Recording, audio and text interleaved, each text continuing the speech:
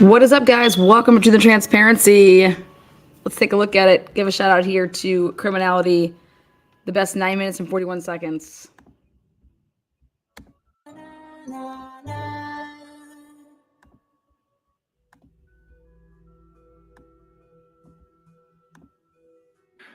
Starting with Brian Higgins. He was present at 34 Fairview Road on January 28th to 29th. He was close friends with the homeowner, Brian Albert. He had a prior romantic interest in Karen Reed. He did not expect Karen and John O'Keefe to be at the Waterfall, that bar, on January 28th. Karen Reed did not greet Higgins, despite the fact that they had previously exchanged flirtatious texts and that she had been at his apartment one evening, although there was nothing that took place between them any more than a peck of a kiss. At the Waterfall, Higgins does not engage with John O'Keefe. He does not say goodbye to John O'Keefe and Karen when he leaves, but before he leaves, he texts Karen, and that text was something to the effect of, well, with a lot of M's. We know that there was a preservation order from this court, your predecessor, Judge Krupp, to preserve his cell phone, and that Trooper Proctor gave him an edict, an order to serve on Brian Higgins, and he left it at the front desk of the Canton Police Station for him. And that Higgins, we learned through the federal investigation, Higgins became angry, demanded that Proctor come back, and he essentially upbraided him and read him the riot act, which shows a little bit about Higgins' personality. At the end of the night, everyone discussed going back to 34 Fairview, and when he gets back to 34 Fairview, he texts not Karen, he texts John O'Keefe at 12:20 a.m. He testified before the federal grand jury that he had no knowledge that they had been invited to 34 Fairview, but that is contradicted by this text message. And the inference is that he was coaxing John to come to that house. And, we're not saying this gives him a motive to kill John, but we don't have to show that. Any motive to feel hostility or animosity towards John O'Keefe goes to his motive. And Your Honor, when Brian Higgins and Brian Albert are in that house, they're the only two people who are unaccounted for when the rest of the group was in the kitchen. And they claimed that they were looking at photographs together. And we have evidence that they were in the basement. We believe that Brian Albert made a mistake before the state grand jury by testifying they went upstairs to look at photos. Brian Higgins says unequivocally that the only place the two went was into the living room to look at photos, the military ribbons, whatever they were looking at. Brian Higgins did not know that Brian Albert had said they went upstairs. And he also testified he had never been upstairs at Brian Albert's house in his life. That means that if Brian Albert said they went upstairs, they're coming up from the basement. And before leaving 34 Fairview, Brian Higgins testified he was parked right in front of the mailbox. He would have had to have walked by where John O'Keefe's body was. His headlights, when he got in his vehicle, would have been illuminating where John O'Keefe's body would have been in the yard if it were actually there. So how does he not see it? He then goes back to the Canton Police Station at 1:30 in the morning after leaving 34 Fairview. He claimed to do some administrative work, but then he admitted to the federal grand jury that he was there to move his car because of the upcoming snowstorm. This suggests that he was fabricating a reason for going back to Canton Police to establish an alibi for himself. He was asked several times at the federal grand jury if he had any conversations with anyone before he went to bed. And when was he notified that John O'Keefe was dead? In the morning, he said. He testified under the pains and penalties of perjury that he had absolutely no contact with any person that night for any reason whatsoever. But he apparently was surprised that the federal authorities had subpoenaed his phone records, and he had to admit, and he did admit under oath, he made that 2:22 a.m. phone call around the same about 5 minutes before Jennifer McCabe is Googling how long to die in the cold, about 8 minutes before Brian Laughlin, the plow driver, first drives by the house and sees nobody at all. And the next morning, Brian Higgins, the first person he spoke to was Brian Albert. Your Honor, I left off with the morning of January 29th. The first person that Brian Higgins spoke to was Brian Albert. He had missed a call from Chief Kenneth Berkowitz earlier. Immediately after getting off the phone with Brian Albert, Brian Higgins drives back to 34 Fairview, where he has a meeting with just about all the witnesses in this case: Brian Albert, Julie Albert, Jennifer McCabe, Matthew McCabe. And immediately after that friends and family meeting, on his day off, which is a Saturday, he returns to the Canton Police Department, where he speaks with all of the first responding officers who had anything to do with this case. So this is a quote unquote witness accessing and communicating with all the first responding officers, we would argue monitoring what they're doing in regard to the investigation. According to Brian Higgins, he admitted that Chief Berkowitz is one of his best friends, and that's why he had access to all these people. We have a law enforcement witness who will testify to seeing Chief Kenneth Berkowitz and Brian Higgins alone with Karen Reed's vehicle on the afternoon of January 29th of 2022 for, quote, a wildly long time. So is this a name that's been in the materials? Is this a name known to the Commonwealth? Or Yes. Is this somebody known? Okay. We've now received video surveillance from the Canton Police Department that shows that there is an interior camera in the Sallyport garage where the car was housed. But during the exact time that third-party officer indicates that Berkowitz and Higgins were in the Sallyport together, the video mysteriously cuts out for 42 minutes. Between 5:08 and 5:50 p.m.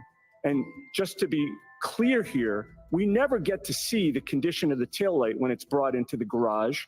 When we do see the car, we see it after Brian Higgins, Chief Berkowitz, Michael Proctor, and Yuri Buchnick have all had access to it. At 5:36 p.m., the car pings that it's arrived in the Sallyport. That's during the missing video. Trooper Proctor, Trooper Buchnick never sees Brian Higgins' phone. They speak with him, and he takes it upon himself to use his own resources, Brian Higgins, within the federal government to ask a friend, Special Agent Matt Kelch, to download only the text messages in his phone between Karen and him and John. And that's it. We have to take his word for it that we got all of them. And we certainly don't have any communications between him and Brian Albert, for instance. On February 10th, when he shows up to his interview with Troopers Buchnick and Proctor, he brings with him copies of the text that he has deemed relevant in their murder investigation. And he hands them the copies of the extraction that he had his friend do. He then calls Matt Kelch the weekend of this incident to do the limited extraction. He never tells Trooper Buchnick or Trooper Proctor how he extracted the tests, despite the fact that it was done by a friend of his in the federal government. During the federal proffer, Brian Higgins admits that he had been served with a preservation order, and the Commonwealth told him he could destroy his phone despite the order. He then drives to a military base on Cape Cod, opens his phone, breaks the SIM card, and throws the phone away. And he says that he discussed destroying his phone with Brian Albert. Brian Albert also destroyed his phone. And Brian Albert said that he had received some text that concerns him as an explanation. And after that, Brian Higgins changes his phone number and changes his cell carrier. In short, he was present that night. He had a motive, and there is plenty of consciousness of guilt cover-up evidence with regard to Mr. This is what the fuck I'm talking about. Good morning, everybody. Welcome to the transparency. To the cowboy going. Brian Higgins on the stand. Supposed to be starting here at 9 o'clock. You know, it's Bev time. because it's Bev time, I'm on long weekend holiday, baby. You know what that means? What should we do today? I think I'm gonna do Mick Ultras. Yeah, right. It's Fireball for all. Wow. This gonna be wild. I just think that they've turned over. Again, that's just my personal opinion. I was looking at the Discovery when I think all that was just lumped in. So I think that everything would just be lumped in. So I'm not looking at like, oh, this doctor or that. I think that everything with that Discovery is all just like a lumped in, just like normal. I mean, we know how Lally is lazy, so it's just, boom, here. So let's check in though really quick over there at the boots on the ground. But we went ahead and shared that link. Teresa cut a nice video here. I want to go ahead and share it. Go on over there, give Teresa a subscription, and there's another video that I like that she's done. If you guys have ever followed the Suzanne Morphew, Barry Morphew case, she did a really good, it's like a documentary style, 50-minute video. It's well done. So Lazy Lally coming in. Now let's go check in on our boys at on Boots on the Ground over there. Let's go see what Tom's up to. Let's see if we got some locals. See what's going on down by the courthouse. Check in. What is up, Relax Senior? I love when my favorites decide to change their names. Look at this, Relax Senior, just chilling. All right. Oh, here we go. What do we got going on? What's going on down there? Look at the buffer. That's what makes me smile. I didn't see it. I saw that. I just saw that right now. And then Kate just blocked him. I said, wow! I didn't see the before. Yeah. Wow! There's trouble in trouble. Woo! What is? That's what all is right. up, Morgan? Hi, love. Make yourself known. Where you guys calling from? Yep. I mean, writing from. Nice.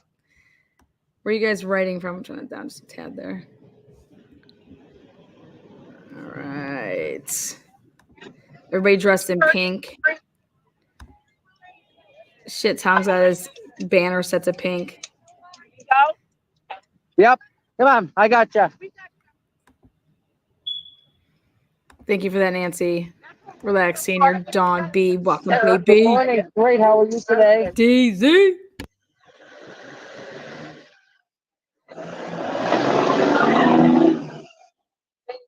You guys have a good day, okay? Look at that. Okay, look. Oh, Cambridge. Okay. Okay. I love to see all. Where's my West Coast people? It's going to be early for you. Are you not here yet? Are they running? There it is. They all went to the back. West Coast. Yep. Roll Tide. Got to make sure the reeds get in safely. Yep. Check. You didn't know if it was him or not. It's a victim witness advocate. You're right. Yep. They're probably gonna Morgan. Okay. Yeah. I love it. Okay. Oh, really? Stop it. Love it. I was deep diving the Sandra Birchmore case. No. She was I got totally it. I know murdered it's there. I wasn't gonna hit it. I promise. I did it for a reason. No, I won't.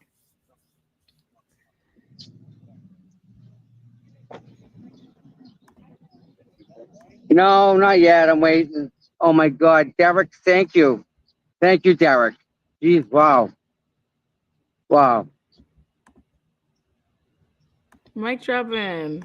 Good morning. Trying to stay here without being kicked out. What's up, sweetie? Let's go. Forget about the walk on Wednesday. Yeah. Wednesday we're having a walk. Okay. Castle Island. Because it's free to everybody because no one owns Castle Island. It's free to everyone. It's a public place. We're allowed to go there and hang out. It's gonna be a beautiful day. Bring your American flags. Your free Turtle Boy Bring your Turtle Boy signs. Bring your Karen Reed signs. Bring your your Canton 9 signs. We're just going to walk on the island and have lunch. Just gonna have a good day. Get out there and enjoy Castle Island and walk around and see some history. Right? Yes, A lot of history there. absolutely. a beautiful view. You can watch the ships come in And the airplanes come and go. and the airplanes Right. come and go. We And then watch they got everything the there. shipping containers that look like they're from a Star Wars movie. Yep.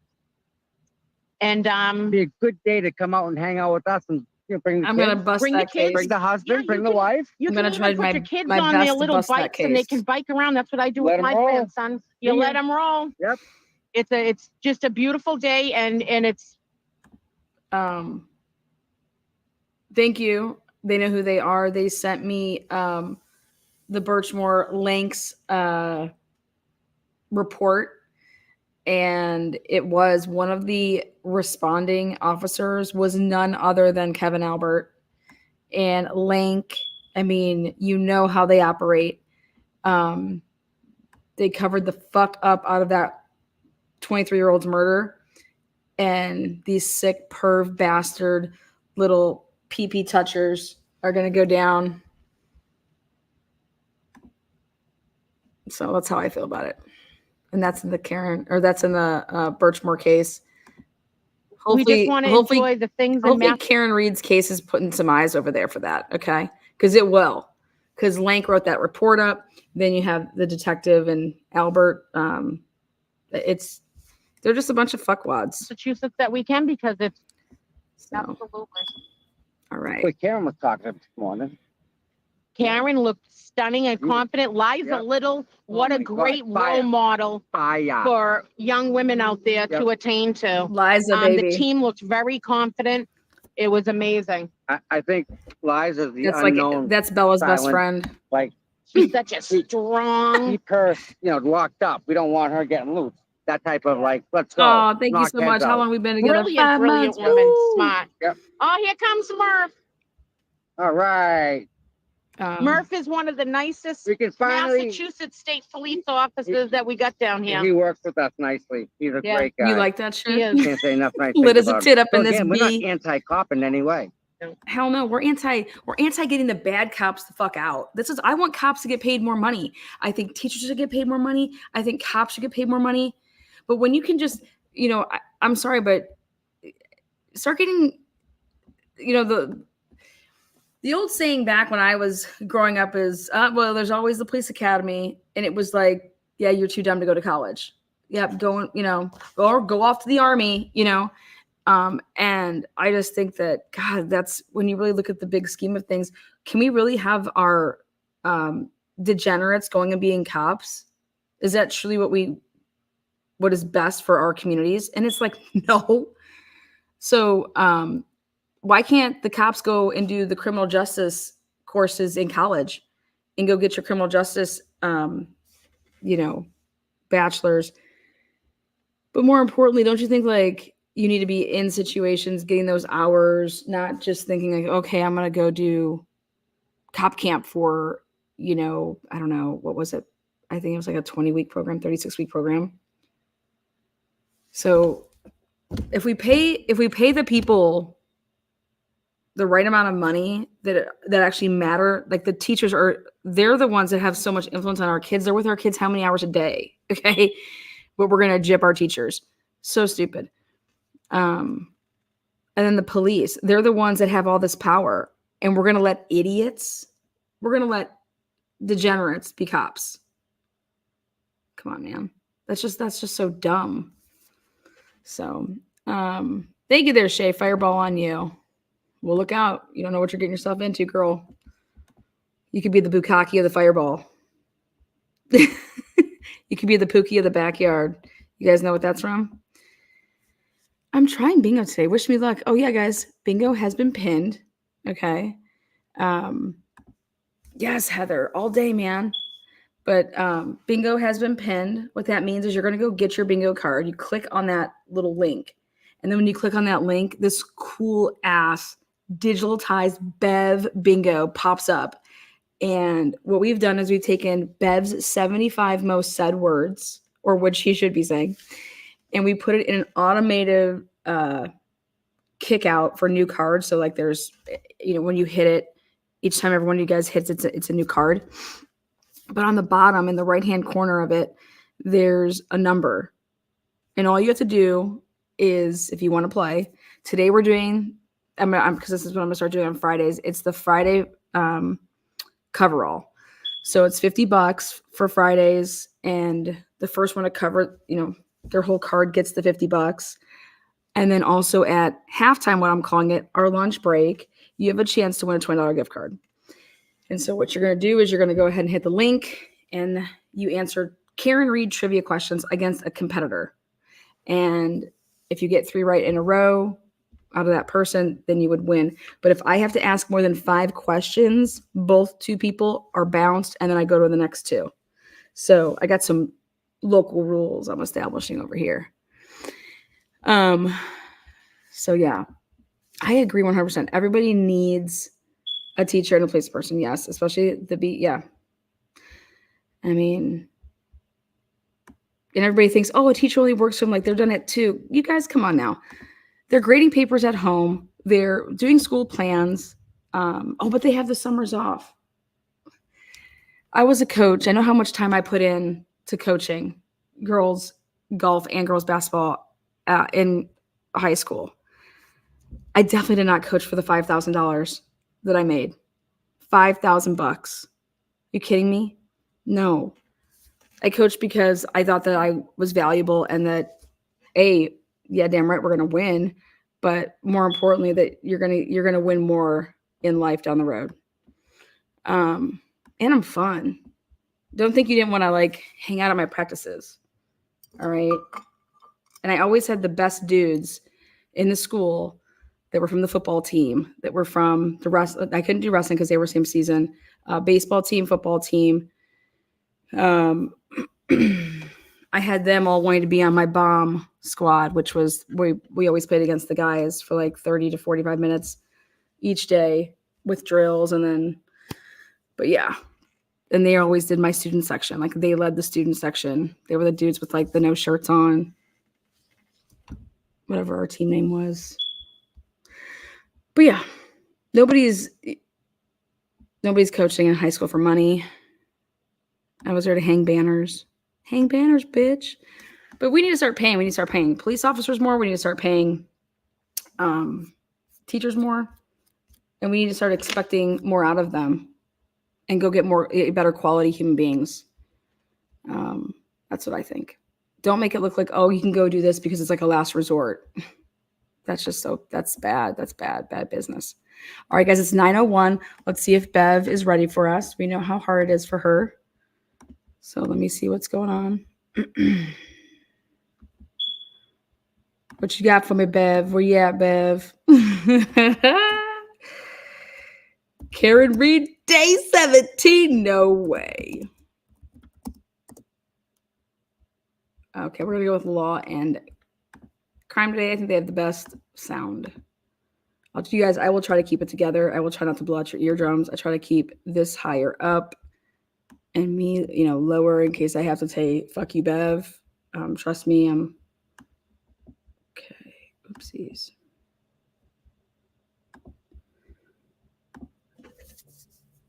Oh, stretch it out.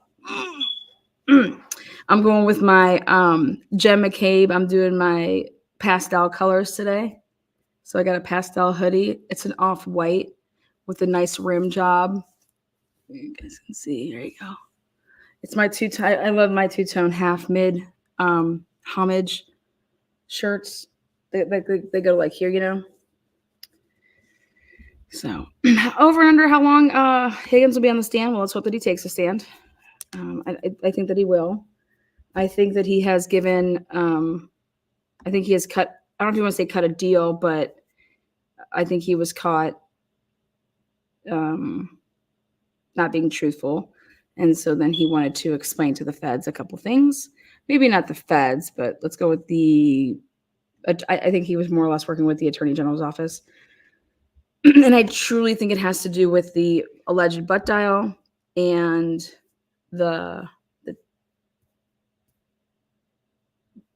I think he's going to say that when he left, I think you're going to hear maybe that John O'Keefe was in that house, but when he left, John O'Keefe was alive. So it's going to be interesting. But I think it has to do with the butt dial. I think he's going to say that Brian Albert called him It wasn't a butt dial. Brian Albert called them. And what was that? What was that communication? It's going to be interesting. Again, go up to the top, click the button. It's pinned. Click the link, and you'll get a Bev's bingo sheet. Every word that Bev says, we try to take the top 75 words that she's said. When you hear Bev say that word, you're going to touch your phone because you can do it at the same time. You're going to touch your phone where it says that word. When you have a complete coverall, you'll win $50 today. Cash App. We Cash App it. And then if you're sticking around for the lunch hour, we have a $20 gift card for Apple. Who doesn't love apples? Oh, I mean Apple products. I don't think if, it's about to be when. So what do you think is going to happen? If Karen Reed, it's when Karen Reed is found innocent, acquitted. She's acquitted. And I believe that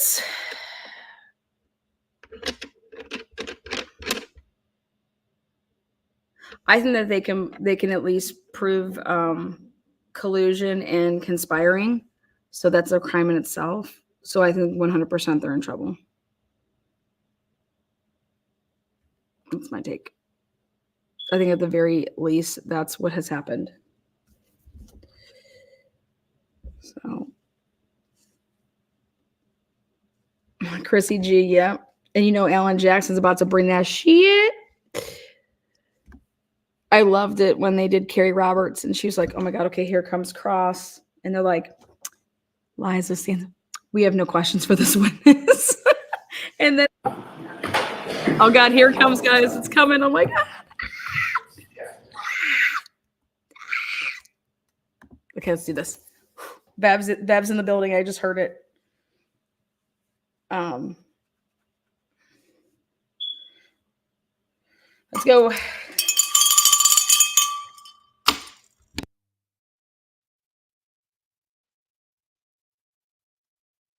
Okay, Bev just gave us a little. God, this would have been a record for her. 9:05 would have been a record. I knew it was too good to be true, Bev. Stupid bitch. Every night I go to bed, I'm like, what's Bev going to do today? I get an over-under on you. Do you guys think that Bev is ever going to wear her hair up? Because I don't think she is. So we're going to go and see how many straight days of Bev with the perfectly leaf-blowing, with the bangs. Oh, speaking of which, Bev's daughter is on TikTok. I don't know if we told you guys about this. Mike dropped and sent it to me yesterday. She's like, oh my God, I think Bev's daughter's on TikTok. Let me tell you about that lifestyle here really quick. Mike dropping, you know what I'm talking about. Here, she sends me a video. Oh, here we go. We'll hear it again.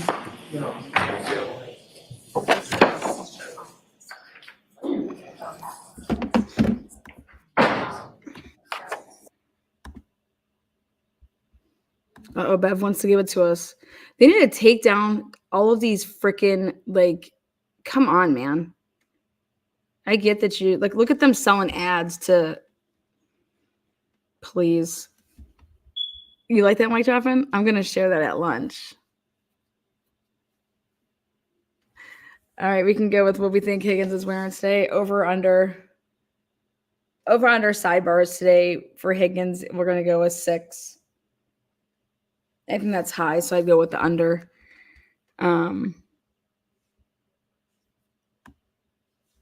Vegas has him at 5-1 odds that he's wearing blue. Even money on black. So, and then red is just 30-1 odds over there.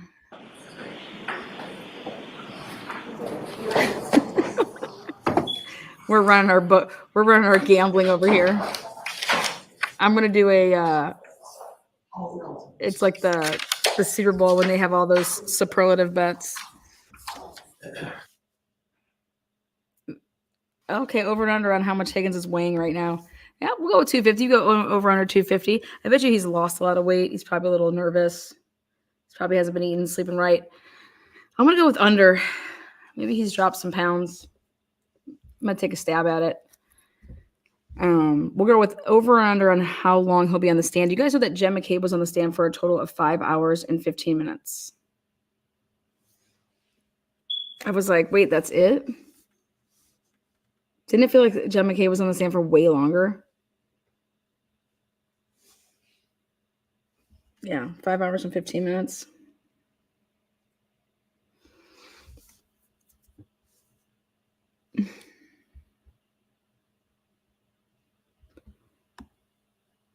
All right, what do we think? That is Higgins going to get the memo on this sweater vest with the tie? My guess is no, because he's not hanging out with the Alberts anymore. Remember, he ghosted the Alberts. Also, speaking of which, let me grab something for you guys. I got a couple other things I want to show you.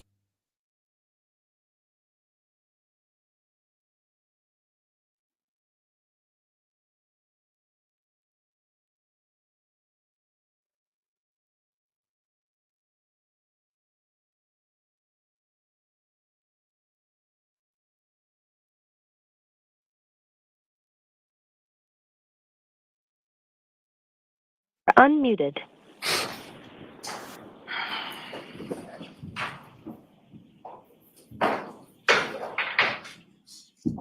Okay. Here we go, guys. Ooh-wee.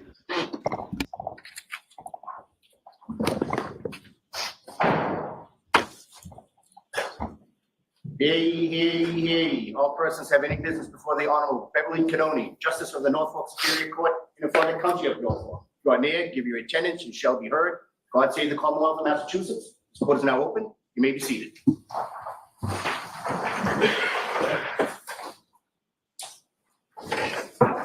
Two 117, the Commonwealth versus Karen Reed. Can I have counsel identify themselves for the record?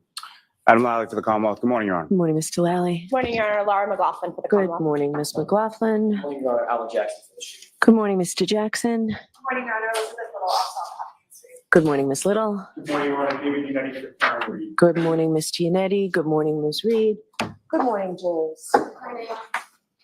So I have to ask you those same 3 questions. Were you all able to follow my instructions and refrain from discussing this case with anyone since we left here on Wednesday?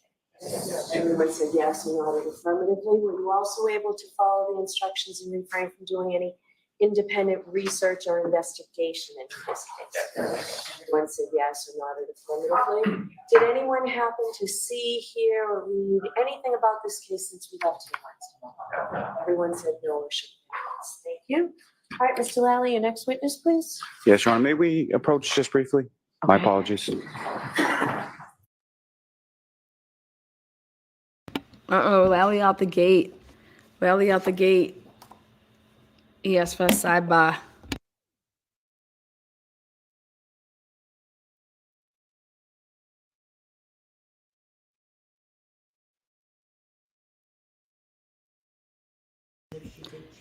Okay, stop. Okay, let's see. Here we go. Let's see what's going on here. Let's see what's up. Let's see what's up.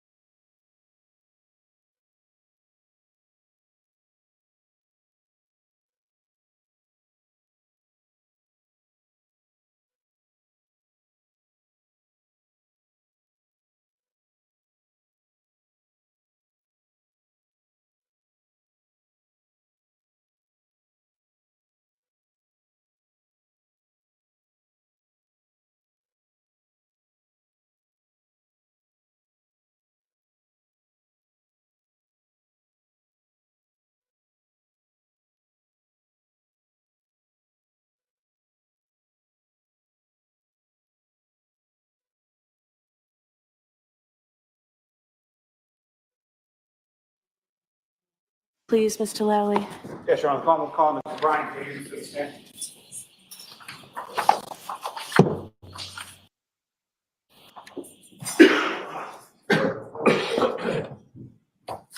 Is it him? Here we go. Did he just call?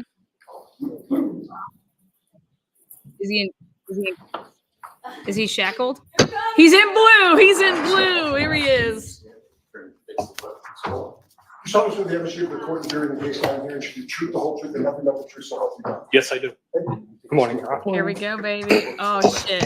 Good morning. Told you he's lost a bunch of weight. Look at that skinny bitch. Look at him. Looking at Karen. He's lost weight. Look at Deb. She just death stared him. Anytime you're ready, Mr. Lally. Anytime, Mr. Lally. Thank you, Your Honor. Get ready for the shit show. Good morning, sir. Good morning. Could you please state your name and spell your last name for the jury? My name is Brian Higgins, Higgins. And where do you live, sir? Barnstable County, Massachusetts. And how long have you lived there? I've owned that property since approximately 2018. Witness And 43. do you work, sir? I do. What do you do for work? I'm a special agent with the United States Department of Justice, Bureau of Alcohol, Tobacco, Firearms, and Explosives. And how long have you been doing that? Just over 15 years. Now, sir, prior to that, prior to your employment with the ATF, what, if any, other positions, what did you do for work before that? I was a lieutenant with Cambridge Fire Department. And how long were you a lieutenant with the Cambridge Fire Department?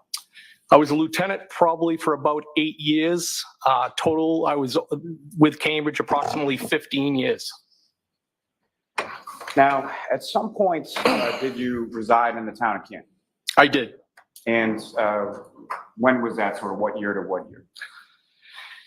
I think that it was shortly after my sister passed away. So it was probably 2017 I purchased that house and I sold Jesus. it in January of 2022. And do you recall, was that early January, late January? On or about January 5th. And when you sold that property, did you move down to Barnstable County or did you live somewhere else as well? For a period of time, I rented an in-law apartment in West Roxbury, and I had my property on Cape Cod as well. And that in-law property in West Roxbury, that was in 2022 as well? Yes. Now, sir, if I could turn your attention to January 28th, 2022 into January 29th of 2022. Do you recall those dates? Yes. Do you recall what days of the week those were? I believe the 28th was Friday and the 29th was Saturday. If I could take you back just to at least a day or so before that. On the, specifically the 28th, on the 28th, where were you on that date initially? New York City. And why were you in New York City, sir?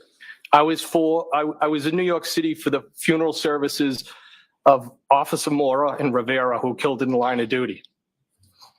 And fair to say there was a large contingent of law enforcement there, Yes.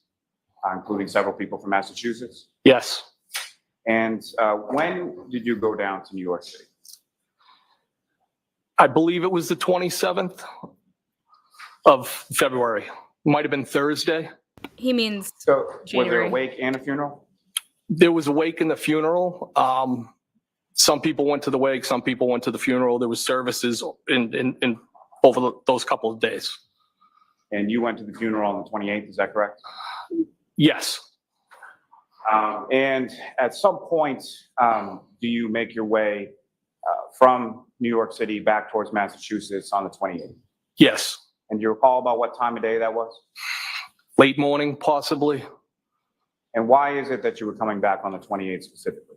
The anticipation of a blizzard. And how did you, you drove, is that correct? I drove my government vehicle down to New York for the services. And what kind of government vehicle was it that you drove down and back? That was a Dodge Ram pickup. Now, on the way back, who, if anyone, came with you for the ride back from New York City to Massachusetts? Brian Elbert, Kevin Elbert, and Eddie Hernandez. And who are they to you, and what, if any, relationship do they have to your work in law enforcement? Well, first and foremost, they're all friends. Kevin Elbert is a detective with the Canton Police Department. Brian Elbert was a sergeant detective with the Boston Police Department. Boom. Eddie Hernandez, also a detective with the Boston Police Department. And how long had you known each of these individuals? So out of the group, Eddie Hernandez would be the person that I knew the longest. I had worked with him back in the early 90s at the Mass General. Then it would probably be Brian Elbert. I may have had some contact with him when I was on the Cambridge Fire Department, assigned to the Fire Investigation Unit. And then Kevin Elbert would be probably the last in the three that I knew. Now, speaking to the Canton Police Department at that time, as far as your assignment went with work, where was it that you worked out of, or where was sort of your base of operations, so to say? Canton PD, I had an office there. And how was it that you came to have an office in Canton PD? That relationship was through Chief Berkowitz, born through a tragedy. When my sister passed away, we became friends, and he offered up the space because I had also moved there. So it was close. It was a jumping off point. And were you the only federal agent that had space within the Canton Police Department? I was the only one that had an office. I believe there was an HSI agent that might have had some access there to come in, hook up his computer and stuff. And there was also an MBTA police detective, transit police detective, who also had access there. But I was really the only one that maintained desk, so to speak. And as far as your work or familiarity with work, as far as federal law enforcement officers, is that abnormal to have access to a local PD or have an office or desk there? I'll allow it. No, it's not abnormal to have space within a department that you work closely with. Now, as far as the ride back is concerned, when you drive from New York City back to Massachusetts, about how long a drive was that? So typically it'd be I'd say like a 4-hour ride, depending on traffic. This was longer, and I would also factor in the fact that we stopped and ate on the way back. And when you arrive back to Massachusetts, where specifically in Massachusetts is it that you first go? So the first place that we went was a Boston Police Department district in Charlestown, where Brian Elbert and Eddie Hernandez had parked their vehicles. Now, as far as you know, had they driven down to New York City, or how would they come to be in New York City, if you know? I believe that Brian Elbert, Eddie Hernandez, and Kevin Elbert all flew down to New York. And they drove back with you because of the storm, is that fair to say? Yes. Now, after dropping them off there, where did you go from there? I went back to the Canton Police Department, where I dropped off Kevin Elbert, and then switched vehicles, got into my Jeep Wrangler, and I traveled up to the hillside in Canton. Now, as far as traveling up to the hillside in Canton, who, if anyone, did you have plans with, or who, if anyone, did you coordinate with as far as going to the hillside? Brian Elbert agreed to meet me there. And as far as switching from your government vehicle to a personal vehicle, is that correct? Yes. And why did you do that before going to the hillside? Because I was technically no longer on duty, so to speak, even though I had been at a funeral. But, I knew I would be consuming alcohol, and we have a policy against that. Now, as far as vehicles related to you, whether they be personal or work and the Canton PD, how many vehicles did you have at that location? So I would have had my government truck that I parked there. I would have had a surveillance vehicle that I parked there. And at times, it would sometimes flip in and out between a pickup truck that I had and the Jeep itself. And the Jeep that you were driving that night, can you describe the Jeep, sort of what it looked like, what kind of Jeep it was? So it's a 2011 Jeep Wrangler, gray in color. And at the time that I was driving it on the 28th and the 29th the next day, it had a plow on it.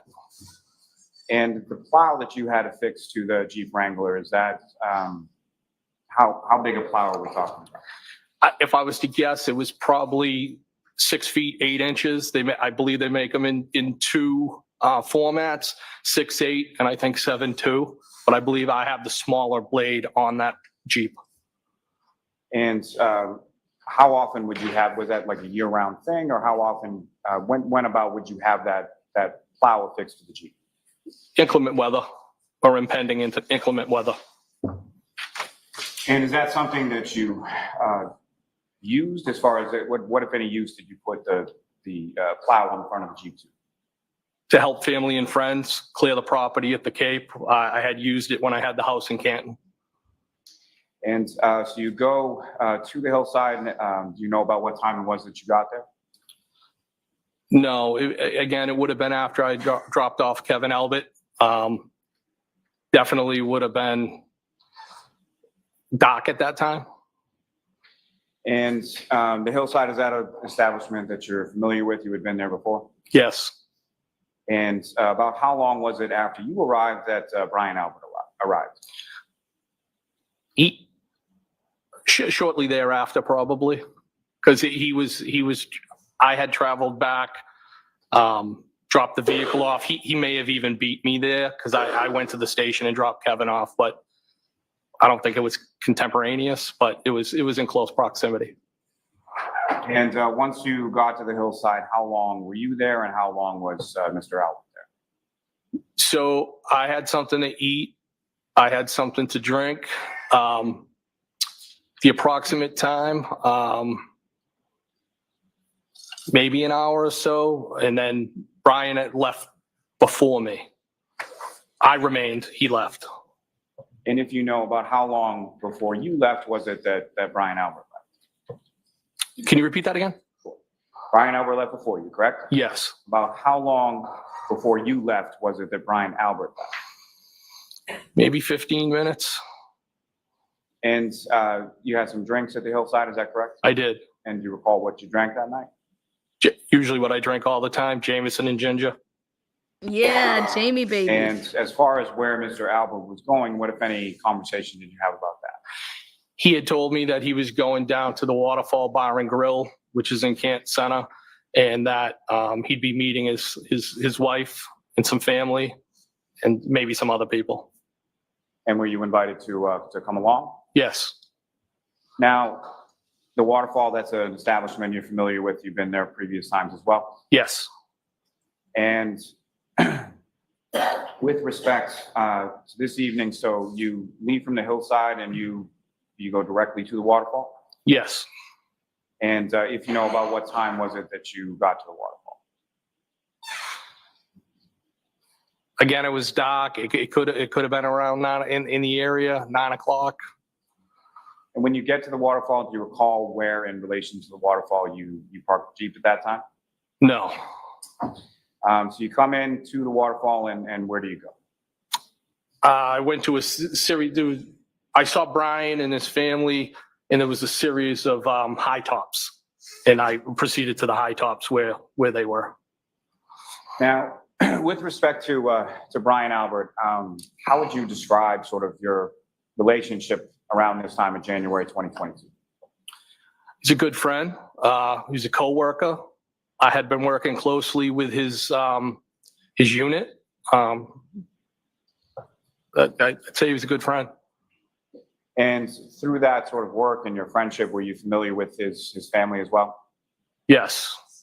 And so when you came over to the area where Brian Albert was, his wife was there, correct? Yes. And who, if anyone else, was there that you were familiar with or that you knew when you came? So it would have been Brian Albert. It would have been Nicole. I believe Caitlin was there. Caitlin Albert, Brian's daughter. Chris Albert, his wife, Julie. There might have been another couple, Matt McCabe and Jim McCabe. And as far as the McCabe's were concerned, how familiar were you with them? Casually. Now, at some point you come in, you join the group, is that correct? Yes. And how would you describe sort of throughout the entirety of the evening or your time at the waterfall, how would you describe sort of the mood or the demeanor of the group within the bar? It was a good time. No arguments or anything like that that you observed from anybody that was present over the No. course of? No, it was a good time, and there was a band. And if you recall, about what time was it that you left? I would say right around when the band was wrapping up. So it was probably closer to midnight. Now, prior to that, at some point between the time that you arrived and the time that the band's wrapping up and you're preparing to leave, who, if anyone else that you were familiar with, came into the waterfall? John O'Keefe and the defendant. And just to be clear, when you're referencing the defendant, what is her name? Karen Reed. And just to be clear for the record, do you see Ms. Reed in the courtroom today? I do. Could you identify just as where she's seated or an article of clothing that she's wearing? She's seated between attorneys Jackson and Yannetti. Just ask the record to reflect identification. Get him, Identify the- Jackson. Yes. Steer down that fat. Now, with regard to Mr. O'Keefe, starting there, as far as how long had you known Mr. O'Keefe? Maybe a year, a little over a year. And do you recall how it was or where it was that you first met Mr. O'Keefe? I believe it was actually the hillside. And how often would it be that you saw Mr. O'Keefe or socialized with Mr. O'Keefe? I would see him at the hillside. And as far as, were you familiar with what Mr. O'Keefe did for work? Yes. And what were you familiar with him doing for work? He was a Boston police officer. And with reference to Ms. Reed, how long had you known the defendant? It would be about the same time, And or as long as.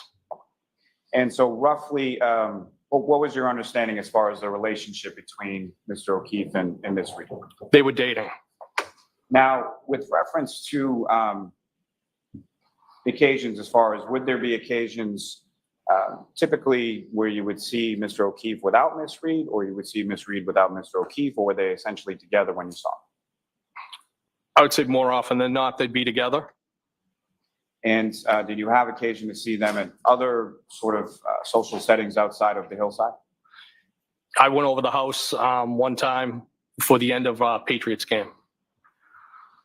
So if I could take you back, let me ask you this. As far as how would you describe your relationship with John O'Keefe? I considered him a friend. And how would you describe your relationship with Ms. Reed? I considered her a friend as well.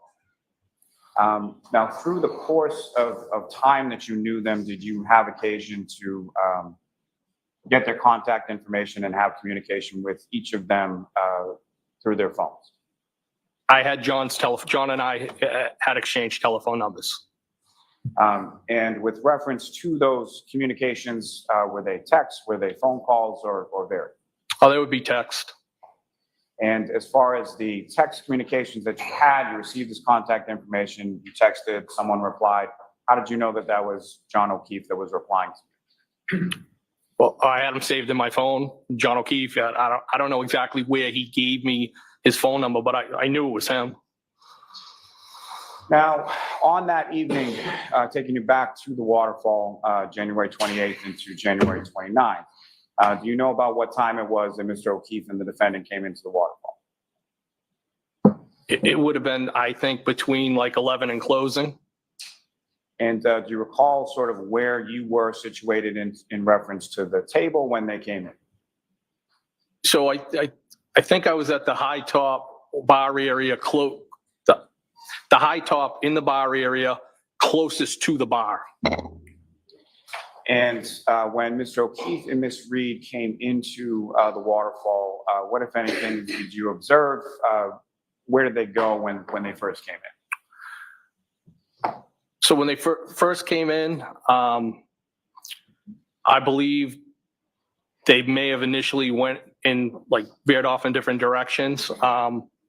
I recall that she opened her coat and took a drink out of it. I should say a glass. And what, if any, observations did you make of the glass that Ms. Reed took out of her coat? It was a tall glass. It looked like a clear liquid in there. And at some point, did you come to find out where Mr. O'Keefe and Ms. Reed had been prior to coming to the waterfall? Sistine. Are you familiar with another establishment in Canton called C.F. McCarthy's? Yes, Is that a place that you've been to before? yes. Now, as far as the glass that you saw with reference to the waterfall and or C.F. McCarthy's, what, if any, observations did you make of it? Well, that it wasn't from the waterfall. And what makes you say that? Well, she walked in with it and took it out of her coat, but it wasn't consistent with the type of glasses that the waterfall had.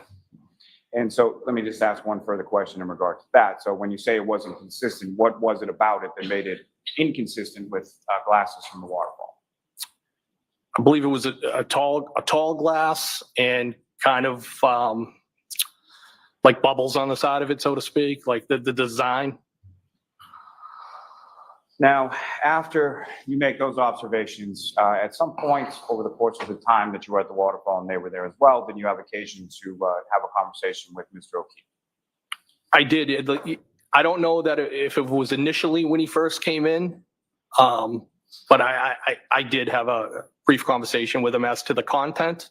I don't recall what that was. Is small talk fair to say? Greetings. And with regard to Ms. Reed, during your time at the waterfall, what, if any, conversations did you have with her? I did not have any.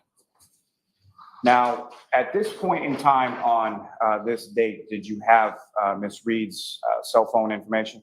I did not. At the time that you were at the waterfall?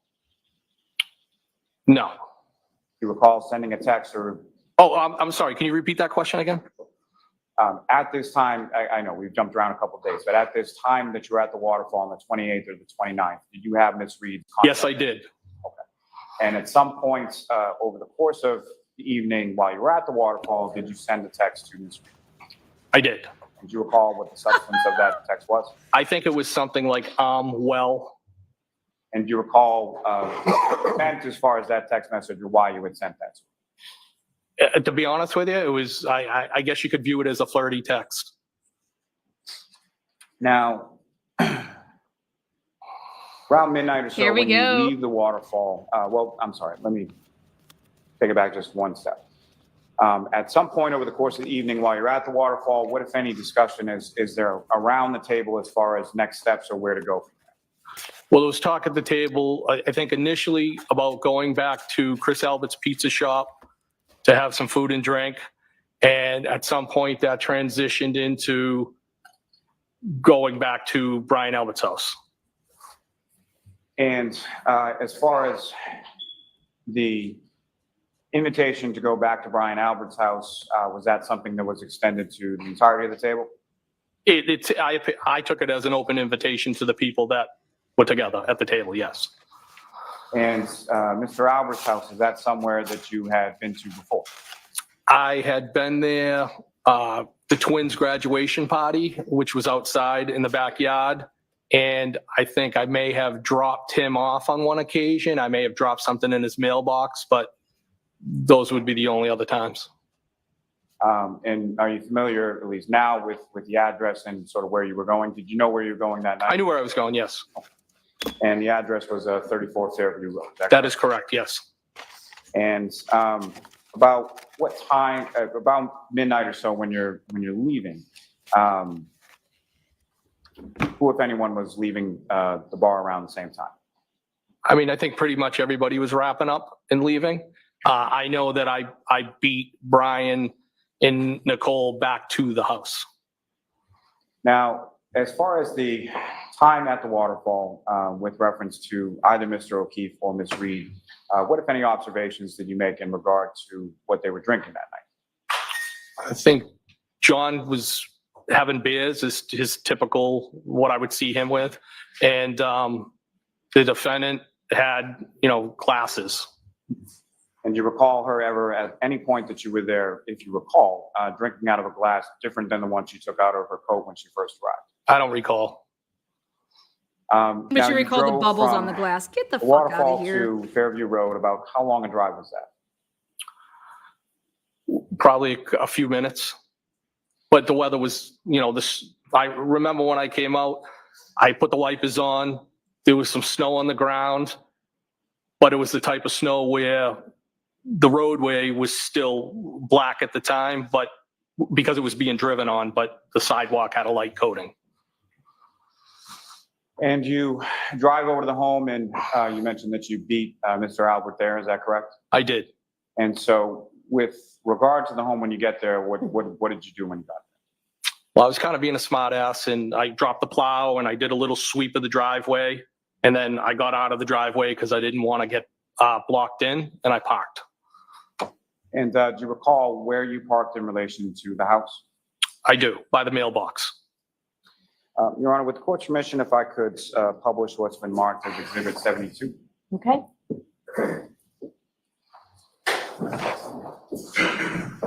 I did a little, I dropped the plow and dragged it where there was no snow. What the And Mr. No one Higgins, does do you that. recognize what's printed up on the screen there? I do. And what do you recognize that? 34 Fairview. Sorry, may I approach, Your Honor? Yes. Mr. Higgins, I'm going to give you a laser pointer and just press that button there. So, Mr. Higgins, with that laser pointer now in your hand, if you could direct the jury's attention to, if you see it in this photograph, where you parked your Jeep at. So the back end of the Jeep would have been right around the mailbox itself. And the edge of the driveway is right there. I wanted to make sure that I was not blocking the driveway or blocked in. And so the front of your vehicle would have been pointed in which direction? I believe that'd be going towards Chapman Street. And so which part of your vehicle was closest to the house? So the driver's side or the passenger side? So the passenger side would be closest to the house. So you're parked along the front of the house sort of with the traffic, correct? Yes. Okay. Oh, and you can take that down. Thank you. His plow story is because they're going to say like that there was no cars in the driveway. Like So he was you able to arrived do at the that. house, you did, as far as the maneuver with the plow in the driveway, and then you park the vehicle, and where is it that you go from there? Into the house. And when you get into the house, who, if anyone, is there, or who, if anyone, is coming in with you? So I might have been there. Well, it was about the same time that Brian and Nicole showed up. I don't know if they entered before me or I entered after them. I entered the house. What I recollect is that Brian Albert Jr. is sitting kind of at the island or in the island area. And I believe he was flanked by at least one female, possibly two, one on each side. The island, And not the either table. of those females, did you know them? Did you recognize them? Did you know who they were? I may have recognized one I've seen before, but I didn't know them. And just lastly, before we go back into the house, when you park, when you do the sort of plowing in the driveway and then parking, did you see Mr. Albert arrive at the house around that time? When I parked the Jeep? Yes. Well, yes, so I made the sweep, and as I could see the vehicle coming up, I made the sweep, got out of the way so he could park. So he had parked in the driveway around the time that you're parking on the street. Yes. And so when you come to the house and you see the people that you've described, where were they situated within the house? So I came through what I would call like a breezeway door. So there's a front door to the residence. There's the garages, and in Side between door. there is a like a breezeway door. I came in through there, and it's kind of like you're in the kitchen. I think there's like an island, so to speak. You may be able to sit at it, and Brian Albert Jr. was right there, and again flanked by one, if not two females. Now, at some point after your arrival, who, if anyone else that you were familiar with, came by the house?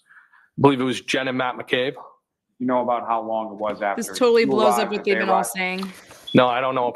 I mean, I don't think it was much longer. People started, float in at that point. And beyond sort of the kitchen area that you were describing before, where else did you go within the house that night? At one point, briefly, Brian Albert showed me some photographs, family. I believe primarily it might have been of his son who had recently been in the Marine Corps. Gone into, I should say. And do you recall, or why was he showing you specifically like those photographs of his son in the Marine Corps? Because he's proud.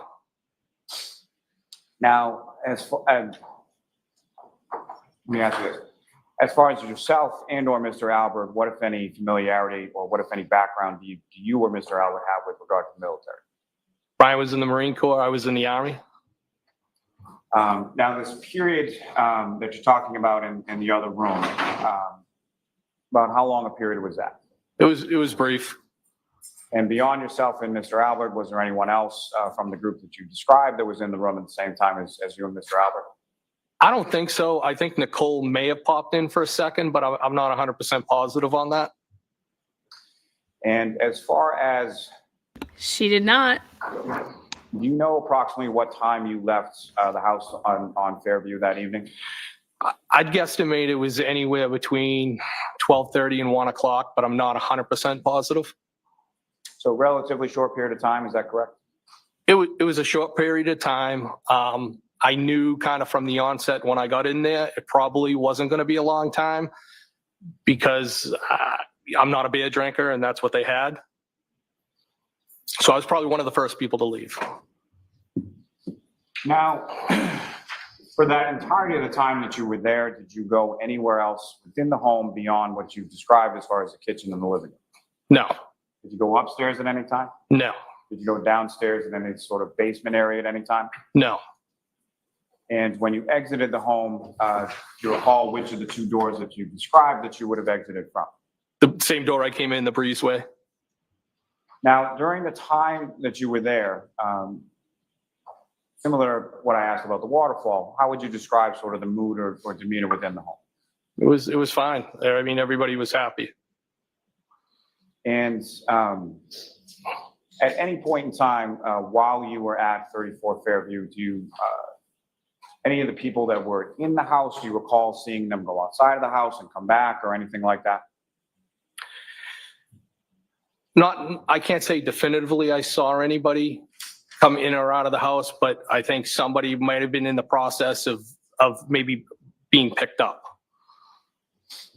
And not anybody that you were super familiar with, is that fair to say? I think it was one of the females. Now, with respect to the front of the house, at any point in time that you were inside of the house, was your attention drawn or did you look out the windows of the door or anything like that? No. And when you were in the kitchen area, do you recall sort of how you were positioned in relation to the windows facing the front of the house? So I would have had my back to that area, my back to the door that I came in. And specifically with reference to Mr. O'Keefe and Ms. Reed, at any point in time, did you see either of them inside the house or outside of the house or around the house or anywhere around 34 Fairview Road? Absolutely not, no. And at any point in time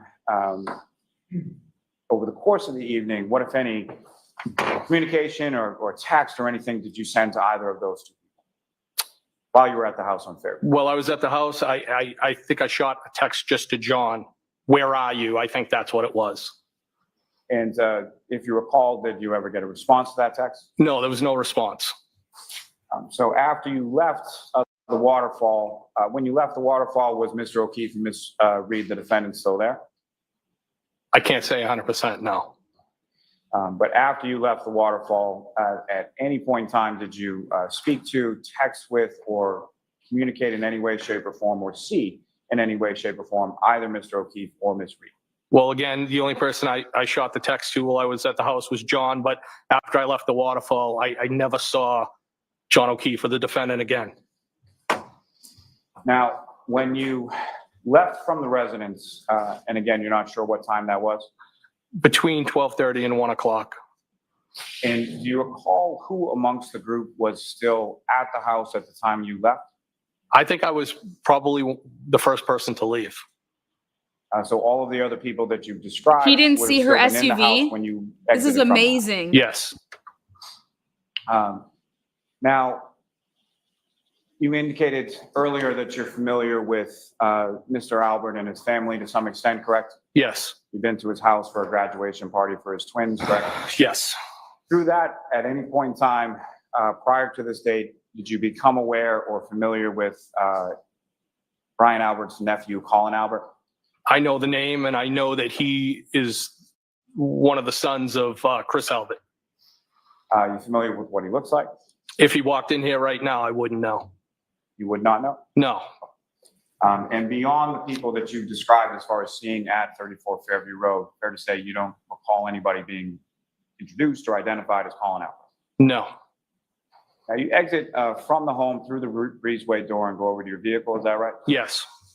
And from the time that you would enter the home to the time now that you're exiting from the home, what, if any, change did you note as far as the weather? Just that the weather was getting worse. The snow was picking up. And as far as the accumulation that you had described before, as far as you could still see the blacktop and all that when you left the waterfall, what was it like when you came out of the house?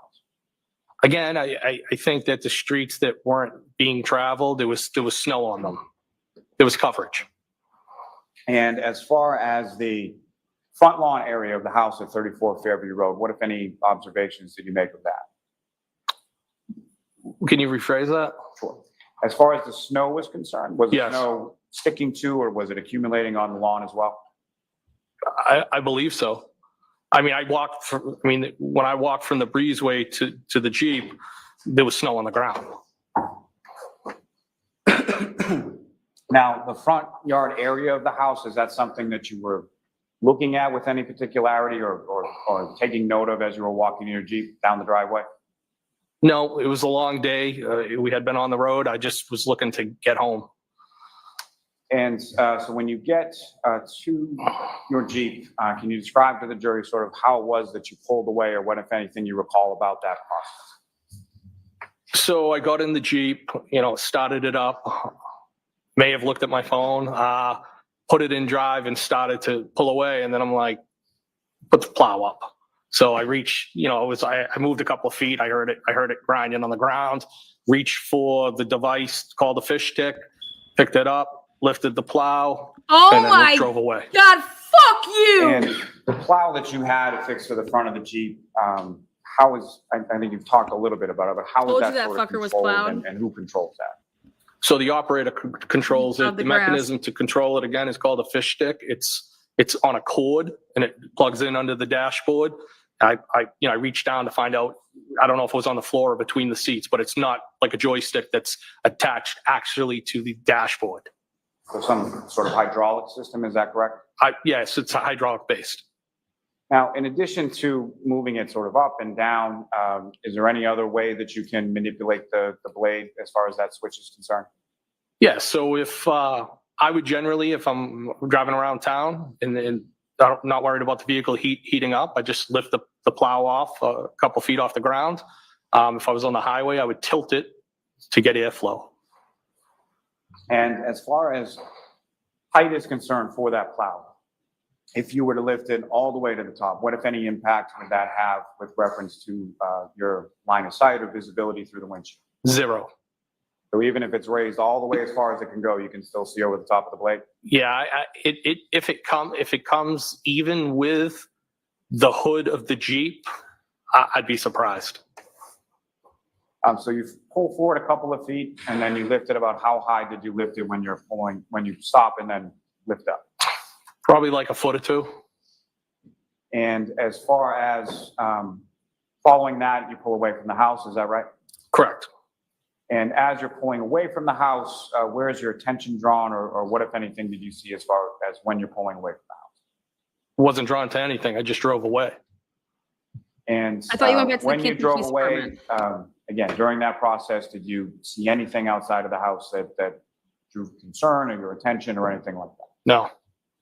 Now, as far as when you get out to your vehicle and you're driving away, were there any other vehicles on the street that you saw in the area of the residents at 34 Fairview? I didn't see any.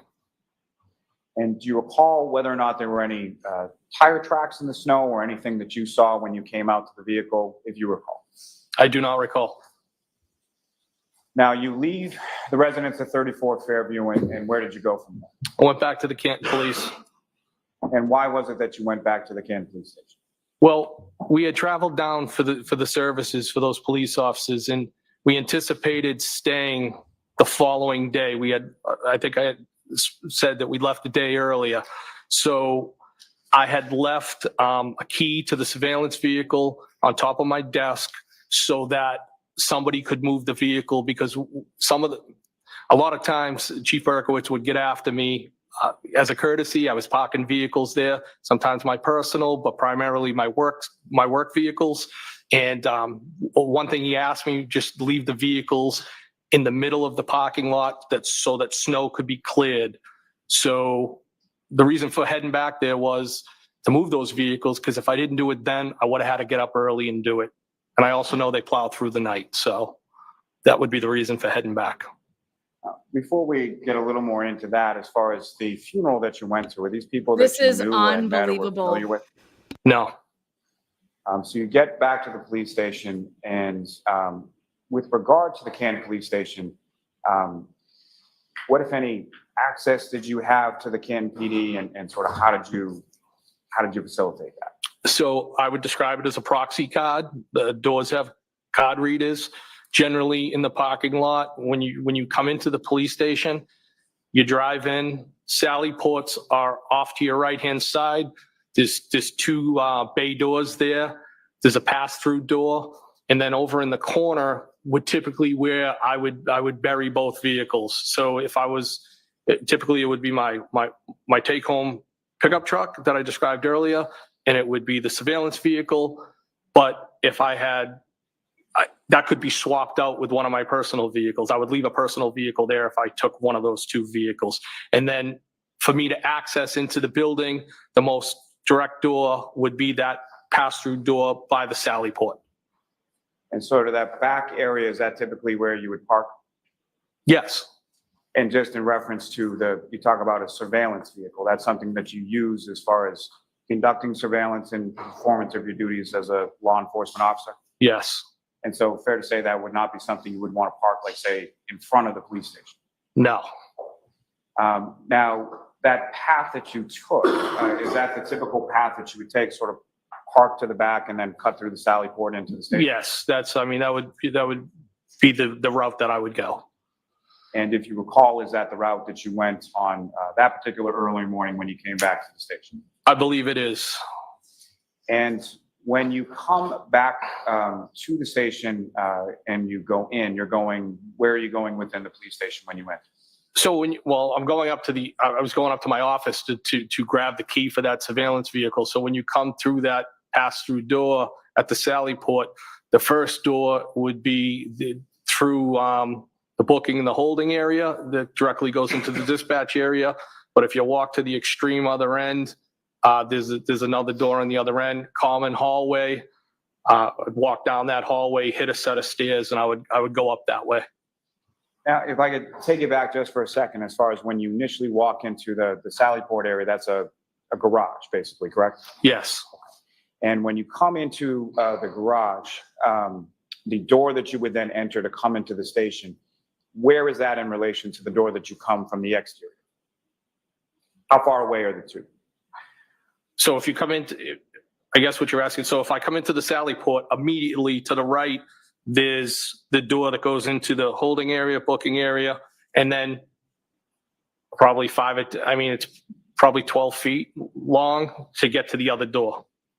So from where you're parking and where you come into the Sally port, it's not like you then have to walk across the garage or anything like that to get to the door into the station. Is that correct? Well, you do walk across the garage, but it's small. And when you say small, about how far? About 12 feet, maybe. And so you come into the station, you go by the dispatch, is that correct? So as I'm walking down the hallway, dispatch would be off to the right. It's a wooden door with two glass panes. And as far as the Canton Police Station is concerned, are you familiar with, or were you aware at the time that there is sort of security and cameras and such around the station? Yes. You're aware that those cameras record, is that correct? Yes. And are you aware of any records that are generated as far as your key card access when you go through a certain door at a certain time? Well, I've never seen those records, but it's my understanding it tracks access control. And did you happen to go by the dispatch area specifically? And if so, do you know who was working there that night? Newly promoted Sergeant Good, I believe. Probably, yeah, he was on midnights. Do you have any specific recollection of seeing him there that evening or that early morning when you came by? I believe I waved to him. And as far as when you get to the police station, do you have how far drive is it from Fairview to the police station, if you know? Well, I mean, the weather was picking up, so it probably took me a little bit longer to get back, but it's probably 5-10 minutes maybe. Now, the key that you went to your office to get a key, correct? Yes. And why had you left the key to one of the vehicles in the office? So as I stated earlier, I anticipated not even being back in Massachusetts, knew the storm was coming, didn't know how bad it was, but I left the key on the desk to facilitate somebody being able to move that. And so you go to your office, you get the key, and then where did you go from there? I go back downstairs and I move the vehicles to the center of the parking lot. And then at some point you leave, is that correct? Yes. Do you know about how long it was after you moved the vehicles around that you left Canton PD? Not long, but I'd be guessing if I gave you a time. And so where did you go from there? I went back to West Roxbury. And which vehicle that you've described, which of those vehicles did you use to get from Canton PD to West Roxbury? The Jeep Cherokee, Jeep Wrangler, sorry. The Jeep and Cherokee! Did you know about what time was it that you got home to West Roxbury?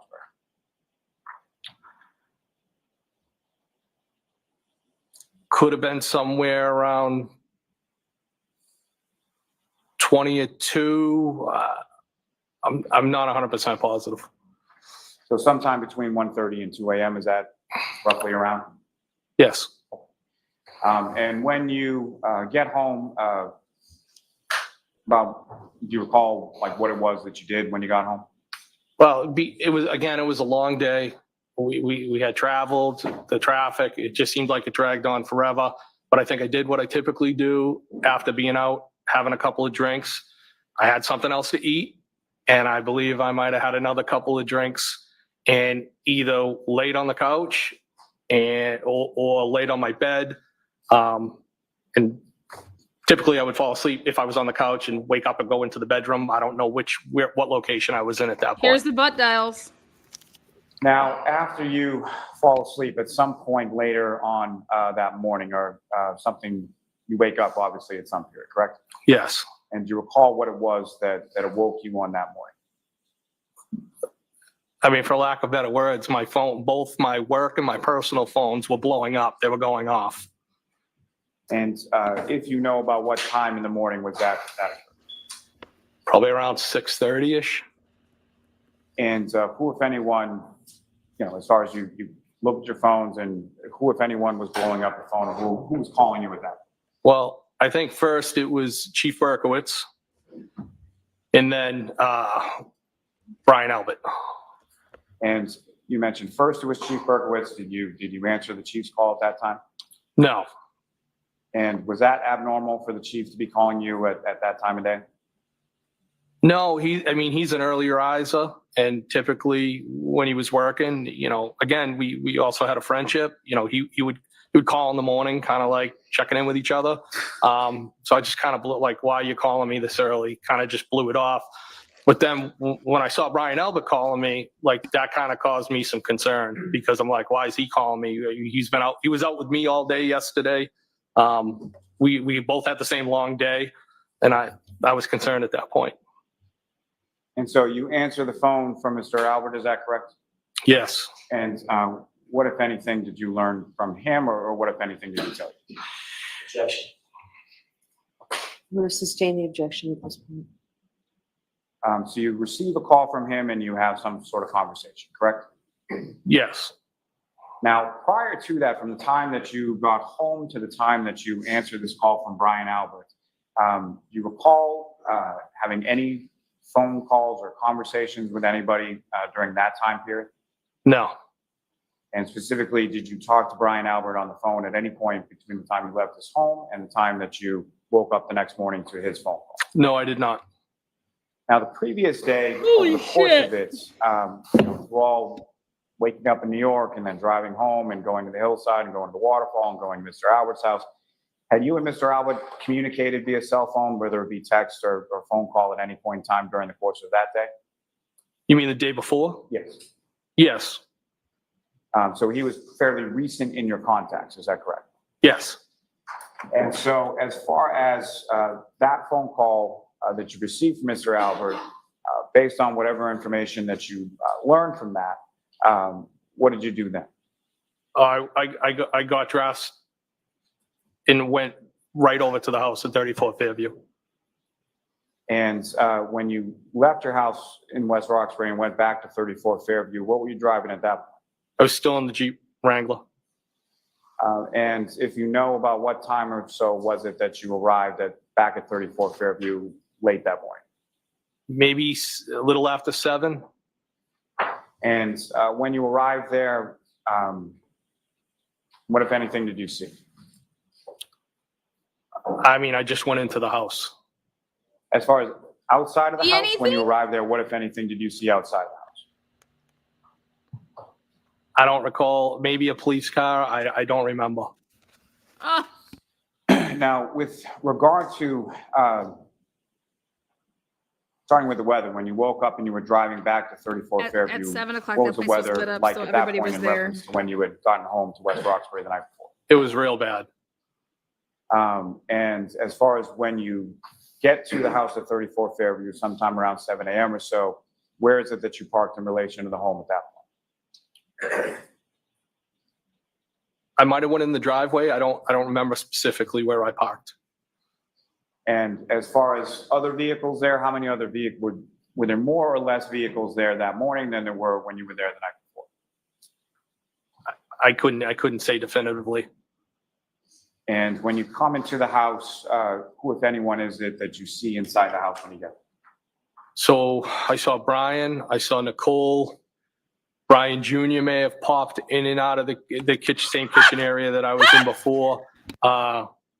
Jen and Matt McCabe. And then a short time later, Julie Albert showed up.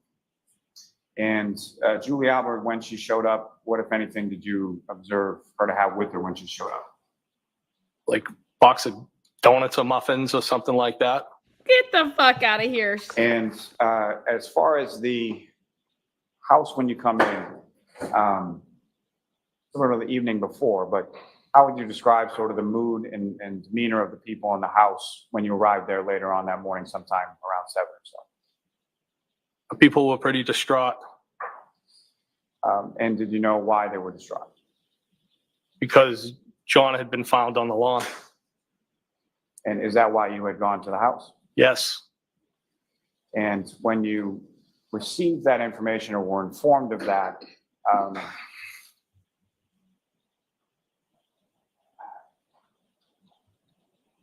how did you receive that information, or what, if any, impact did that have on you?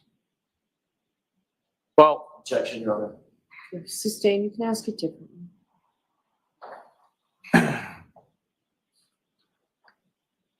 When did you first learn of Mr. O'Keefe being found on the lawn at 34 Fairview? during the phone call at about 6:30-ish when Brian Albert, when I spoke with him. And what was your reaction when you received that information?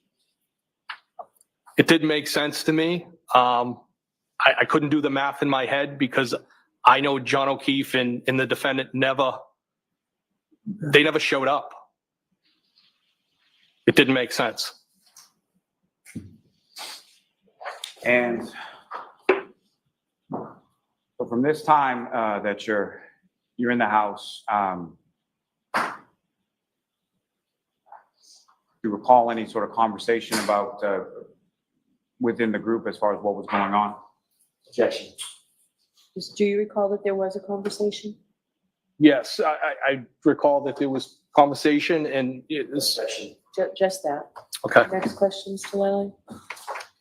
Now, from the time that you arrived there later on that morning, about how long a period of time were you there for? Less than an hour. And from there, where did you go from there? I don't know if I went back to the police station lie. or I went to West Roxbury. Might have been the police station. And if you went to the police station, why would you have gone to the police station at that point? Because I was still trying to put things together in my head. I was upset. Those would be the reasons. Do you recall whether or not, bless you, do you recall whether or not you were at the police station that day? Yes, I'll allow it. yes, I'm pretty sure I was there. And do you know about how long you were there or about what time it was that you were there? No, I couldn't say specifically. And after you left the police station that day, where did you go from there? At some point, I probably went back to West Roxbury. I don't specifically remember. Now, again, from when you went, How about that Sallyport bitch? maybe a fairly simple question, but as far as you drove the Jeep Wrangler from West Roxbury back to Fairview Road that morning, correct? Yes, And then you drove that Jeep Wrangler from Fairview Road to the Canton Police Station at some point during the day? I believe I was in that vehicle all day. Now,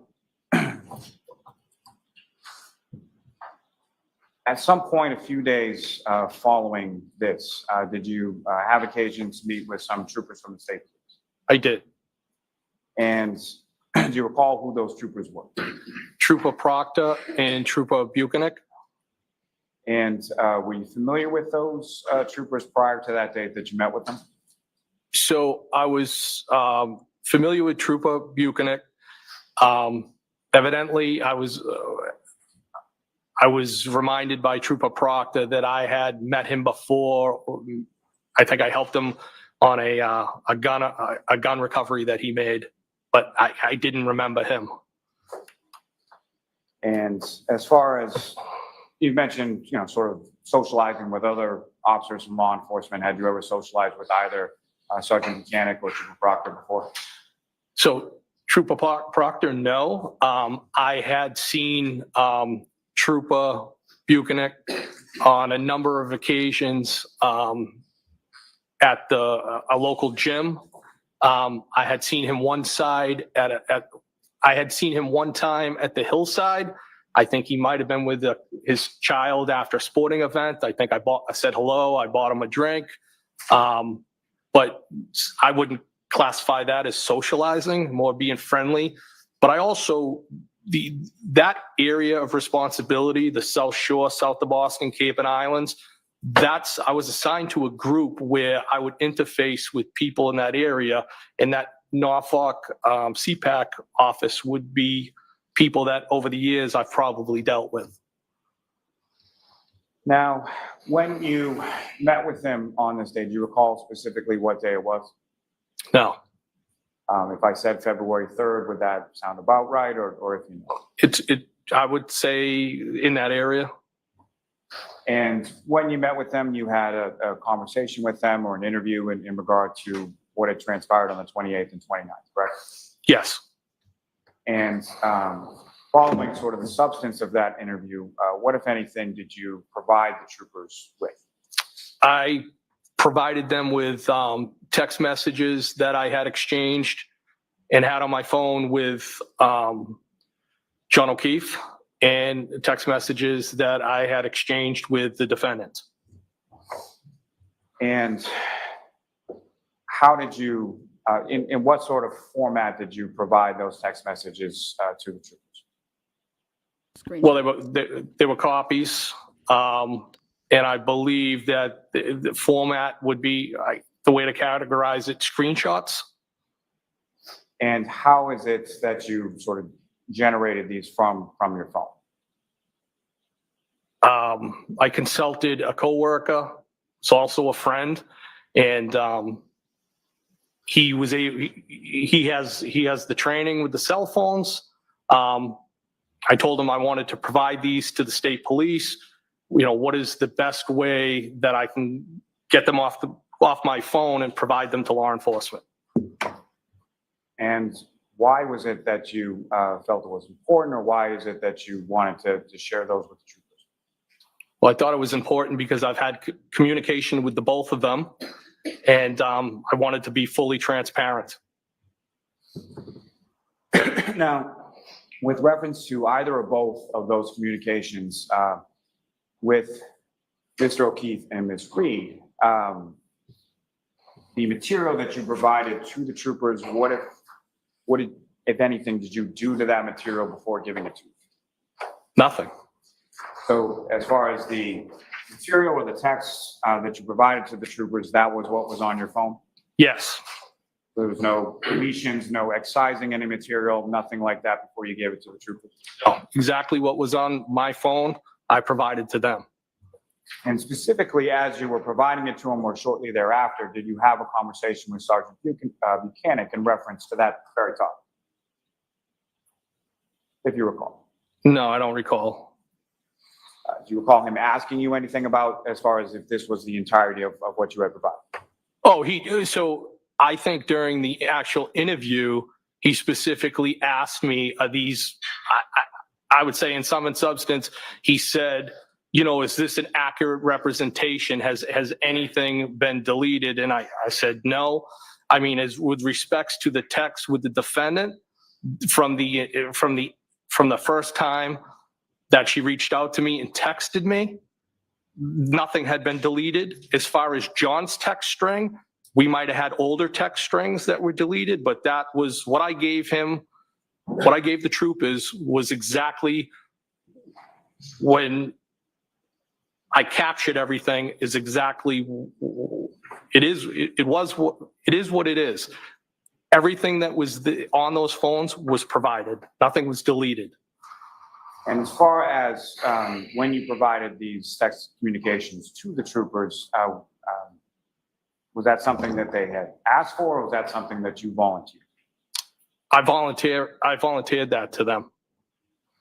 And upon them sort of receiving them from you, did they have further questions beyond what they had already asked you based on what you provided? I believe they got into other specific questions, specifically in relation to John O'Keefe and the defendant, as far as intimacy and things like that. There was more detailed questions that followed. Your Honor, may I approach the witness? Yes.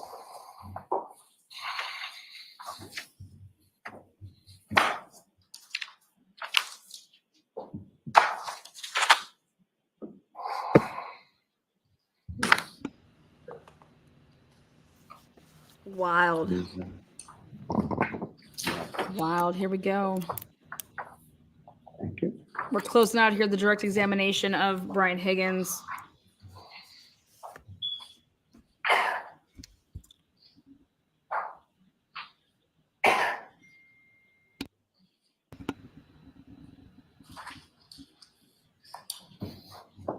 Sure, I'm going to show you two documents. One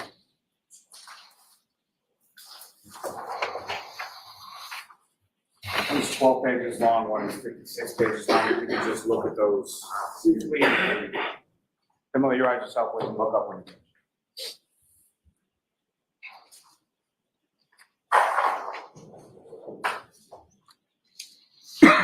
And you recognize what those are, sir? I'm sorry, could you say that? Sure. My apologies. Do you recognize what those are, sir? Yes. And what do you recognize those? So those are the two documents that I provided to the troopers during the interview. And the shorter one, who, if any, one is those communications with? John O'Keefe, And the longer one, about 56 pages long or so, who, if any, one of those communications with? the defendant. May I approach them? Yes. Almost introduce in a minute. 56 pages of text with So the we'll do defendant. them separately, please, so that the first 12-page one. 12 pages with John. He didn't want to give it right. It's 56 pages of Karen. Okay. All right. Let's take a look here. Produce these bad bitches. Alan Jackson promised us fireworks. Yes. Let's direct your attention first to what's marked as Exhibit 103. And is that the communications or the text communications that you had with Mr. O'Keefe? Yes. And sir, if I could turn your attention to the first sort of content within that, just in reference to what is the date of the first sort of exchange in these text communications between yourself and Mr. O'Keefe?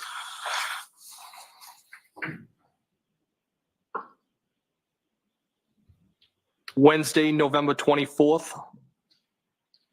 And in general, can you describe for the jury what that conversation was about on Wednesday, November 24th?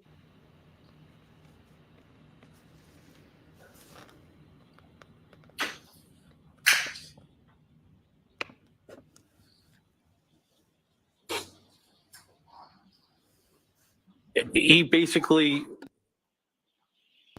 it's kind of hard to read, I apologize, but it looks like he's just reached out to me. He said, "What's up, Pell? Where are we going to hang local? We are going to hang local. Are you drinking?" So he's out, he's trying to see where you are and if you want to meet up. Yes. Now, sir, if I could direct your attention to the last page I within think that would be like those, the Wednesday before Thanksgiving that documents you night, have before you. 2021. So with reference to, there's some conversation on the bottom of that last page from Sunday, January 16th. Is that correct? Yes.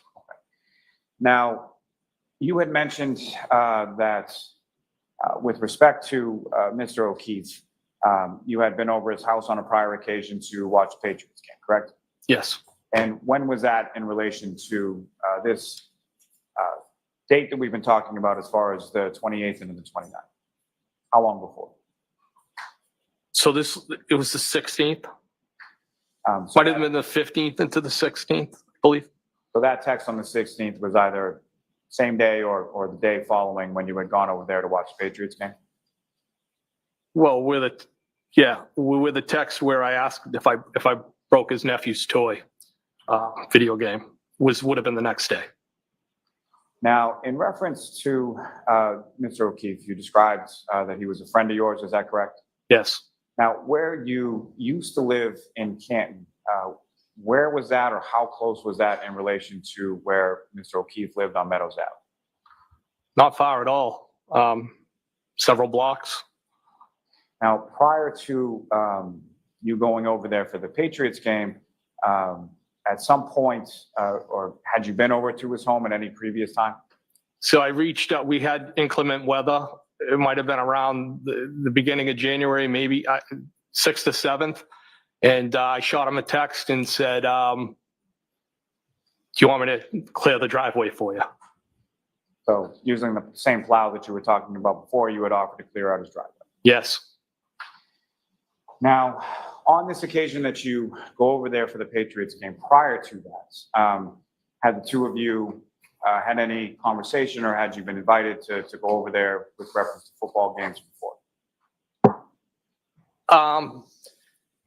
Yes, a number of times at the hillside, I was asked, hey, we're going to watch the last half at the house. You want to come by? Things like that. Yes. And had you ever taken Mr. O'Keefe up on any of those prior invitations to come by the house and watch? No. And so on this particular game, do you recall why it was that you took him up on it this time and went over? Well, I felt bad. I had never been over there. I've been asked repeatedly. I knew it was probably going to be the last game for the season. And I had also independently got a text of an invite from John himself, and then also from the defendant independently. Now, in reference to you thinking it was going to be the last game of the season, do you recall, was it a regular season game, playoff game? Who were they playing? Do you recall any of that? I think it might have been the Bills. I don't know if it was the playoffs or it was just another game to me, but I knew it was probably going to be the last game. And so if you recall that evening, about what time was it that you stopped by Mr. O'Keefe's house? Oh, it was like just before the game ended, not long after. So pretty far into the second half of the game by the time you arrived. Oh, yeah. And in addition to Mr. O'Keefe, who, if anyone else, was at the house when you left? I believe Chris Curran and his wife might have been there at one point. I think maybe They're the on the wife list. left, but They're he on the list. stayed. I believe maybe Mr. Curran. Never met him before. I think they introduced him as Mr. Curran's brother, and then John's nephew. And I don't know if his niece was there. She might have been in the other room. And the defendant, Ms. Reed, was she there as well? Yes. And as far as the Currans are concerned, are those people you're familiar with, and how do you know them? Again, the hillside. I met them there, and I believe through John O'Keefe. How well did you know them at that point? Not very well. Now, you mentioned that John's nephew was there. Had you ever met him before? No. And what, if any, interaction did you have with his nephew while you were there? We were playing video games together. And so the text, if I could direct your attention back to the text communications before you with Mr. O'Keefe on that last page. Specifically, there's text that exchanged between the two of you on Sunday, January 16th, correct? I see the text. That's about 9:30 in the morning, is that correct?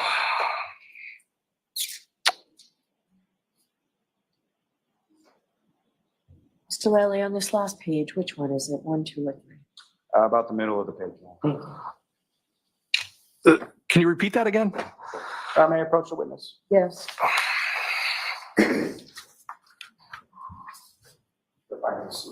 Yeah, I'm just, it's a little difficult to read. I apologize.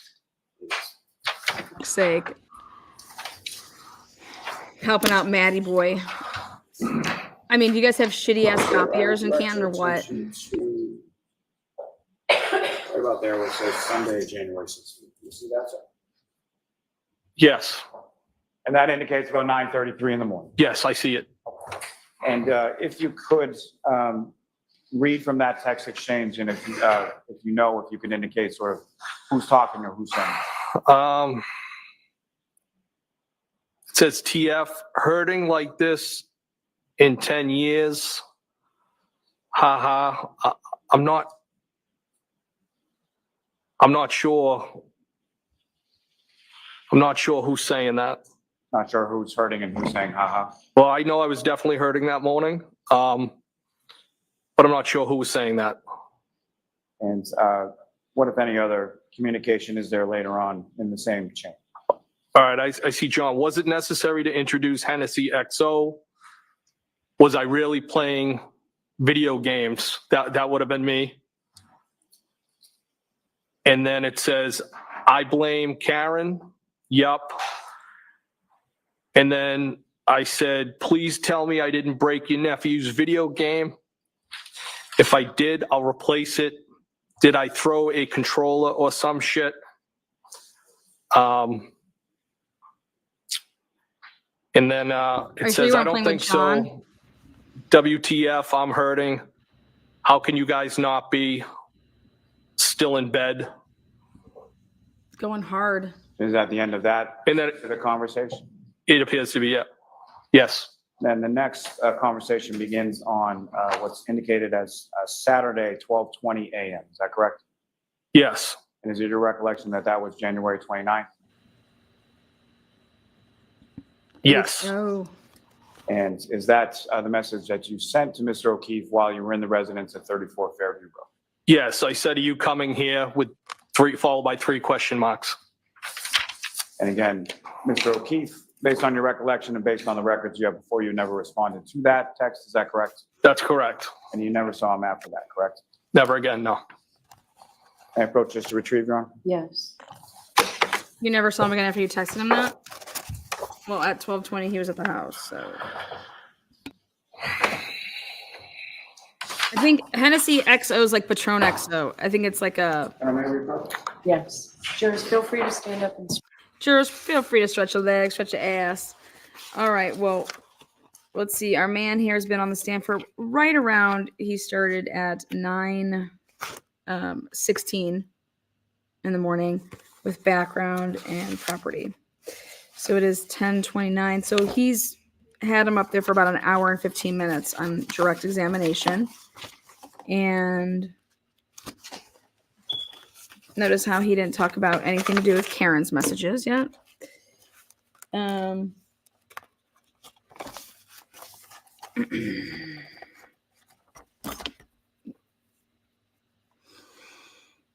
I don't think it was him and his nephew playing the video games. I think him and John were playing the video games. Why would you throw a controller if you're playing with a little kid?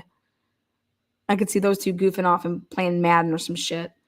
Is this a good time to give our jurors a morning break? That's what she's saying right now. And so I'm going to go ahead and now let's see why Lally's asking for this little, because usually that morning break comes around 11. So this is that's 30 minutes early, but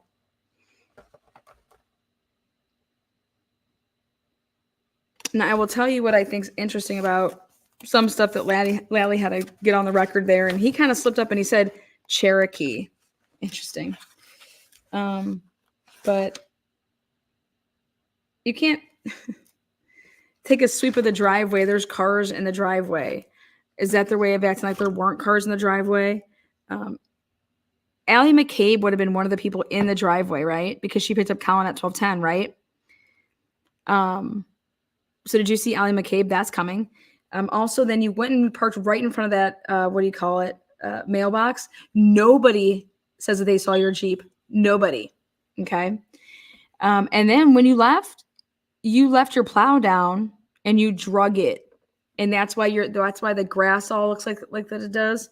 But see, this is the thing is that if you actually go and look at the photos, which I hope he points out, how long did you leave your plow down? Did he just get excused? He did. That was him, wasn't it? He just walked. So they need to have a talk outside of him being, yep, there he went.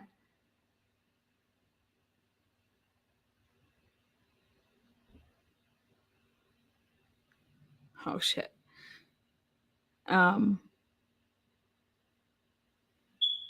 Wow. So yeah, if you guys look at those pictures, the plow plows up that grass. It's on the grass. Okay. Like I see it clear as day.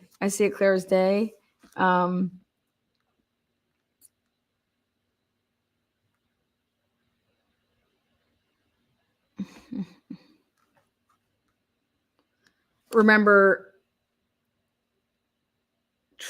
these times. Oh boy. I wonder why Lally called it though. I think because you're going to have to talk about I wonder why Lally called this to say that he wanted to talk now versus letting, I guess because he's about to be done. And he's like, I know that Jackson's going to want to talk about some stuff, but you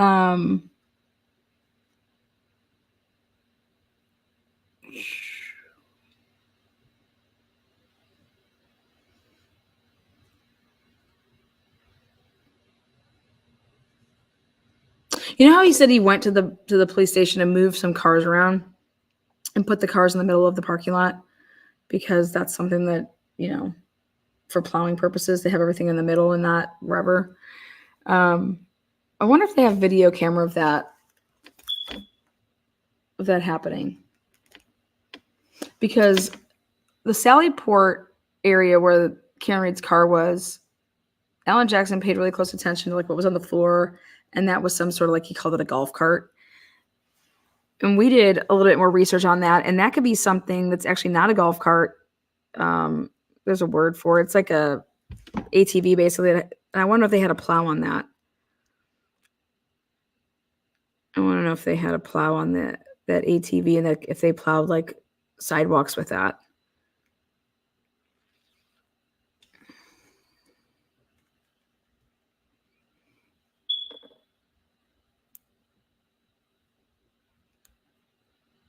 Nobody saw this. What do you call it? Nobody saw this Jeep. Let's go back to And then he wants to say that he left between 12:30 and 1. That is so interesting to me. It's so interesting that he's saying, yeah, he's like, they're beer drinkers. That's all they had. I could tell I wasn't going to be there long. And I was there, 12:30. I never saw John or Karen after the waterfall bar. I left around 12:30 to 1 a.m. to leave that house. I never saw the SUV. He doesn't know Colin. He doesn't know what he looks like. He's heard of him. He said he came in through the side door and then he left out the breezeway out the side door. And where his Jeep was parked, when he turned on the car, his lights would have flashed right where, it's like a gator. There's another word for it, they call it. But when he would have walked up out of there, remember, like I said, not everybody could be parking it in the same area, but he would have shined his lights right where John would have been. The other thing I think is interesting is that what he says when he walks in, that everybody's hanging out around the island, okay? Not at that front table that's in the kitchen, but the island one, which is amazing, okay? That's what he remembers as the island, which is totally different. And that Brian Albert Jr. was flanked by 2 chicks. We know who they are. And he said that there's no mention about about the butt dials yet. No talk about that.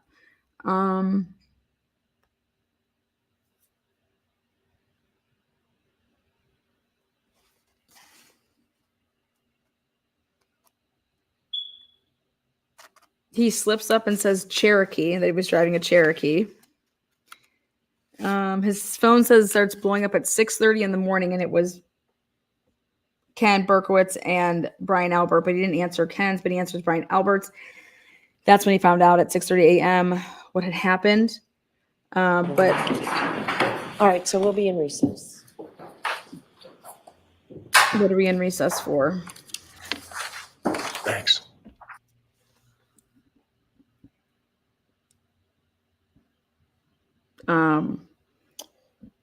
No idea what they're in recess for.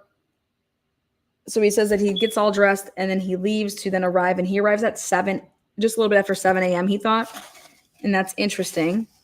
And then he says, well, what did you see when you arrived? And he says, maybe like a police, I don't know, maybe like a police car. At 7 o'clock, everybody was still there at 7, except for, like there would have been 1, 2, 3. There would have been at least 3 cop cars there, not just 1.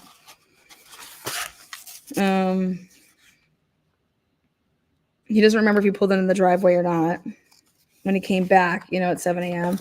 And then he says, hey there, Karen Reed, trial watchers. This is a law and crime.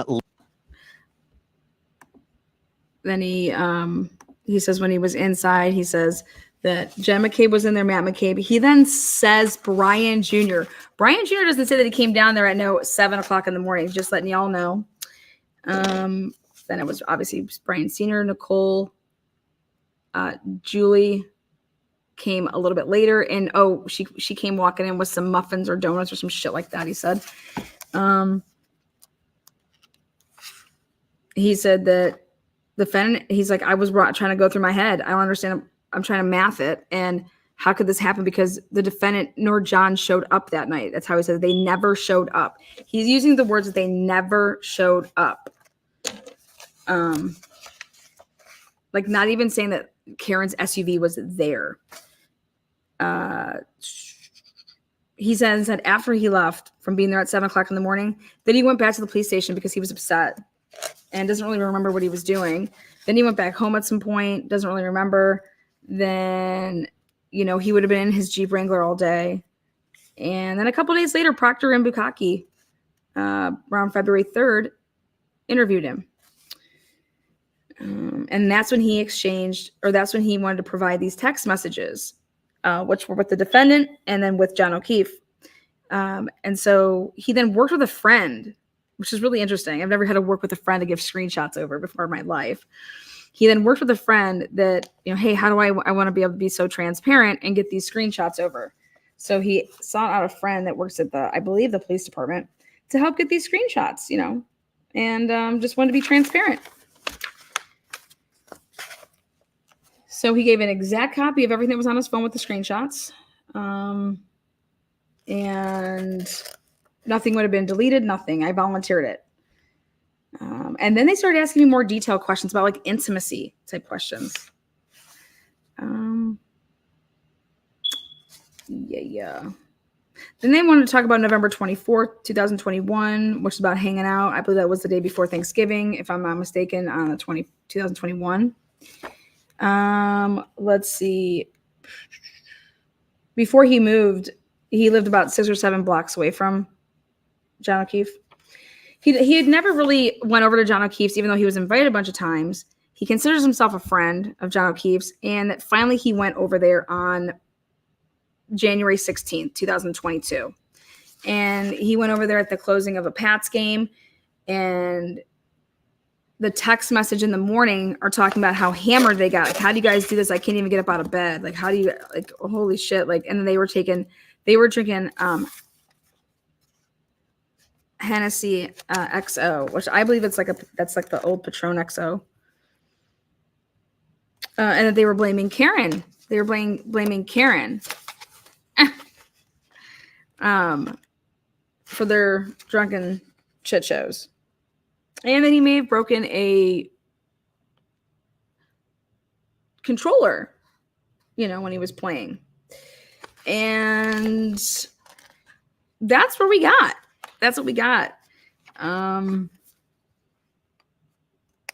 He talks about that he says he never went upstairs, never went downstairs in the house, that whatever pictures he viewed, they were in the family room, living room.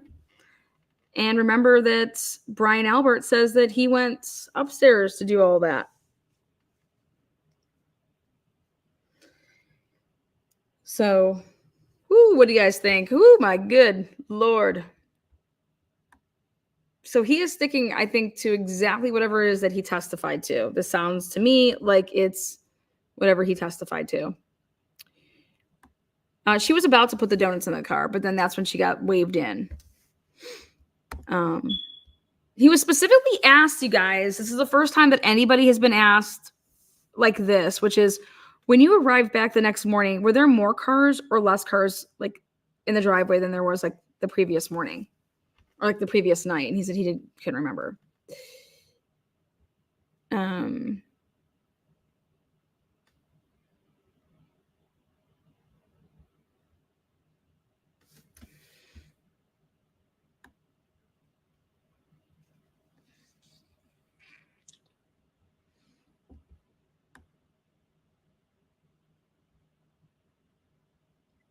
He was being very vague about like, it was just like, get to the point. Like, I guess, why were all those other questions needed and necessary if you were just simply going to testify to the fact that when you went over to Brian Albert's house that you never saw Karen Reed's vehicle, you never saw Karen Reed, and you never saw John O'Keefe? I guess, what the fuck does all of that other shit matter? Right? So because you have to like look at it from like the jury standpoint. The jury standpoint is like, who is this guy and what's his relevancy, right? And so I guess it was to say like, I'm friends with John, I would never hurt John, right? But if you're friends with John, you blew off every opportunity to go and hang out with him at his house.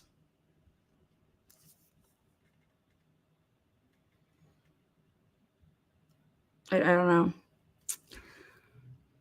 know. He had only known John and the defendant for 1 year. So then we're in an area between basically January of 2021 to January 2022. So John, of all people who barely knew you the night before Thanksgiving, let you know that you were going to be hanging out local. And he let it slip there that it was Karen Reed that texted him. Remember, he said that he didn't have Karen Reed's number. He only had John O'Keefe's number. So when did he get Karen Reed's number? All right. Again, remember, this is all their narrative. This is what he's testified to previously. And remember, if you're going to testify any differently, then you're committing perjury at some point. So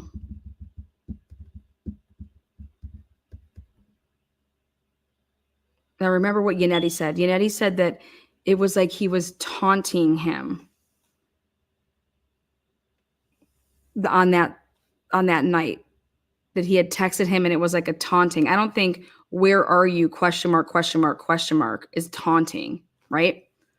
So and then he makes it very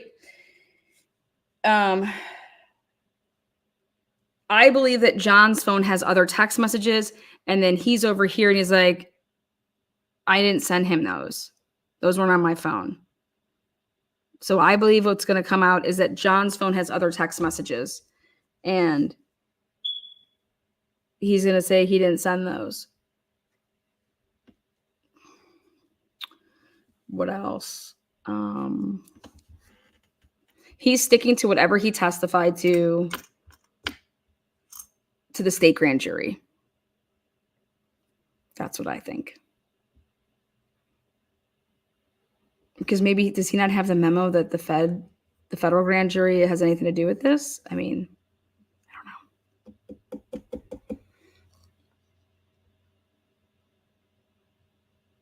I can't imagine that you're telling me that Brian Albert's house didn't have liquor in it.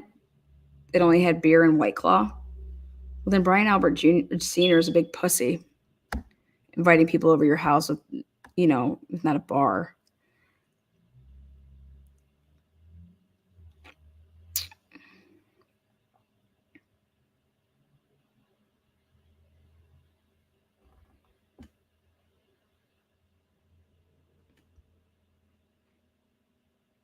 Was hoping he had flipped. Well, you still have to keep when the flipping is going to come it's going to be if he's going to lie about new stuff that was found out, because the time that he testified for the grand jury, they didn't have that information. So he testified.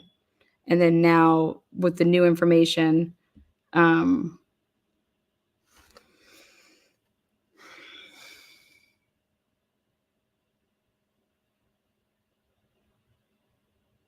I want to know when the last time he prepped, which we'll hear from Alan Jackson. When's the last time you talked to Lally?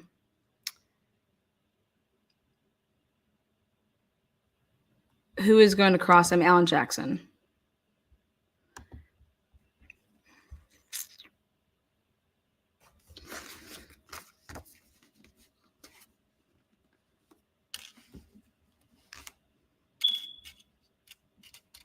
Let me ask you guys a question.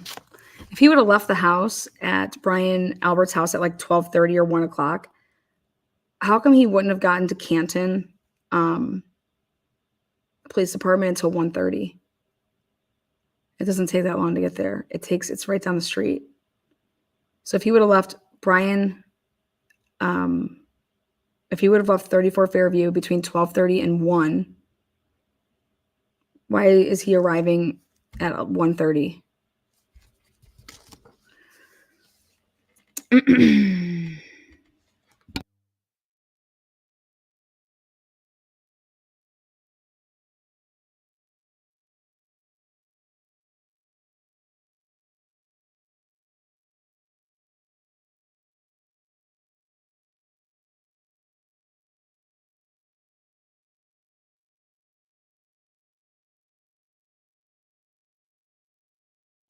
Did the pictures at the waterfall, the video, do those two guys look like they're tired? Does the guys that were playing grab ass, do they look like they're tired? Because I don't think they look like they're tired.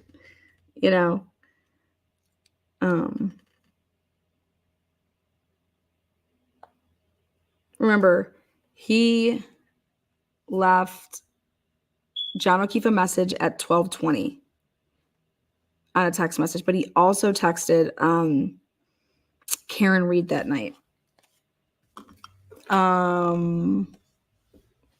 Well,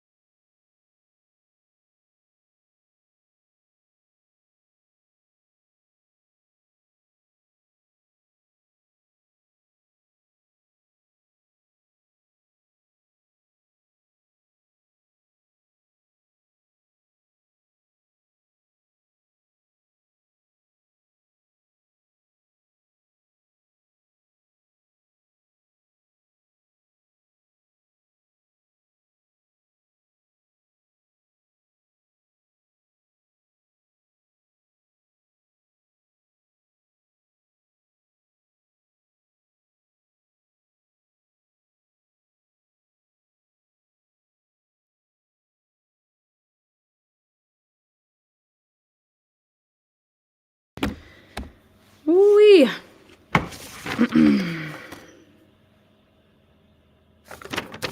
All right. This is going to be interesting. This is going to be way interesting.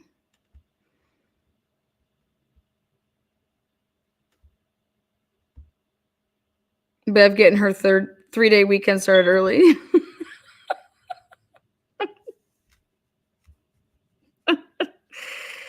Oh, shit.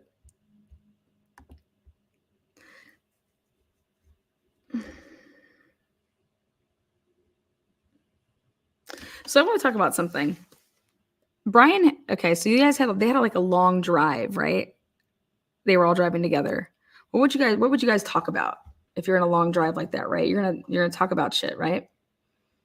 Oh, 20 to 30 minute break, Bev said.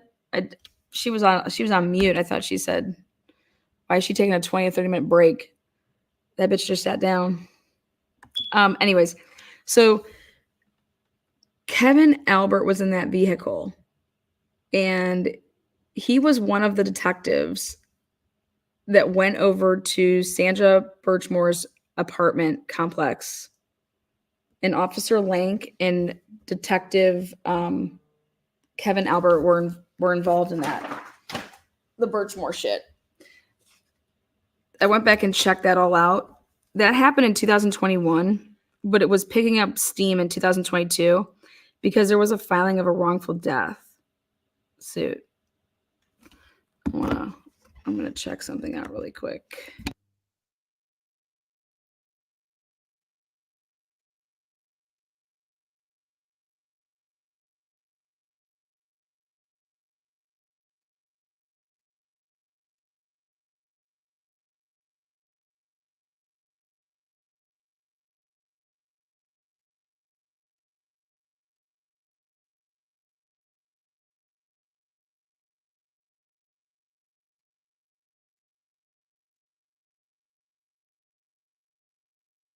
Yeah, Officer Lank wrote that. Here we go. I'm going to print this. Let's see what. And Kevin Albert was there.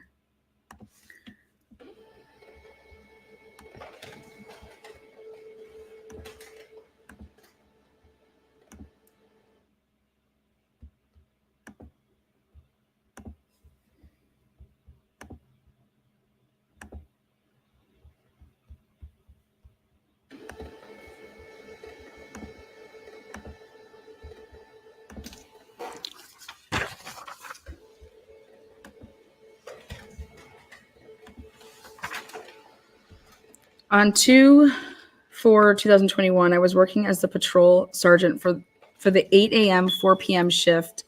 At approximately 10 a.m., I was notified by SRO Officer Cottard that he was going to be conducting a well-being check on a party at 3307 Windsor Woods Way.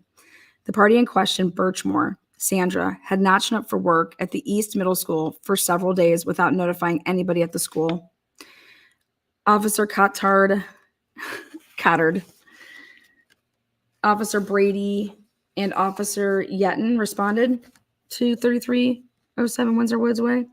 In an effort to make contact with Birchmore, once on scene, Officer Cottard notified me that nobody was answering the door. He was then able to locate the subject's vehicle in the parking lot. The vehicle was covered in snow and appeared to not have been moved since the snowfall on Monday, February 3rd, 2021. Being unable to reach anybody at the apartment, officers on scene were able to make contact with the property manager, Aaron Porter, who provided them with a key to access the apartment for a well-being check. Upon entering the apartment, Officer Cotter located Birchmore in the bedroom, deceased, with a black strap around her neck, which was tied to the bedroom closet door. At this point, the scene was secured, and Officer Yetton requested my response to the scene along with Detective McCourt. Once on scene, access to the apartment was limited to Detective McCourt and I. Firefighter Whitley, same firefighter that arrived at Karen Reed, John O'Keefe's, same firefighter, one of them, was allowed into the apartment. Once the scene was secured, state police CPAC, which is the same people that Higgins just testified to about the CPAC unit, was notified and responded to the scene. While waiting for the CPAC unit to arrive, I went to the rental office and met with the property manager. Again, this is Lank's report. Aaron Porter and maintenance supervisor Carlos Versimosio. Versimosio was able to access the video camera system, which only captured the interior entrance to building number 3, which was the residence of the deceased. The video is motion activated and captures people entering, exiting, or any other motion to the front lobby. While observing this footage, I observed Birchmore's activity in the following order. February 2nd, 2021. Sunday, leaves building at 9:51 a.m. on the telephone. Sunday, returns to building at 10:08 a.m. carrying a large box containing a baby car seat. Sunday, leaves at 10:11 a.m. So she walks up, leaves. Returns to the building at 1:15 with 2 pizza boxes and talking on the phone. Sunday, leaves at 4:39 p.m. Sunday, returns to building at 4:41, texting on the phone. I am later informed by Versimo that Birchmore is captured again on camera leaving the building on Monday. And she returns at 5:46 p.m. holding a snow brush. This was the last time that Birchmore was seen on video. So the first thing that I noticed here is that when they said that the party in question, Birchmore Standard, had not shown up for work at the East Middle School for several days, that can't be right.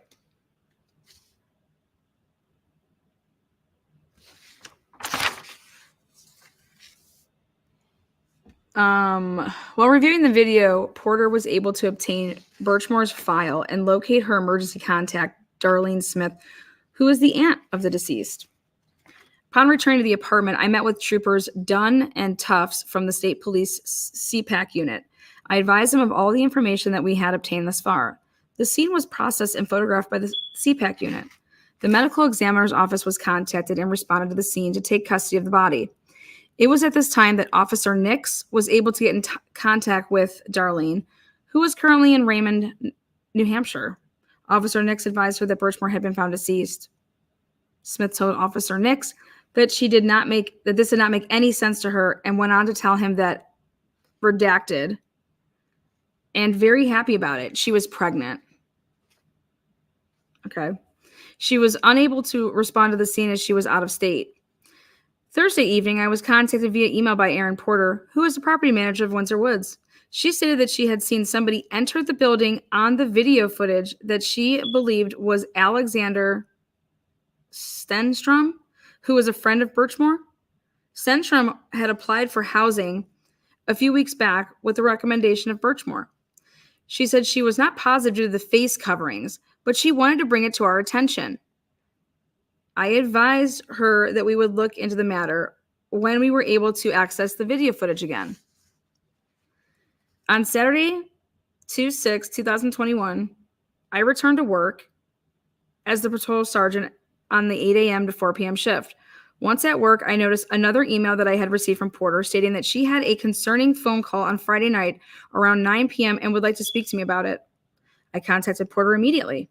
She told me that she'd received a call last night on their emergency line from a party named Tina Thompson.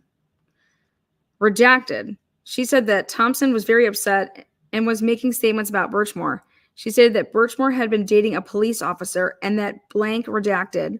She told Porter that the police officer blank told Birchmore redacted he would take care of the problem himself. She was pregnant with a police officer's baby and this police officer was married. Okay. At approximately, and she told Porter that the police officer blank told Birchmore blank because she confronted the K, I'm pregnant, I'm going to have this baby. He would take care of the problem himself. Porter advised her that she should be speaking with the police and not her. Detective McCourt provided Trooper Tufts with all of this information as well as the contact information for Porter and Thompson. At approximately 1 p.m., I returned to Windsor Woods with Detective Albert and McCourt. The maintenance guy had agreed to meet us there and review more video from building number 3. We were met at the leasing office by troopers Dunn and Tufts, Kevin Albert. While the video footage was being reviewed, I spoke with the office leasing manager, this woman. I told her that it had been brought to my attention that she had spoken to Birchmore in recent weeks before her death. She acknowledged that she had spoken to her on a couple of different occasions and agreed to speak with me about it. She said that she spoke with Birchmore about 4 weeks ago and that this was the first time that she learned that Birchmore was pregnant. Birchmore told her that blank, the police officer, and that she seemed very nervous about it. She told this woman that blank, this guy, was a police officer who was not happy about the pregnancy and did not want to. Birchmore never told her where or what city or what capacity the police officer worked. At the time of this conversation, this woman who worked there believed that Birchmore was approximately, I think it was 3 months pregnant. The next time this woman recalls talking with Birchmore was approximately 3 weeks ago.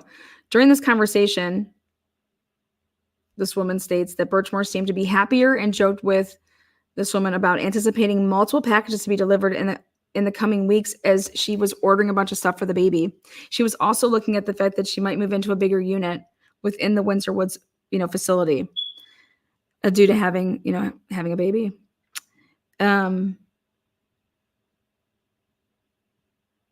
This woman told me that all packages that are delivered by courier come to the leasing office and then they send a message to the tenant. She told me that she had a record of Birchmore's recent deliveries. She picked up 2 packages on 1/30/2021.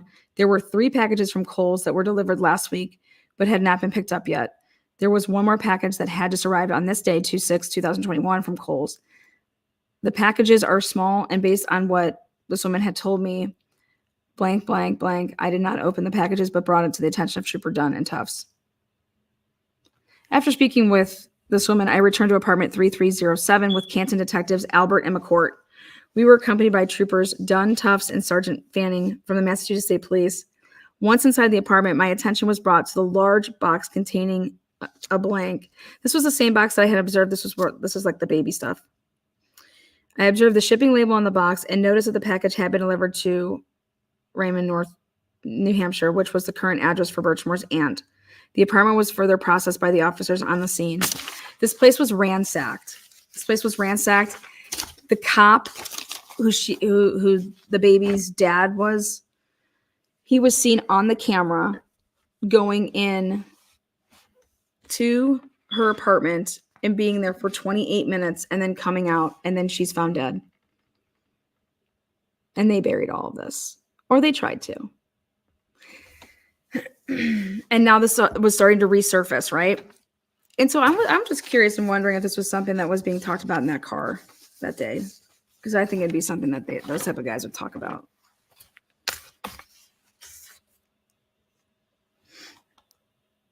When I say the place was ransacked, the place was ransacked. Like shit everywhere.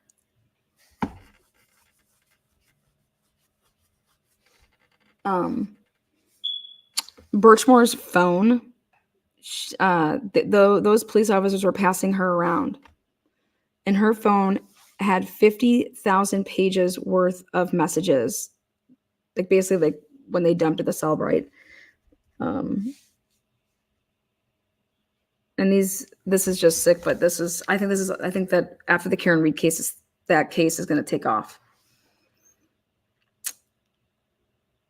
And I'm going to help try to pump it. But this was Officer Lanks. This is Michael Lanks' report. Kevin Albert. So all they do is all cover for each other. And remember that night, John was asking hey, is Kevin here? Is Kevin around? Is Kevin coming out? He was asking about Kevin.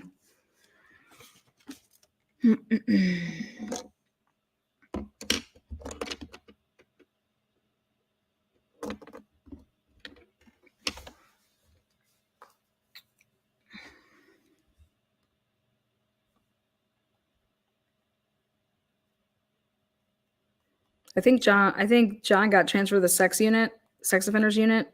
Thought that was pretty interesting.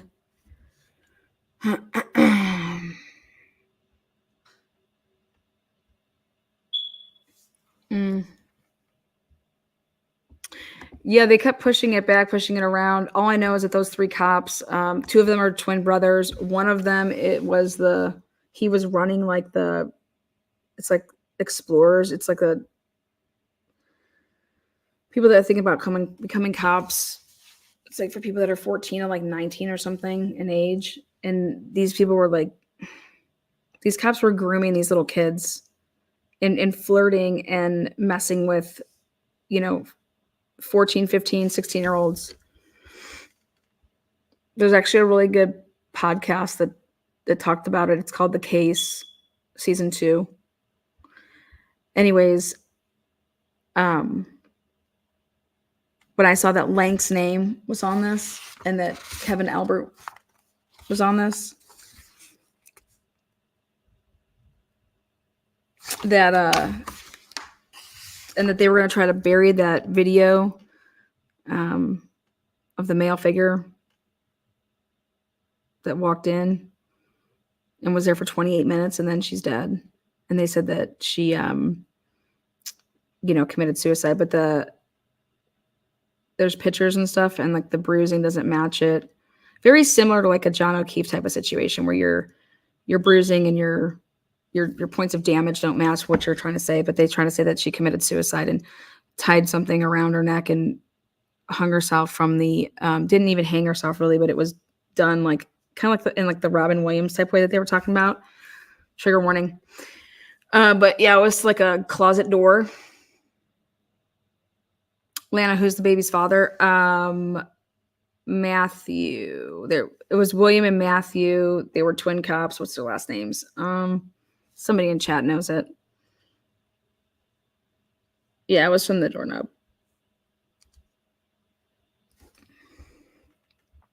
She died during a blizzard. 1 year, basically before the John O'Keefe and blizzard. Yeah, Farewell, that was it. And there's like 4 dudes, 100%. But I think it's even more than that.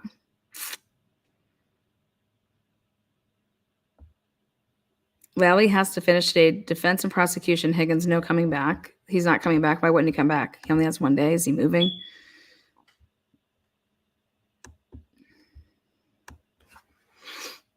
I don't know what the hell she's doing, you guys. If I knew what I'd be a rich person if I knew what that woman thought.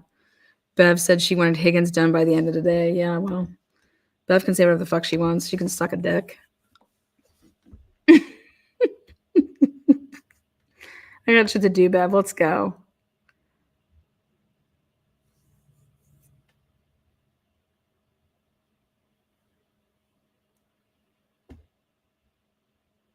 Yeah.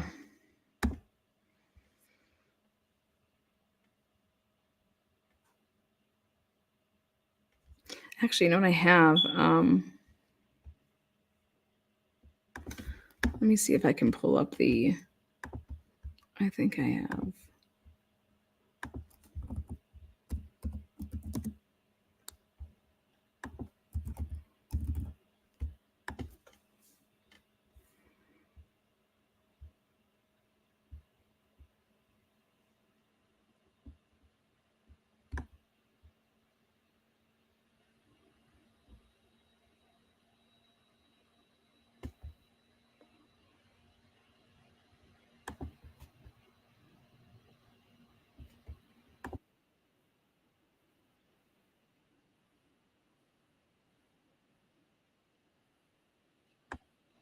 shared graphic details about the case.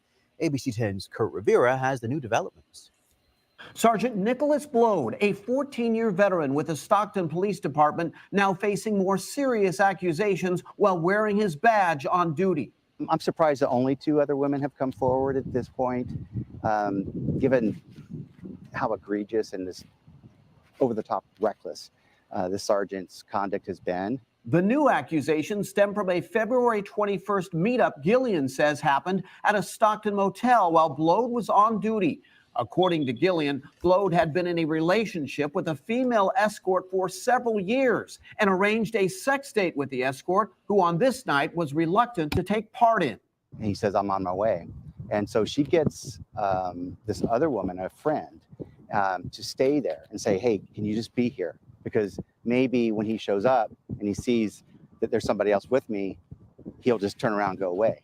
But Gillian says Blode stayed and coerced both women to have sex with him. Fast forward to April, and one of the women is involved in testifying in a separate abuse case. While they were there with the DA's investigators, they said, hey, we're going to show you this. Gillian says this was her phone, filled with sexting messages between the woman and Sergeant. And what Gillian says are the actual texts. The Sergeant uses the name Jay in conversations and asks in one, quote, before I go, can you send me a pic? And, quote, gotta take one for me? Graphic sexual images are then exchanged. As for the Stockton Police Department, they will not confirm or deny any more women have come forward in this case.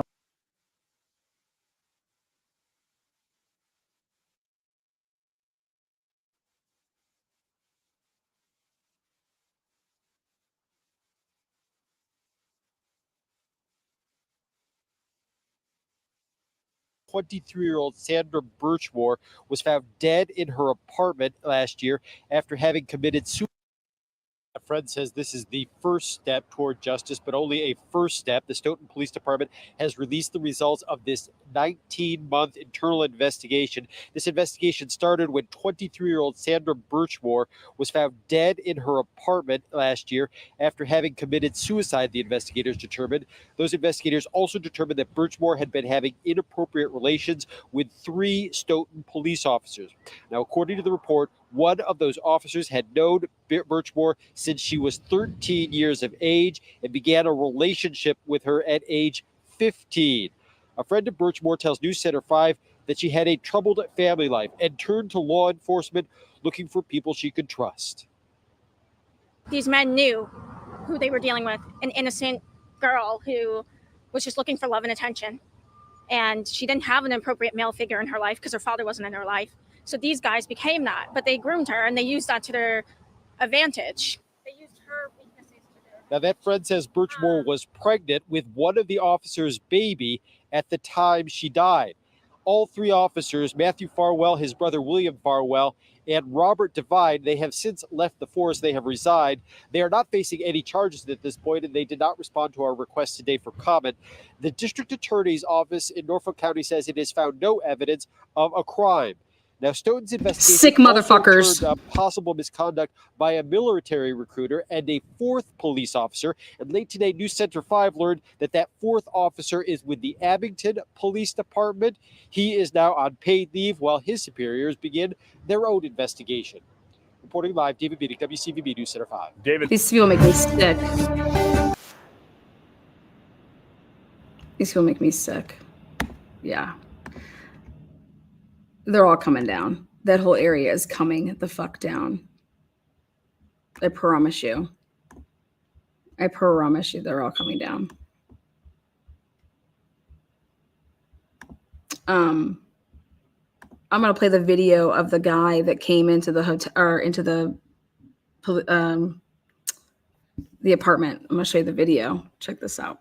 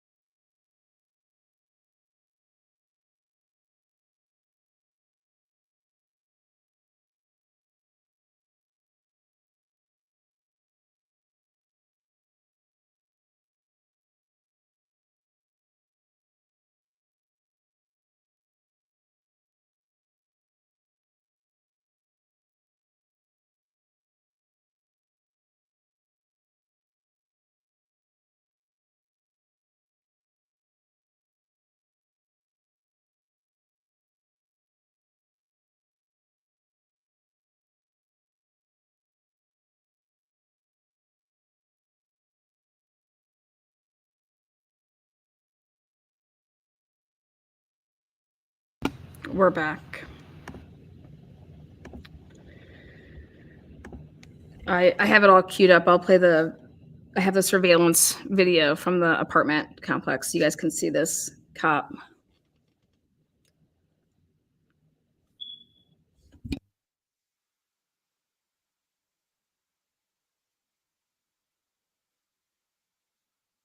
The jury is coming back in. All right.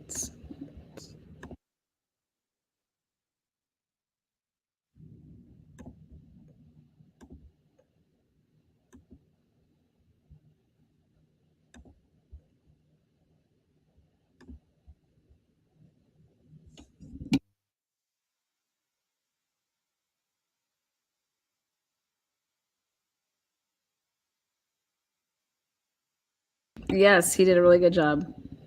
Case, yeah. Yeah.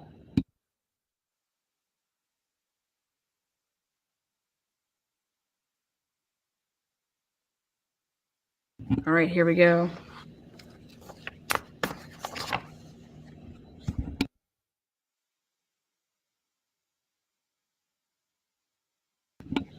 What evidence is there against Karen Reed yet? This will be the close of week 4, right?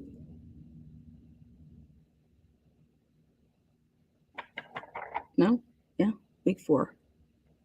Week 4. What evidence is there against Karen Reed in 4 fucking weeks? This is unbelievable.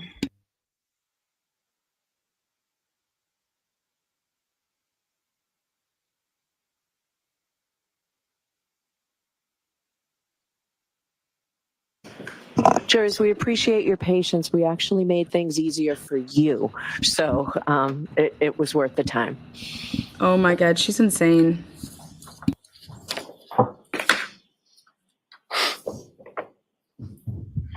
Just be mindful to step up. Yes.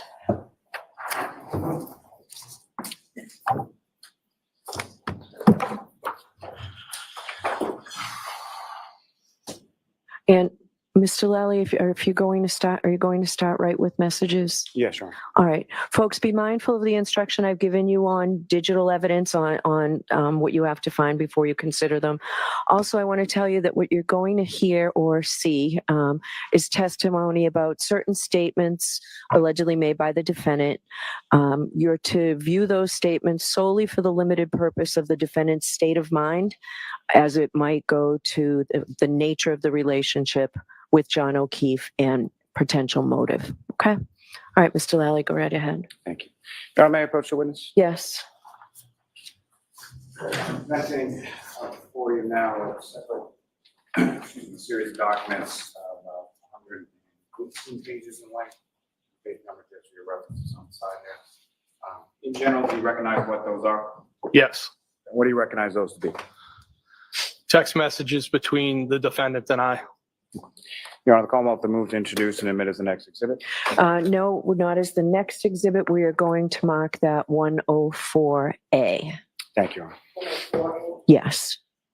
103A. 103A. That's my understanding. I think the others were marked 103. John O'Keefe's texts were 103. So it's 104A. And jurors, you'll have both Exhibit 104 with you that was a little bit difficult to read. What we've taken all this time for as counsel was great to work out a form that is much clearer for you to be able to read, and that will be attached or right with Exhibit 104. Okay. So much. Thank you.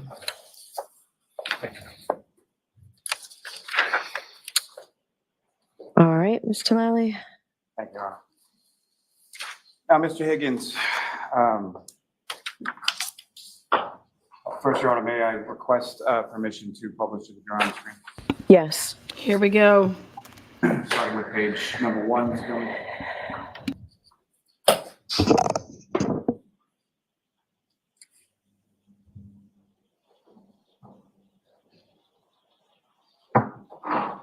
Now, Mr. Higgins, what's up on the screen, is that what you have before you as Exhibit 104A? Yes. And as you just mentioned, these are text messages between yourself and Ms. Reed, is that correct? Yes. And on what dates did you first receive any communication from Ms. Reed? January 12th, 2022. And prior to that, had you had her number or did she have your number as far as you were aware? No. You had never communicated to her via cell phone or any other means prior to January 12th, 2022? No, I had not. So initially you received a text on that date from an unknown number, is that correct? Yes. And from the text before you and what's up on the screen, as far as there are gray bubbles on the left, blue bubbles on the right, which is you and which is Ms. Reed? The blue bubbles would belong to myself.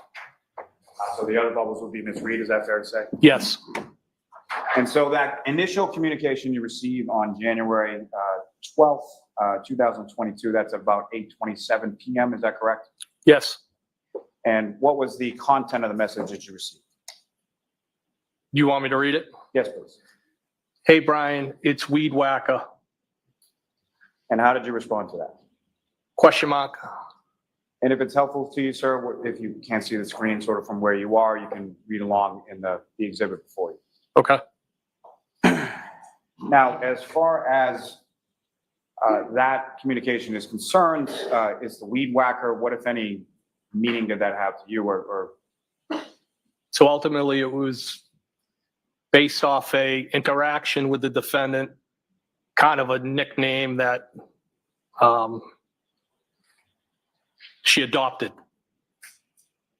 And how did that nickname sort of come to be, or what, if anything, transpired between the two of you that led to that? So I was leaving, I believe, my residence one day in Canton, traveling down Pleasant Street. I saw the defendant along the side of the house on the Pleasant Street side using a weed whacker.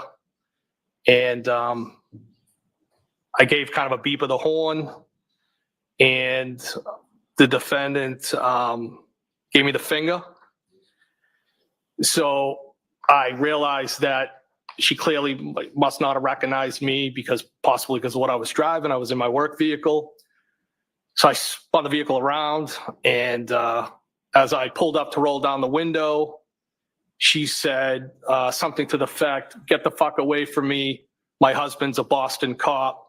And then I rolled down the window more, and she clearly recognized me, who I was in that vehicle. And did that become sort of a recurring theme in subsequent conversations that you had with Ms. Reed? Yes. Now, sir, if I could direct your attention to page 6 within that exhibit before you.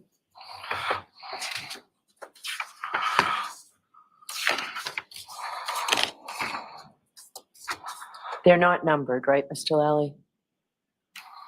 I'm sorry? They're not numbered? Is your copy numbered? No, Your Honor. This is Not wild. that I can see. What is this? This is crazy. She adopted her own They're nickname, not, so Weed be Whacker. cognizant of that when you ask questions of me. You know, I believe they are. That's why I hesitated. It's sort of in the middle of the page, facing sideways. I gotta get a my drink, man. apologies. Your apology. I have it now. Very small. So just on this page, directing your attention to the bottom, it sort of goes on to the next date of January 13th. Is that correct? Yes. And if I could direct your attention to page 7 of those text messages. And Ms. Gilman, if I could have page 7 on the screen.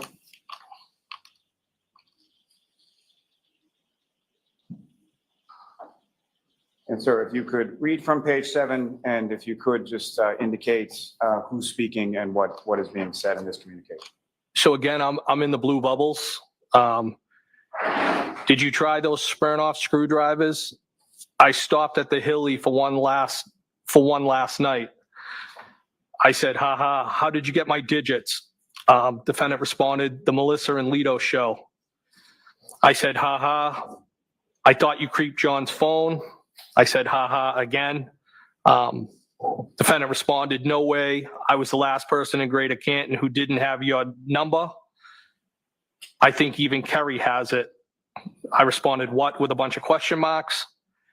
I said, I just don't give my personal number out to anyone. How would Kerry have my number with a bunch of question mark? And the defendant responded, Melissa had it. As far as in those communications, the reference the defendant makes to the Melissa and Vito show, do you know what that means? The two individuals that I also know from the hillside. And the Kerry person that she refers to, do you know who that is? I believe that's Kerry Curran, Chris Curran's wife.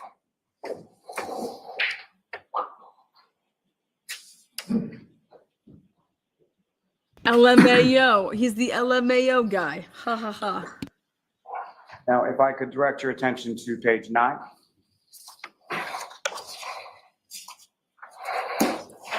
And Ms. Gilman, if I could have page 9.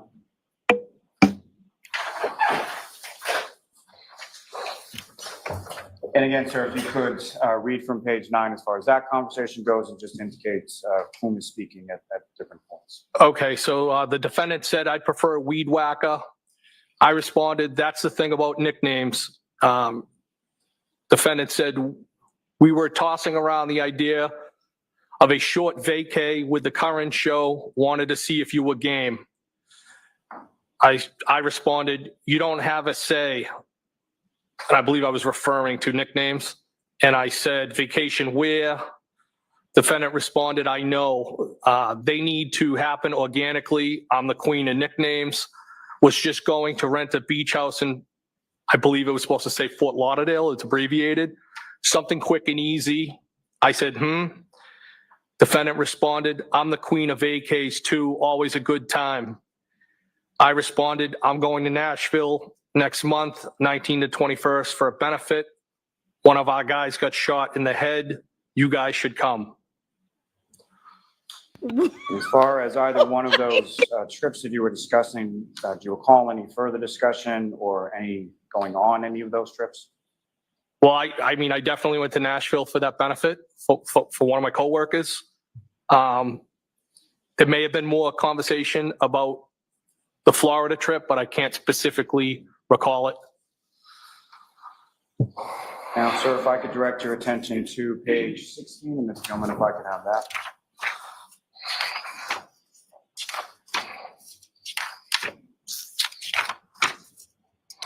And this is on that same date of January 13th, is that correct? I believe so. The date's not at the top here, but I believe it is. And again, sir, if you could read from that page of communication as far as who was speaking and what was said. So there's a photograph of somebody with a weed whacker. The defendant said, no, you're not a creep. I said, nope. She said, you're kind of a loner, which I used to be. I responded, no, not really. I have a ton of buddies, but I only let a handful of friends in that I'm tight with. So you think you got me figured out? And then I typed circle of trust in quotes. And sir, if I could direct your attention to This the is next hilarious. page, 17. And Ms. Gilman, if I could have that.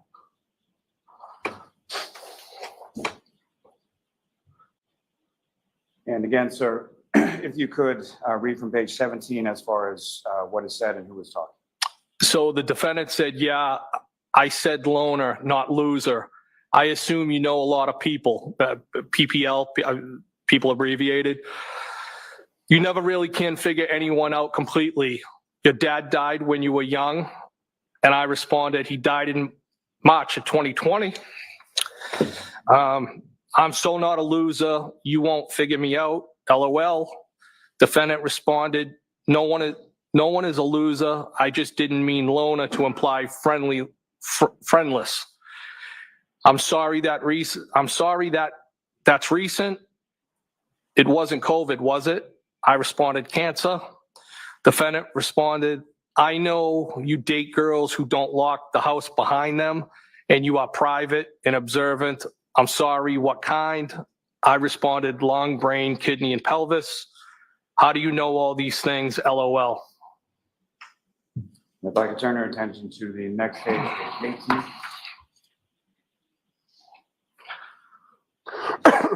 And again, sir, if you could read from that. In the blue bubbles is me. I said, "You're funny." Defendant responded, "Yikes. Wow, that's rough. Jesus, I'm sorry. We chat a lot at the hillside." I responded, "Don't be sorry. Life is hard sometimes. I always figure it out." Then I said, "Who chats?" ? Defendant responded, "Life is hard, but losing people is the hardest. So I'm sorry. We chat." I responded, "That's all you got? We chat?" "Sure, you're from Brockton. Spit it out." Defendant responded, "You and I chatted about the girl who kept forgetting to lock the door." I said, "Oh, she has been out of play like for 3 months now." And then I believe it starts to say "out of rotation?" ? And then, sir, if I could direct your attention to page 20.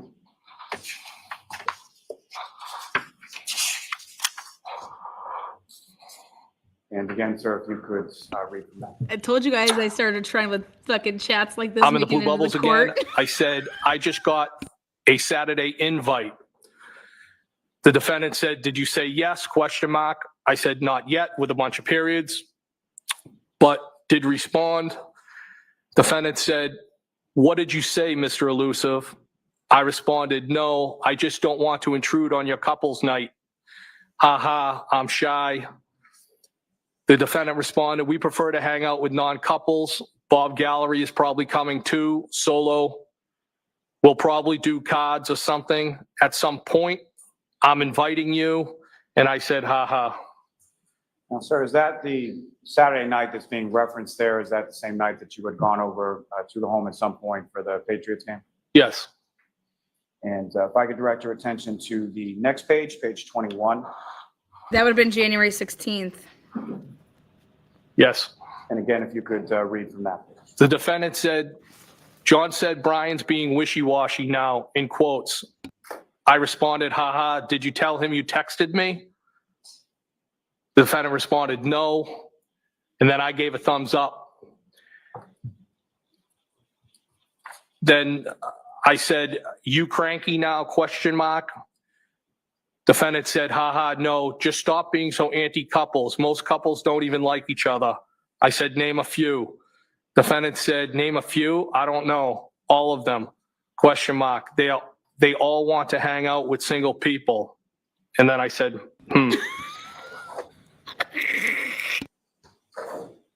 Thank you. Sir, if I could direct your attention to page 26. Oh my God. And sir, if I could ask you to read from that page.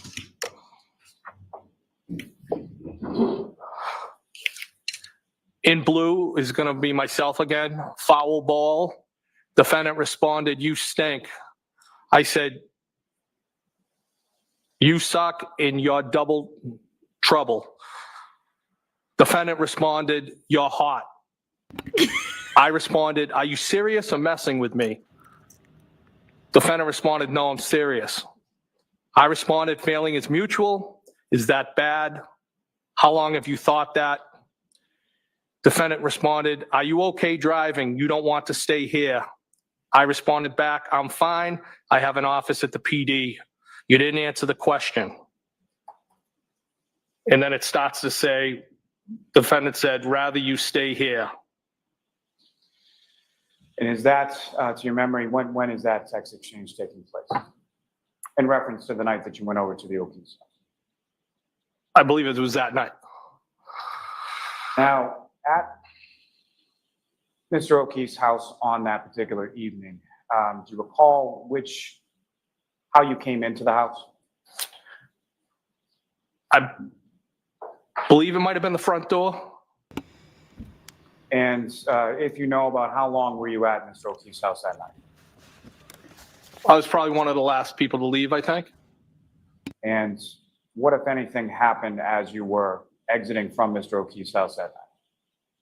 So as I was exiting the house, it was either through the breezeway or the garage.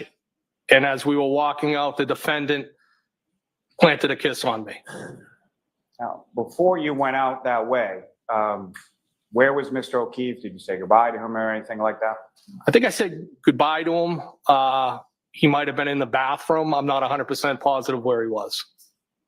And when you went to leave, which exit from the house were you headed to initially? Well, as I said, I don't remember exactly if it was the breezeway or the garage I was starting to walk through, but whichever way I started to exit, the defendant told me to go a different way. And which way did the defendant tell you to go? Well, her way. I honestly can't tell you which door that was. If it was either the breezeway or the garage. And as you were going out, again, I'm sorry, what happened? The defendant kissed me. And how did she kiss you? Not like a friend. Lip to lip, is that fair to say? Yes. Like a romantic kiss? That's the way I interpreted it. Oh. And were you still inside the house at the time that this occurred, or were you outside the house if you know? Not sure if we had just got to the outside or not. It might have. I'm not sure if it was close proximity to leaving. And what was your reaction to that? I was taken back. Was that something that you were expecting? No. And about how long was it between when the defendant kissed you and when you left? Oh, almost immediately. Now, sir, if I could turn your attention back to the exhibit before you on page number 27. Yes. Again, sir, if you could read from that page and who's speaking. So I'm in the blue bubbles, and I said, I think you're messing with me. The defendant said, why do you think that? I responded, because this is so out of left field. Where did these feelings come from? Defendant responded, I just think you're like me. I said, meaning? ? Defendant said, do you have your own kids? I said, I have no kids. How am I like you? ? Hello? And defendant responded, aren't we alike? I responded, I think so. So why did you get my number and reach out to me? And I think the defendant put a ? on that bubble, I believe. Or I might have, I don't know. Now, that conversation as far as you asking her about why she reached out to you, how often was that question asked by you through the course of these text communications? Well, the extent of the actual communication via text between the defendant and I was between January 12th and January 29th when John passed. On the 28th and 29th, the 28th, I sent a text, as we spoke about before when we were at the waterfall. That text didn't respond. There was a text sent by the defendant to me the next day. So in that time period between the 12th and the 29th, there was 9 days that the defendant and I exchanged text messages. With that being said, those text messages, I don't believe were every day, consecutive days. There was 9 days in between the 12th and the 29th. And so as far as that questioning, as far as posing to her, why did she reach out to you? Was that something that you asked once or more than once? Yeah, I asked it more than once. And during the pendency of this communication, I was basically trying to suss out what the intentions were of the defendant. Was the defendant interested in me? Was she at the end of her relationship with John? Was she trying to weaponize me against John and put me in the middle? There was numerous things that were going on. And that's what I was trying to vet out or suss out, or whatever you want to call it. But I was having a hard time accepting what was happening. Sir, if I could direct you to the next page, page 28.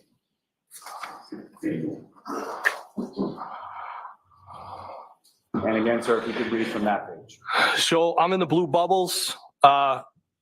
shoot straight with me. Defendant responded, I told you, I just think we're alike, right? Couple question marks. I responded, yes, agree. Now what? Defendant responded, I don't know. I said, shouldn't you know? Defendant responded, do you like me? I said, yes, from jump. Defendant said, when was jump? I said, first time I saw you. Defendant responded, when was that? I said, Hillside for your sure. If I could direct your attention to the next page, 29. If I could ask you to read from that, sir. So again, I'm in the blue bubbles. Hillside for sure. When were you interested? Defendant responded, I don't know, you're just my type. I responded, you think you can handle me? I thought you were happy, question mark. Defendant responded, how do you know if I'm happy? I said, I just assumed. Defendant responded, are you hard to handle? I may have put a question mark. Then I said, what do you like about me? Defendant responded, I just feel like you're from my neighborhood. I said, yes, yeah, ditto. Defendant responded, and I think you're hot. And if I could What direct the your attention fuck to the next is going page, on? 30. There's gonna be fireworks today. If I could ask you to read from that, sir. Yeah, I'm the only one that can use derogatory language. I'm in the blue bubbles again. You really think that? I have always thought that about you. Defendant responded, what?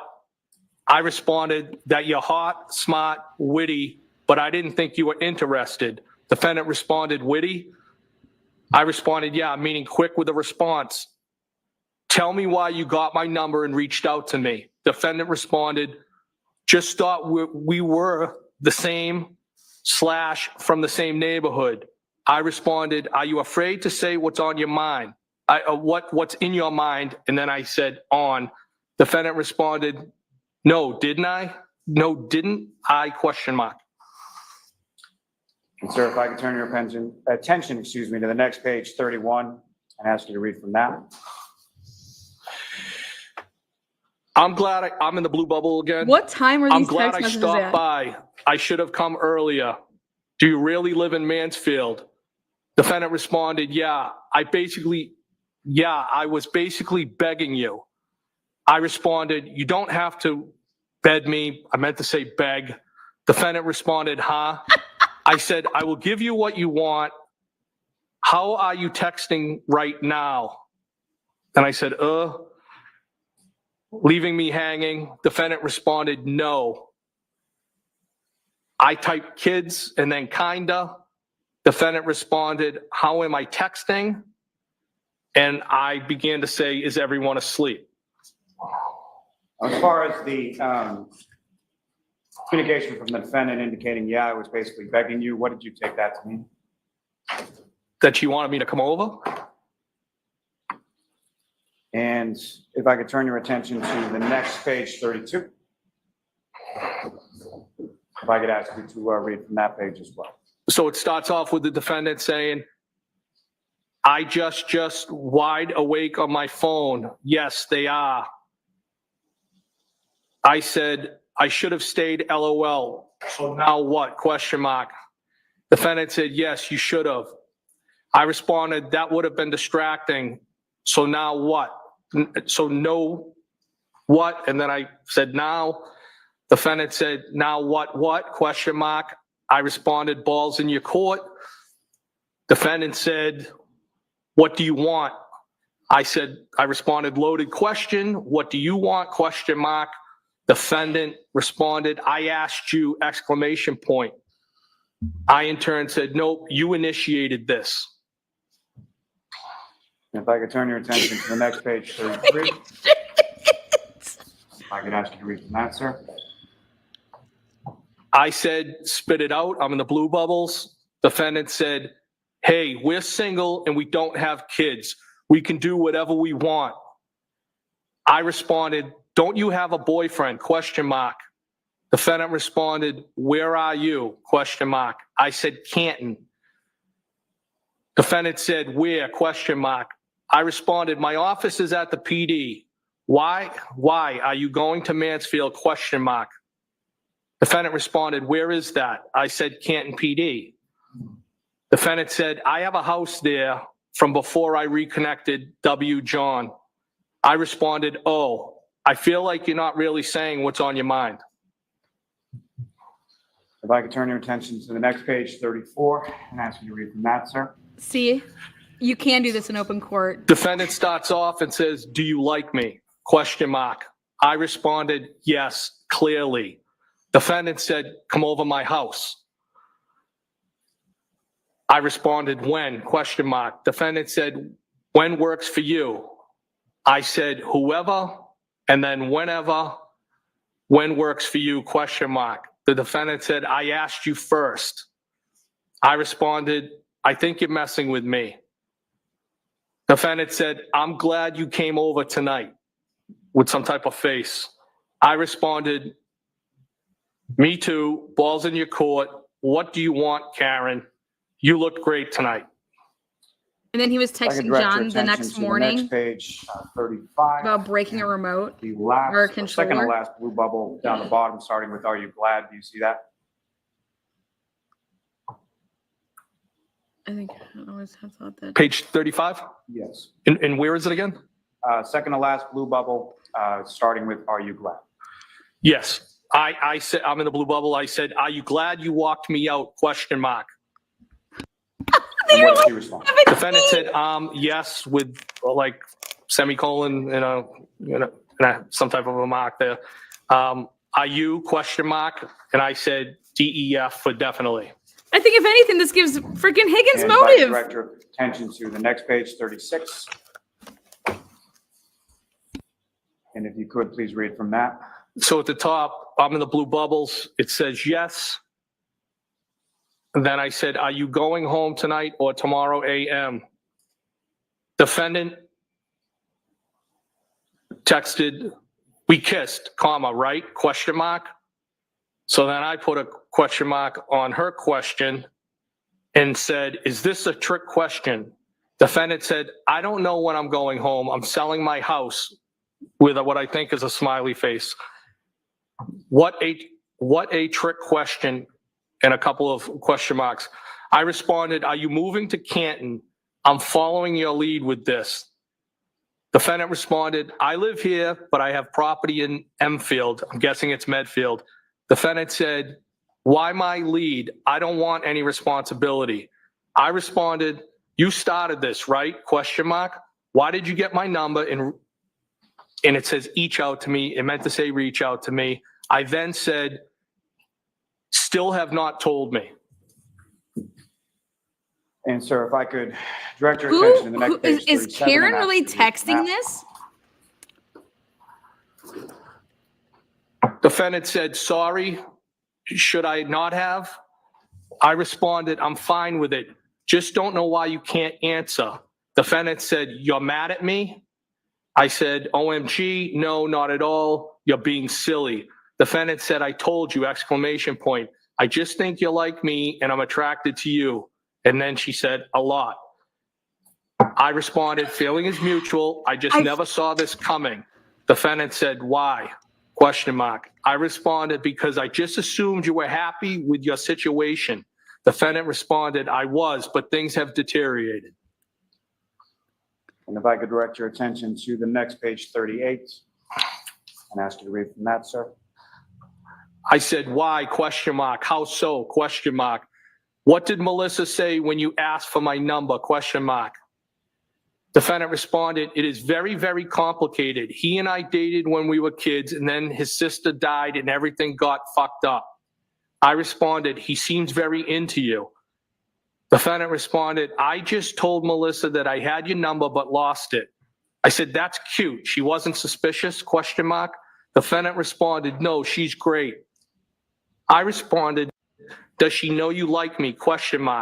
Defendant responded, she's a sweetie. We just agreed. You are great, with another smiley type face. And sir, if I could direct your attention to page 40, and ask you to read from that.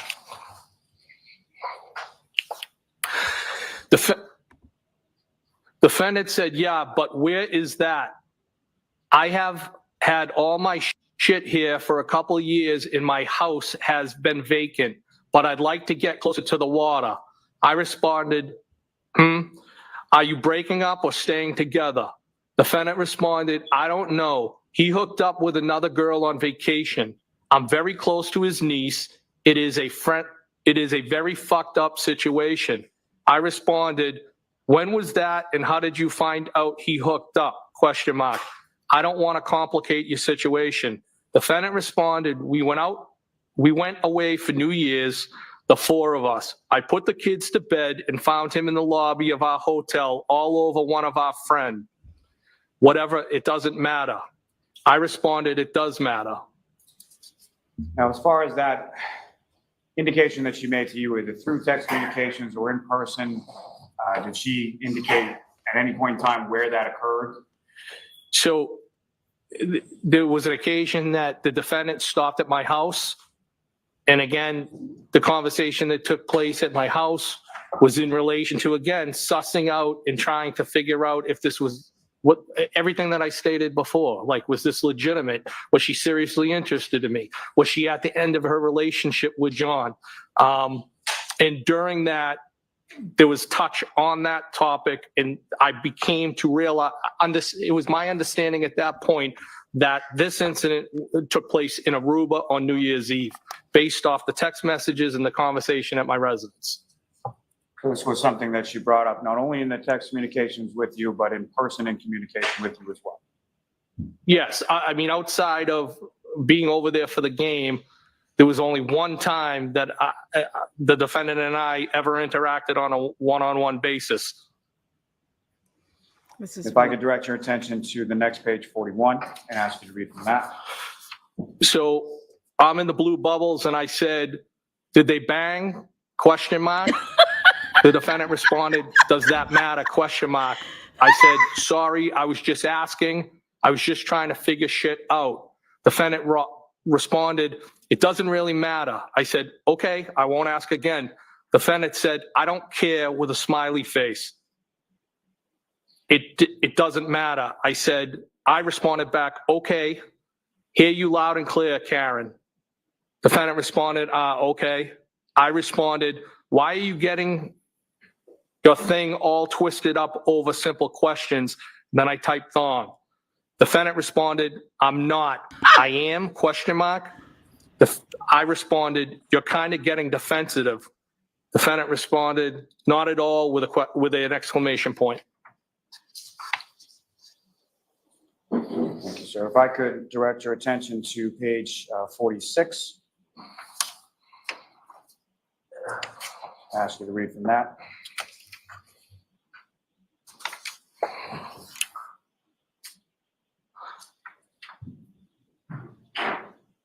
Defendant is in gray. She said, we did kiss earlier, no, with an exclamation point. I responded in blue bubble, I think you initiated that, no, ? Defendant said, yep. Do I owe you an apology? ? I said, OMG, no. Why are you being sensitive? Defendant responded, I'm not. No one I responded, kinda. This all I thought that you were friends with FFT John. never responded I thought by you the were friends with defendant. John. What do you want from me? ?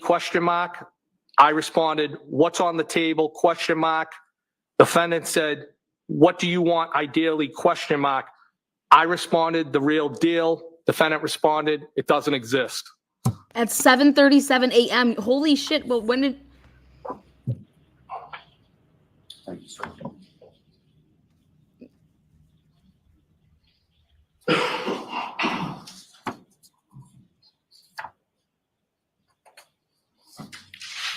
I could direct your attention to page 57, sir.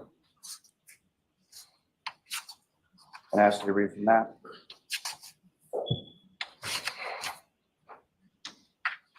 Yeah, it's in the morning. So like, because like I knew like 15th was the 20th, it was a Sunday. It starts off in blue. I said, I can go to any base, but usually Hanscom and Bedford are down to the Cape. Defendant responded, which base down the Cape? Which branch? I said, Army. Defendant said, I'm not abnormally sensitive. I responded, Joint Base Cape Cod. I won't be so hard on you. Defendant responded, OMG, you're not. You called me trouble. That makes me sound bad. I responded, I was just playing with you. Defendant responded, you weren't, but that's okay. I responded, stop being sensitive, please. Defendant responded, I'm not. Now, sir, in reference, in that page of text communications, you made reference to a base down the Cape, is that right? Yes. And where is that in relation to where you live in Barnstable County? So I can utilize one of the gates to get onto the base. I can get fuel. I can shop. I then can hit the Bourne Bridge, and I would use that as a cut through at the time when I was splitting my time between two different properties. Is there also like a duty-free shop there? There is, yes. And at some point throughout the course of the text communications, did you offer to pick something up for the defendant from that shop? I believe so. If I could direct your attention to page 60. So, but he was friends with John, right? He was John's buddy. This is what you did to John. Like. And ask you to read from that, sir. He was gonna take his. Defendant said, I don't know, question mark. It's in old colonial. It has a lot of bedrooms with kind of an emoji. I responded, more than you clearly need. Are you moving to Canton, question mark. Defendant said, I know, seriously. Some rooms I only go into dust. Not anytime soon. I'm there most of the time, but sometimes it's a lot. I responded, a lot, why, question mark. Defendant respond. I then said, do you even know what you want, question mark, or who, question mark. Defendant responded, because I went from being solo to trying to give attention to kids who aren't mine, and I never wanted kids. I responded, I thought you were in this happy relationship. Defendant responded, everyone is happy at the hillside. If I could direct your attention to the next page, 61. And Everyone is happy at the hillside. Jesus. Isn't that so true, guys? So it starts off with the defendant. It said, everyone is happy at the hillside, exclamation point. I responded, oh God, you avoid things. Defendant responded, it's just very, very complicated dynamic with the four of us. He isn't cut out for what he's doing, and the kids present constant issues. I responded, I think he believes he is doing the right thing. Defendant responded, well, of course he is, but his heart isn't in it. It's only because he was very, very close to his sister. I responded back, I know how you feel, kinda. I was married, and when I met her, she had a 2.5-year-old. I went from being single to being a dad. It's hard. Then I said, I'm divorced since 2017 and have no kids. So you don't consider that your If I could ask kid? you to turn You're a to the next page, scumbag, 62, man. And ask you to read from that, sir. Oh my God, what a loser. I said, I'm divorced since 2017 and I have no kids. Defendant responded, I try very hard, but they are very spoiled and they're not my family. My parents keep telling me I'd feel differently if they were mine or my own sisters. Then I told you he got drunk and sloppy on NYE while we were away, and that has really affected me. I responded, what did he exactly do, question mark.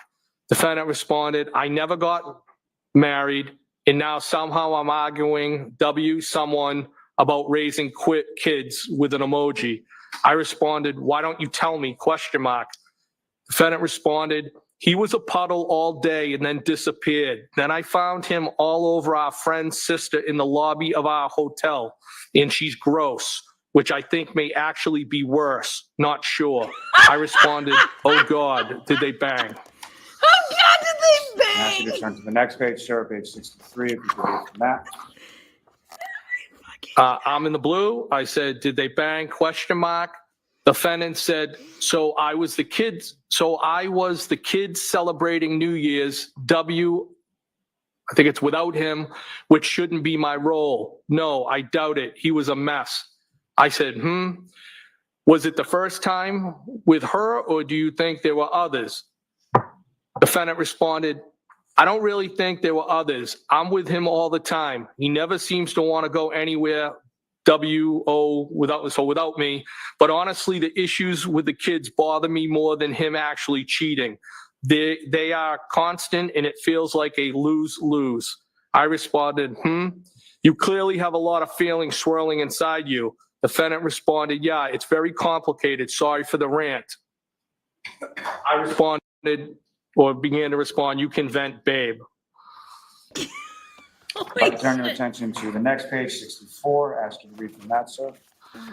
Defendant said, basically, I just feel like I spread myself too thin and sometimes it's thankless. I responded, Defendant responded, you probably felt that way too. I responded, I did at times. It was one, not two, thankfully. Defendant responded, want to grab a drink, ? I responded, if you gave me some notice, I could have. Defendant responded, you in capital letters said you were adaptable. I responded, I am, but I have my work truck with me and not my personal. Do you get angry when you don't get your way? Defendant responded, that sounds like an excuse. I rarely get my way. Now, as far as her invitation, is that something that occurred on one time or more than one time? I believe it was more than one time. And at any point in time, other than the two you've already recounted, as far as going over to Mr. O'Keefe's house for the football game, or the defendant stopping by your apartment in West Roxbury, were there any other occasions you went out over the defendant's house or out with the defendant by yourself? No, never. And sir, if I could direct your attention to page 74. Ask you to read from that.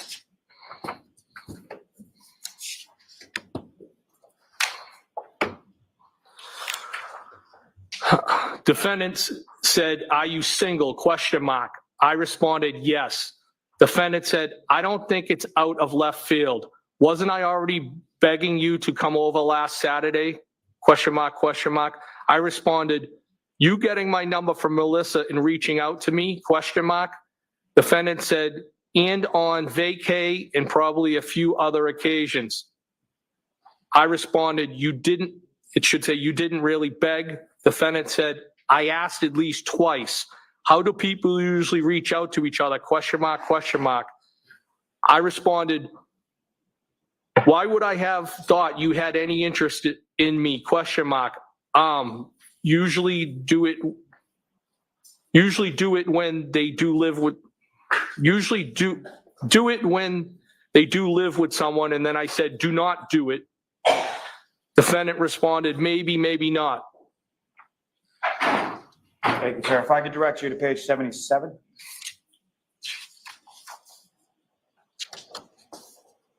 And ask you to read from that, sir. I said, I could go on, but I do not want to pump. It should say your shit up too much. Defendant responded, thanks for saying that, but low comps at the hillside. I responded, you know how to ruin something nice. I frequent other places. The defendant responded, John has showed me about 5 times the ring video of me walking you out on Saturday, and my voice and my accent are killing me softly, with an emoji of somebody throwing up. I responded, what? Defendant responded, yeah, he has cameras everywhere, you cops, with another emoji. I responded, Jesus. Defendant said, he's like Christ. Are you guys hooking up? ? And I said, OMG, great. If I could turn your attention to the next page, 78, sir. I Used responded, Higgins to make him jealous. I don't need drama, dude. Defendant said, no, it's fine. I responded, seriously? Defendant said, I'm serious with an exclamation point. I said, Oh, shit. you legit planted one on me. Defendant responded, I know where the cameras are anyway, duh. And then it was OMG Bruins with an emoji after that. I responded, so your slick move isn't on there with some question marks? Defendant responded, course not.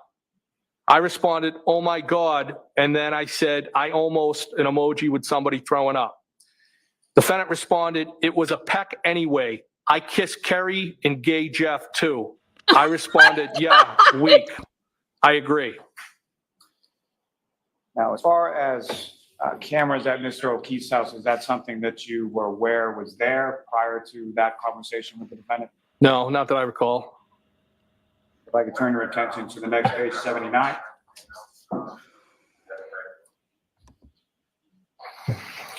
Ask you to read from that, sir. Defendant said, LOL, funny. I responded, so now he is jealous of me, question mark. Defendant said, no, with an exclamation. I told you, he likes you a lot. I said, which makes this worse, question mark. Defendant said, you said or did something at the bar last week, and he goes, I like Brian more and more. I responded, I think he's a good dude too. Defendant responded, yeah, he is. I responded, funny. What's your end game? What do you want from me? You will just confuse it should say the shit out of yourself because I'm a lot of fun. Now, sir, the he that you're referring to in those text communications, who was that, just for clarity? John O'Keefe. And if I could direct your attention to page 84. And ask you to read from that page, sir.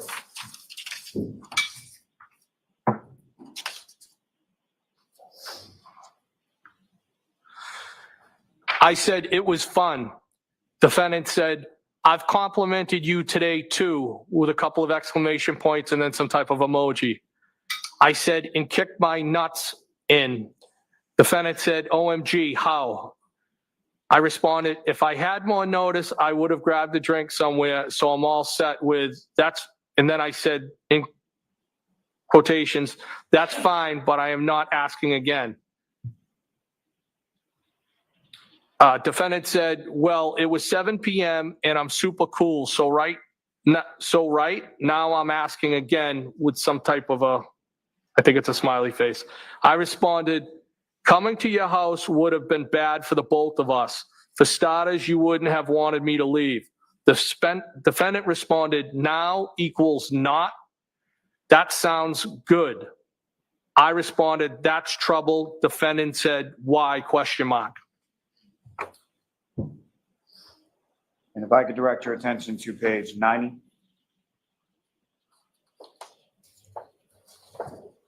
Ask you to read from that, sir. 90? 90, yes. The defendant said, no, I'm busting your chops. It's okay. I responded, no, you are sensitive. Nice try. You don't think if I came over for a drink, we would have gotten carried away. Defendant said, you in capital letters said you were adaptable and tons of fun. I took that as an invite for an invite. And I responded, oh, okay. Defendant responded, I'm 42. I know what happens when you invite someone over for a drink. I responded, you're the master of avoidance. So you think I would Holy just shit. meant to say give it up. Defendant responded, I've been a lot in my life. I have a little bit of cop DM mindset, and then said, been through. And if I could direct you to the next page, 91, sir. Defendant said, what am I avoiding, question mark. I'm not afraid to be direct. Can't just cheat. I responded, some of my questions. Defendant responded, okay, which? Ask again. I said, nope, tricks are for kids. Defendant responded, I'm pretty sure we would have hooked up. I responded, okay. Defendant said, I can't say that, question mark. I said, of course you can. Defendant said, did I miss any other questions, sir, question mark. Probably, are you having a drink right now, question mark. Defendant said, yeah, on my second. I said, show me what you got.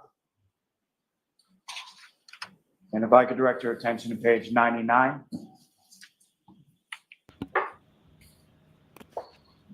This is total like high school shit. That's Using the people to make reason. people jealous.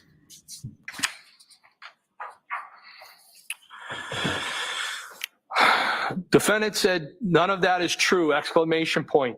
I'm not talking to other guys, and I have issues with John, and things are far from perfect. You just happen to know about him, BC, I guess, because we all hang out at the same bar. I'm sure you talk to other girls. That's what single people do. I'm not married, neither are you, neither is John. I responded, was that your attempt at a lecture or deductive reasoning, question mark? What do you want from me, question mark? Defendant said, that's just how I think / feel. You don't need to approve. I've already answered that last question a couple of times, I think. I responded, I'm not judging you, never have, never will. Defendant responded, you shouldn't. I don't know what your private life is about, nor is it my business. Thank you, sir. If I can now direct you to page 102 and ask you to read from that.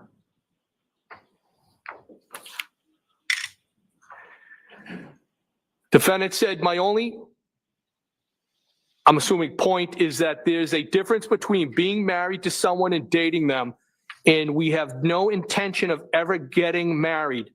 The point of dating is not to get tied down. If you're not confident, you should be, in my mind anyway. The first two, but I don't care too much about the other girl. I responded, okay, so he is cool with you dating other people, question mark. Defendant responded, and I'm not happy per se, just realistic that there's cracks and it's far from perfect. I doubt it. If he's seeing someone else, I wouldn't want to know either way. He probably feels the same way, and you probably feel that way about whoever you hook up with. I think that's normal. I responded, okay.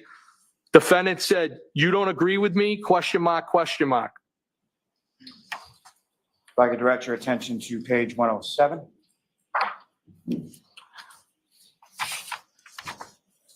Ask you to read from that, sir.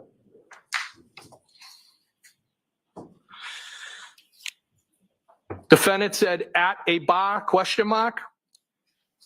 I responded, I wasn't suggesting anytime soon. I know you're with your friend. I meant my house. Probably after 8. Defendant said probably after 8. I responded, okay, if you don't wanna, that's fine, no pressure.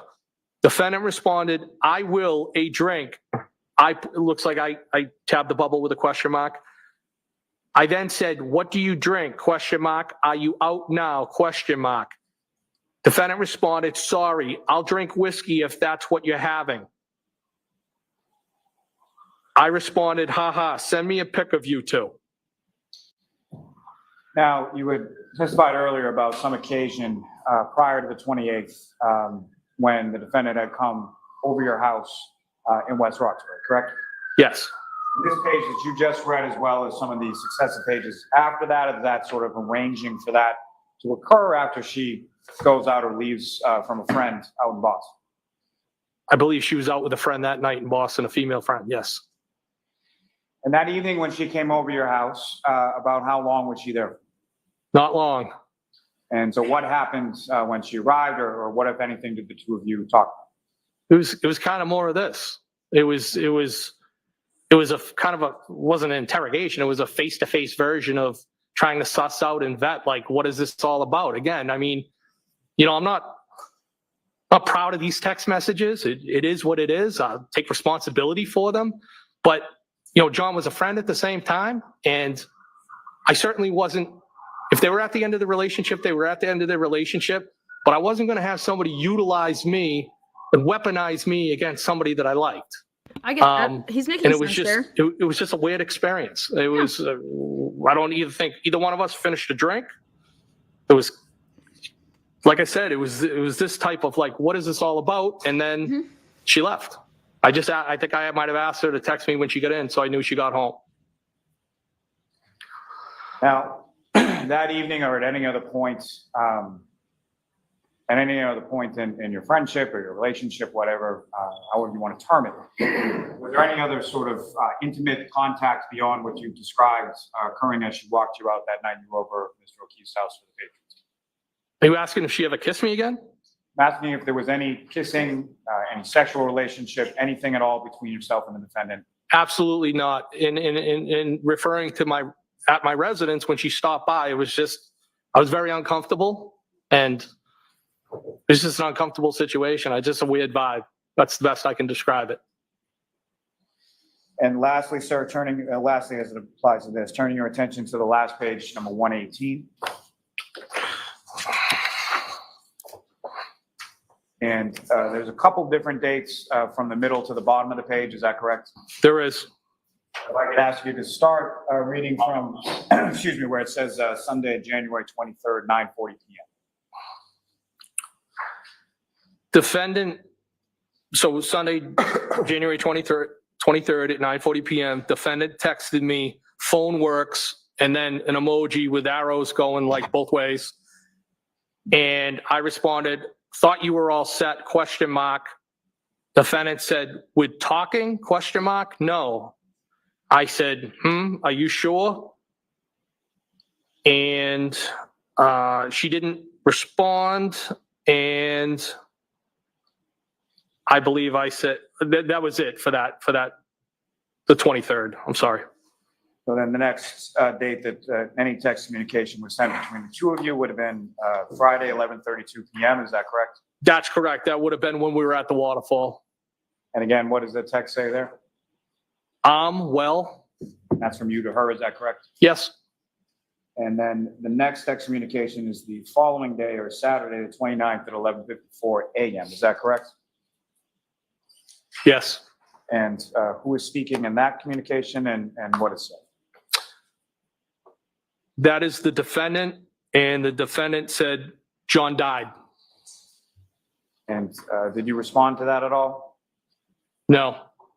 And did you have any other communication with Ms. Reed following receiving that text message on January 29th? No, I have not. Thank you, sir. Ms. Gilman, you can take it. So he didn't respond to that? He didn't respond to John died? Sir, if I could, a couple more questions for you, taking you back on the early morning of January 29th, when you had come from Waterfall to Fairview, and then you were leaving from Fairview. If I could turn that sort of portion into your mind. When you're pulling away from the residence, the period of time that you were talking about as far as the plow being down and scraping a little bit on the ground, do you recall that? I do. About how much distance are we talking about with respect to that? Jackson is distance less than a foot, I would say. I mean, it's real quick. I heard it. And then as far as when you familiar with an area in the front of Mr. Albert's property at 34 Fairview, where there is a flagpole and a fire hydrant? I do know where that is, yes. And as you drove by the house that evening, where were you in relation to that part of the yard? When I drove away? Yes. Well, I might have been I was in the street. I pulled away, so that area would be on my passenger side. And so more what I'm asking, sir, is as you pulled away, did you pull away alongside the curb? Did you pull to the middle of the street, or where did you direct the vehicle to go as you were pulling away? Like any other time, I pulled away from the curb, and that's kind of it's a one-lane street, so to speak, and nobody was coming towards me, so just pulled out into the street, drove away.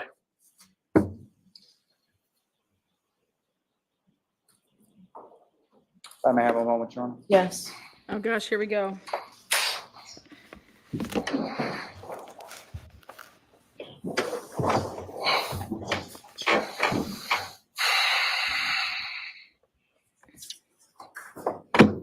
I have no further questions of this witness, Your Honor. I'll see Oh you my for God. 1 minute over here at sidebar before we Oh, begin. Jurors, fuck feel your free to minute. stand up and stretch. Fuck your minute, Bev. You guys, wow. When you want to talk about fireworks, I guess we got some fireworks here.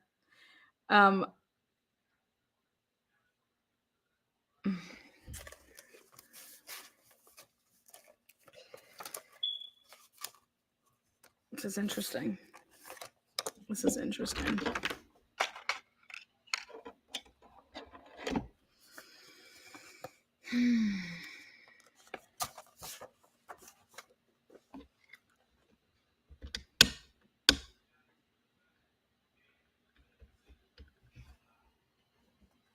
This goes to what I said.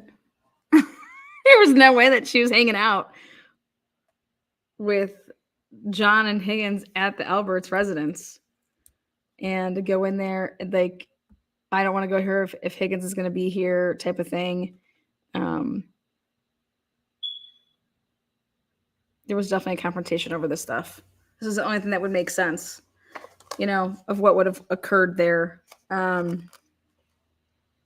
Now let's go back to talk about what I was saying. You're driving back from New York City, and you're in a car with a bunch of guys, and these are good friends of yours, and you don't think to talk to them about, like, hey, dude, O'Keefe's fucking girl hit me up. Like, she's trying, like, there ain't nobody that he told this to. Hmm.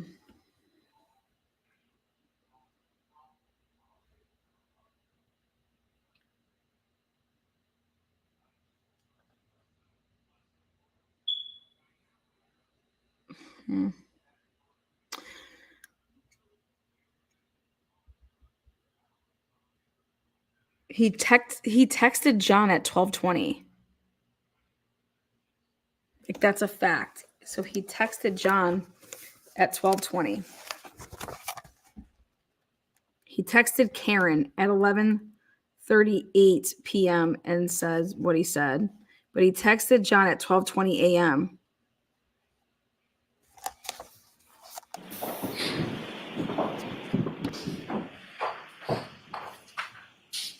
All right, Mr. Jackson, whenever you're ready. Thank you, Your Honor. Oh, holy Who shit. did you come here today with, Mr. Higgins?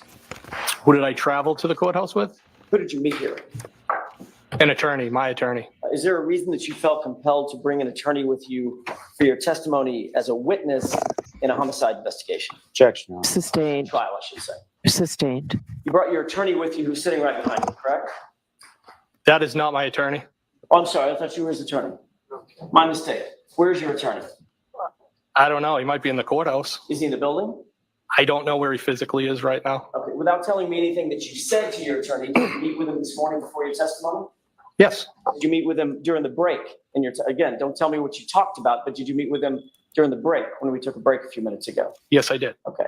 And obviously the subject matter, again, without telling me any communication, the subject matter was your testimony here today, correct? No. How many conversations have you had with Mr. Lally about your testimony or your proposed testimony in anticipation of you testifying today? One. When was that? That was on Monday. How long was that conversation? Boom. I would say under an hour and a half. In person or over the phone? In person. Where was that conversation? That was at the DA's office. Who else was there? My attorney, victim witness advocate, I believe her name is Kristen Collins, ADA McLaughlin, ADA Lally, and Lieutenant Brian Tully from the Mass State Police. Anybody taking notes? I did not. I don't know if anybody was taking notes. Well, you were sitting there watching Lieutenant Tully. Did he take notes? Not that I saw, no. So you had an hour and a half long conversation with the prosecution team and a police officer witness, and you're telling me that you did not see anybody taking a single note down.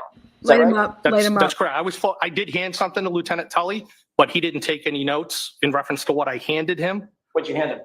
I handed him a piece of mail that I got at my residence. Anything having to do with this case? Well, I believe so. Was that turned over to Mr. Lally? No, I turned it over to state police. Your Honor, may we approach for a second? Yes. That's discovery. That's discovery.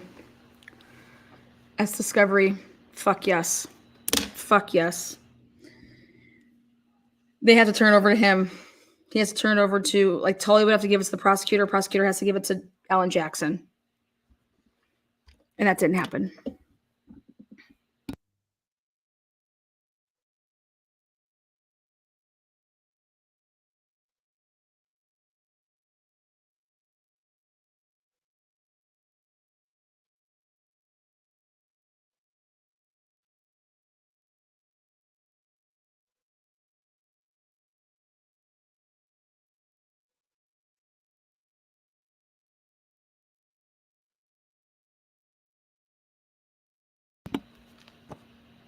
He's going to say, I don't even have it. So he says he only talked to Lally one time, and it just happened to be last Monday for 1.5 hours. Wait, this Monday or last Monday? Because they didn't have court this Monday.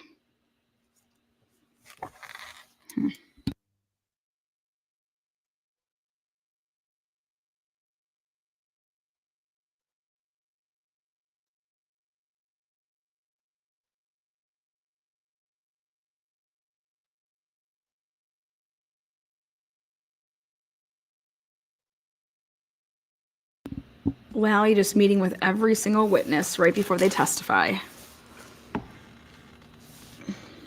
An hour and a half.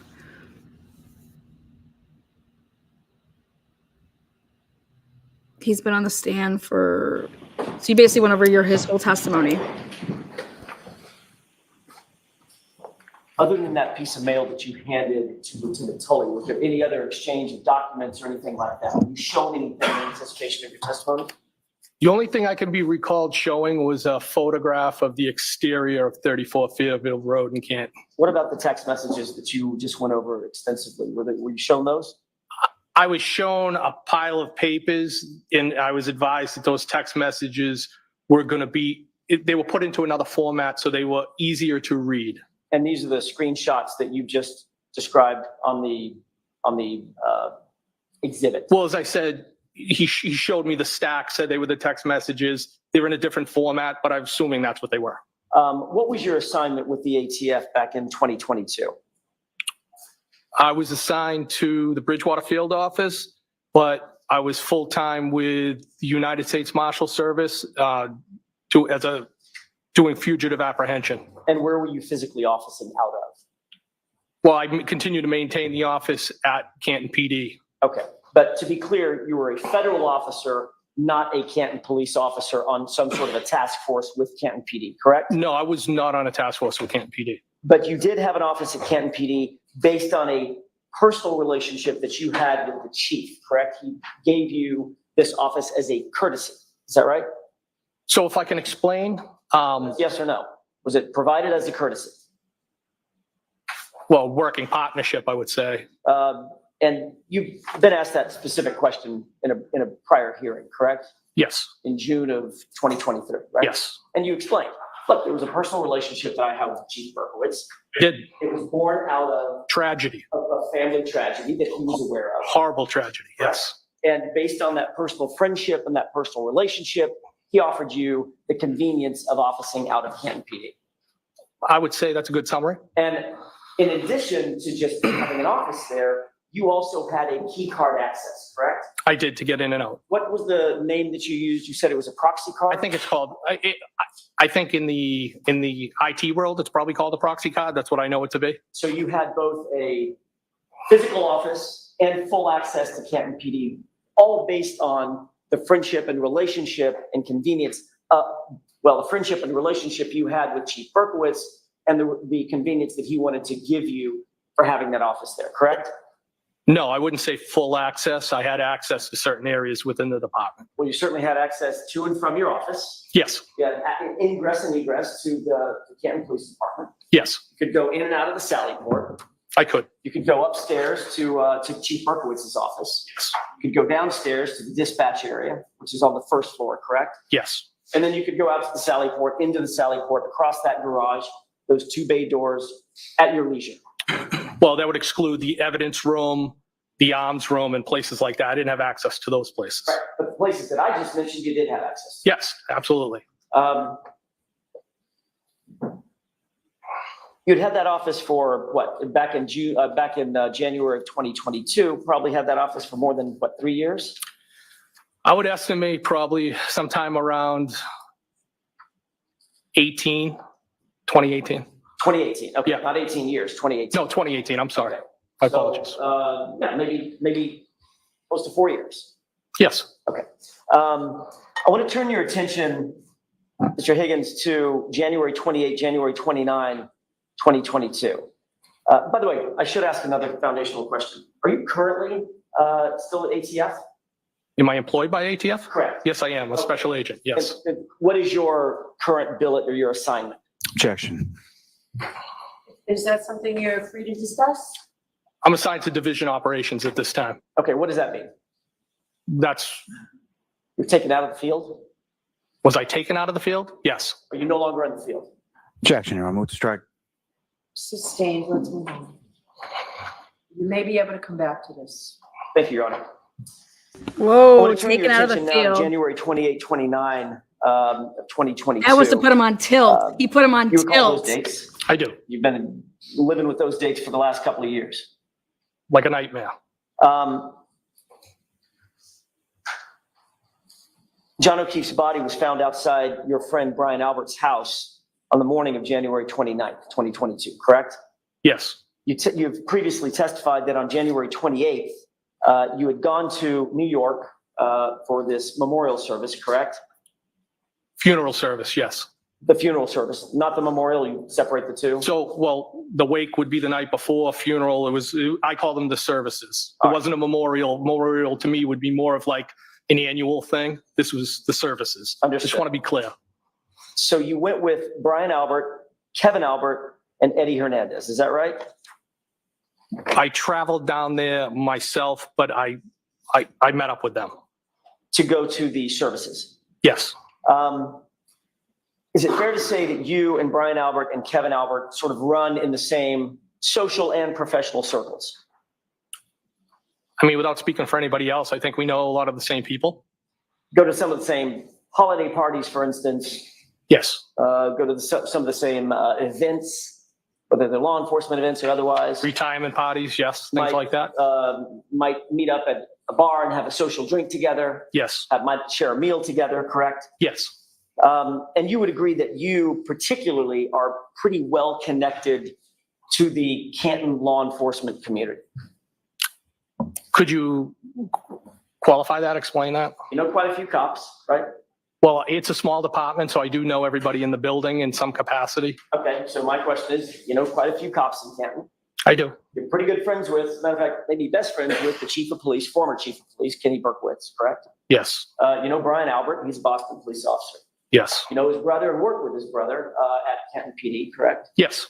So it's fair to say, back to my original question, you're relatively well connected in the law enforcement community, the fabric of that community in Canton. Is that right? Well, I think that comes with working with people, yes. Is that yes or no? Yes. Okay. As a matter of fact, you've even given a personal toast at one of these events, these retirement events, et cetera, correct? Chief Berkowitz, yes. And during the course of that toast, you even said, if you want to hide a body, Kenny Berkowitz is your man, correct? Objection. Did you say that? Did you say that? I don't recall that. You don't remember telling that joke in front of a room full of folks? I don't. If you want to hide a body, Kenny Berkowitz is your man? I don't. You will agree that some of your closest friends are some of the more powerful people in Canton in terms of politics and law enforcement, right? Objection. Ask it differently. At that same retirement dinner, there were members of the DA's office there, correct? Yes. Matter of fact, the DA, Michael Morrissey, was there. I believe he was at one point. All right. And that was the same event that you gave either a keynote speech or some sort of a speech for Chief Berkowitz's retirement. Is that right? Yes. How long have you known Brian Albert specifically? I think I had some interaction with him when I was on the Cambridge Fire Department in my capacity in fire investigations. And then I would say pretty much through my entire career at ATF, you know, I came into contact with Brian. Give me a number of years. Well, I've been with ATF now for 15 years. I've probably known him at least that whole time. You'd say that you have both a social and professional working relationship with him? I would say yes, he's a friend. Frequently drink together? We have drank together. I wouldn't say frequently, but yes, we've drank together. Break bread together, have meals together? Absolutely, had lunch. As a matter of fact, you were asked at a prior hearing whether or not you could put a number on the number of times that you've had drinks with Brian Albert, and you said somewhere around 50 or something like that? Or under, actually you said under 50? Under 50, I think I might have said 30. And that was in 2 years, correct? Yes.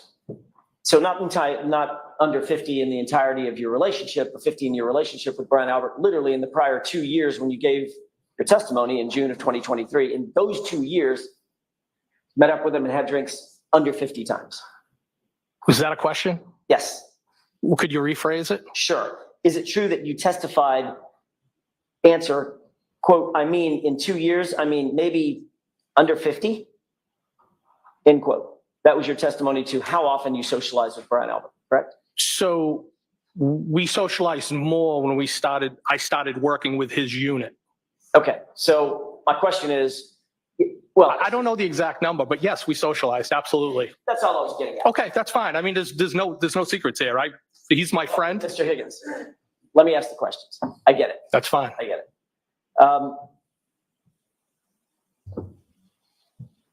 You also know Brian Albert well enough to know what his relationship with, for instance, the other guy that you traveled back from New York with, Eddie Hernandez. I do know Eddie Hernandez. I actually know Eddie the longest out of everybody. So you knew Eddie, or Officer Hernandez. Objection, Your Honor. Ask the question. You knew Officer Hernandez before you ever knew Brian Albert. Yes. You knew him before you even knew Kevin Albert. Yes. And you're aware that there was a physical altercation Objection, between Your Honor. Brian Albert and Eddie Hernandez that you're aware of, correct? The objection sustained. Are you aware that Why? Brian Albert had gotten into a fist fight with Eddie Hernandez? Objection. Sustained. Were you at a Christmas party when that happened? Objection, Your Honor. Sustained is to that form. You can be specific. Have you ever been at an event with Brian Albert and Eddie Hernandez and seen them fight? Objection. Christmas 5 years or so before 2022. Okay, the objection sustained. You do know that Brian Albert has a reputation for being a fighter. Objection. Sustained.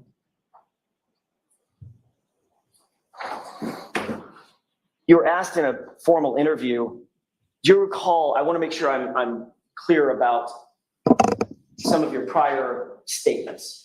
You had a formal interview with some folks prior to your testimony at a prior proceeding. You understand what I'm talking about? I'm tracking. Okay. At the formal interview, which is what I'm going to call that, Okay. the formal interview, you were asked about Brian Albert and his reputation, were you not? Yes or no? Yes. You indicated in that formal interview that even Chief Berkowitz was Objection. quote, a little afraid of Brian Albert. All right, so that is the objection sustained. That's stricken. I'll see you at sidebar. Oh, are you? He's gonna win. He'll win this. This is what he was interviewed about. I can't talk to him about what he was interviewed about.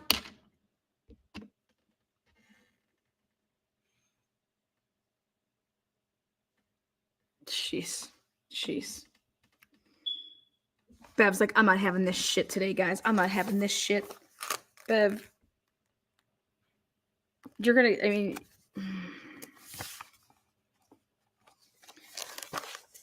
this is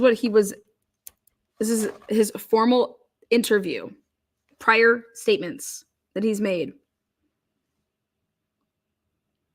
How his formal interview with the police, that is not relevant. Are you out of your fucking mind, Bev?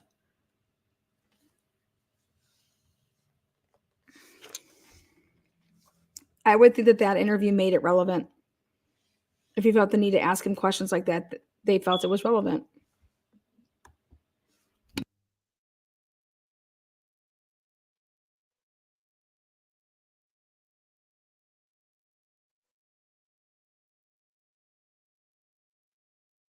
Again, this is not going to speculation. This is talking to him about what he has said.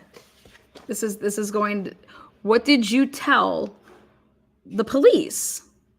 You know, it's just, this isn't speculation. This goes to his prior statements that he's made to police officers. So,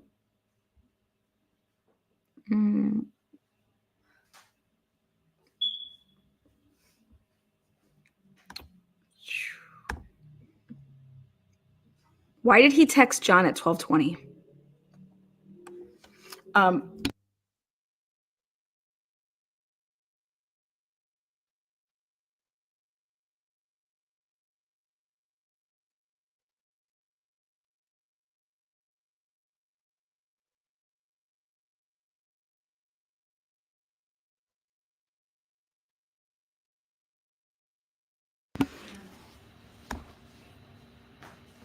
what's his name's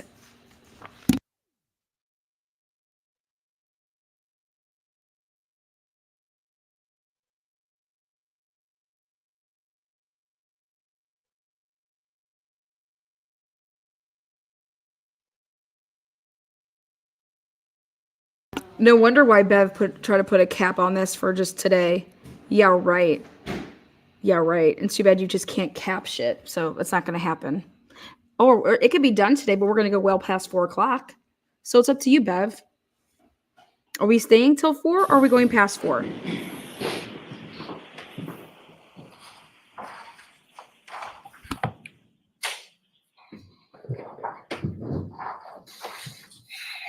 May I inquire? Yes. Thank you, Your Honor. You're also relatively close friends. In addition to being close friends with Brian Albert, you're also relatively close friends with his brother, Kevin, correct? I am. Kevin Albert is a detective with the Canton Police Department. Is that right? Yes. And you've worked in the same physical office with him for a number of years? Physical building. Physical building, that's a better way to put it. It's different. Is that right? Yes. And it's fair to say that you've consulted with Kevin Albert on certain of his cases professionally, is that right? I've assisted. And you've also socialized with him, shared drinks with him, Yes, gone out to bars with him, is that right? Yes, I have. It's fair to say that you know the Albert family relatively well. I would say that I know Brian and Kevin the best. On January 28th, you drove your Jeep Wrangler to the Hillside Bar to meet up with Brian Albert for drinks, correct? I did. You said you drank 3 to 4 whiskey sodas at the Hillside, is that right? It'd be Jameson and ginger, not whiskey soda. My mistake. Jameson and ginger. Jameson is a Irish whiskey? It is. And ginger is ginger ale? Yes. Okay. What was Brian Albert drinking? If I was to guess, a beer. I don't want you to guess. Do you know what he was drinking? No, I don't. He was drinking He was something? drinking something. Okay. Alcoholic. Yes. You two were probably going round for round. In other words, finish a drink, get another round for the two of you, finish it, get another round.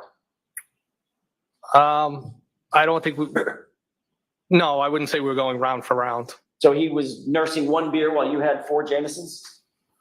Well, Nursing? it would take, say that again? He was nursing one beer while you had 4 Jamesons? What you said? No, he was probably, maybe he had more beers than I had Jamesons is more what I would say. Okay, so maybe he had 5 or 6 beers while you had 4 Jamesons. I'm not going to put a number on it because I don't know. But it was more.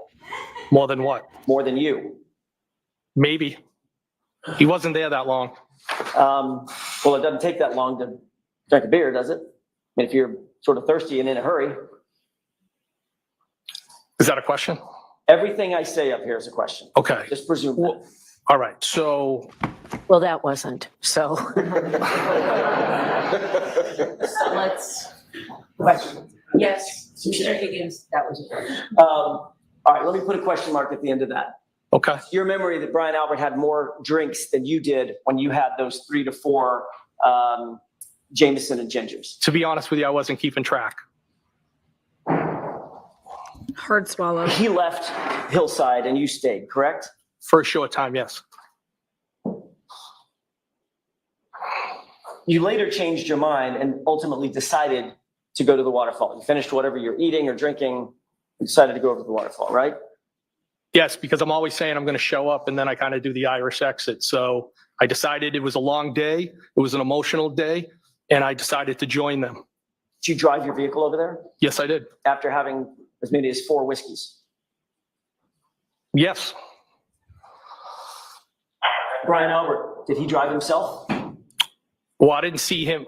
I dropped him off in Boston PBD district down there in Charlestown. And I'm assuming he drove back towards that way to meet me. He wasn't with anybody else? Not that I know of. So he was drinking at the Hillside Bar and then got in his car and drove over to the waterfall as well? I didn't see him drive over, but I assume that's what he did, yes. You went to John O'Keefe's house. I'm going to shift gears for a second. You went to John O'Keefe's house at some point to watch the Patriots game on January 16th, right? Yes. That was the time when you indicated that when you left, Karen gave you a kiss goodbye, correct? Yes. It's safe to say that that was not some hot, passionate, long kiss. but you think it was more than just a friendly peck, correct? I wouldn't describe it as a peck. I'd describe it as more than friends. It was a kiss. Well, you did describe it as a peck, didn't you? When? When you texted Karen Reed and she said it was just a peck, and then you texted back, I agree. Figure of speech. Or the truth, right? Figure of speech. Yes, you got him. After that you got incident, him. it's safe to Figure of say, we've speech. just gone Let him- through a number of them. You exchanged flirtatious texts with Miss Reed, is that right? Is the incident you're referring to when she kissed me? No, I'm saying after that. After that incident, yes, after the Patriots game, Okay, yep, you exchanged flirtatious texts we did. with Miss Reed. I did. And that was over the course of a few weeks, couple of weeks, but just 9 days. Is that right? So it was between the January 12th and I would say before the 28th, because the 28th, she didn't respond. And the 29th, she sent that last text that John died. Well, Those actually, weren't, You've looked at the text, right? I have. You just looked at the last couple of texts. I did. The last text that she sent of any substance was January 23rd, right? Almost a Well, week. I think the text, Almost a I think the text on the 29th, John died, there's substance there. Okay, I'm not suggesting, I'm talking about after you said, well, Yep. 28th, right?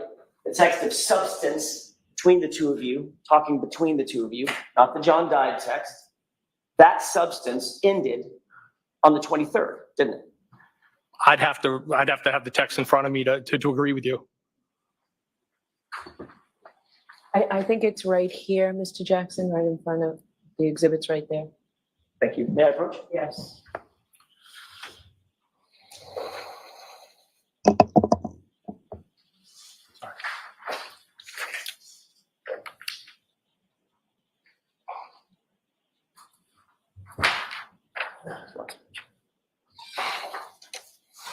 Thank you.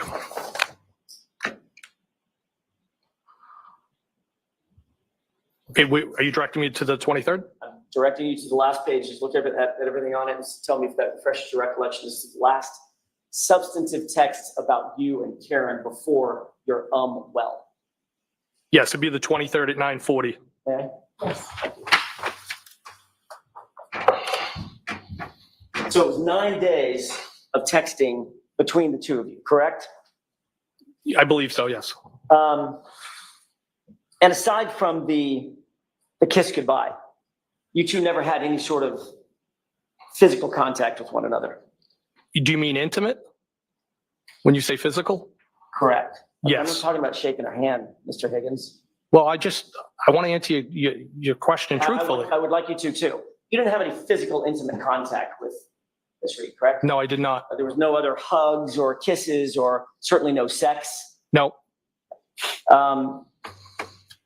And when she said, I'm glad you came over tonight in one of those texts that you just read a few minutes ago, she was referring to the Patriots game with John there and a big crowd there, correct? Yes. Over the course of that week or so, Ms. Reed did explain her feelings about her relationship with Mr. O'Keefe, correct? In text messages. During the pendency of our communication, she did express, yes. And she indicated that there's a difference between being married to someone and dating someone, et cetera. We saw those texts. Is that right? Yes. She also indicated that in terms of the situation in Aruba, she was upset by that, but it's not that big a deal. Correct? It was clear to me she was upset. And she said, I don't care too much about that other girl, right? Well, at least that's what she said in text, yes. That's what I'm asking you. Is that what she said in text, Mr. Higgins? It's not a trick question. That's what she said in text. Right. She said something along the lines of, I'm just trying to be realistic. There's cracks in the relationship. It's far from perfect. Is that right? I think that's something she texted. All right. And you'll agree that during the course of these texts, you were constantly asking for clarity and explanation from her, were you not? During our communication, I did ask for clarity. Many times. Yes. You saw it, correct? Yes. And she pretty much wouldn't answer you, correct?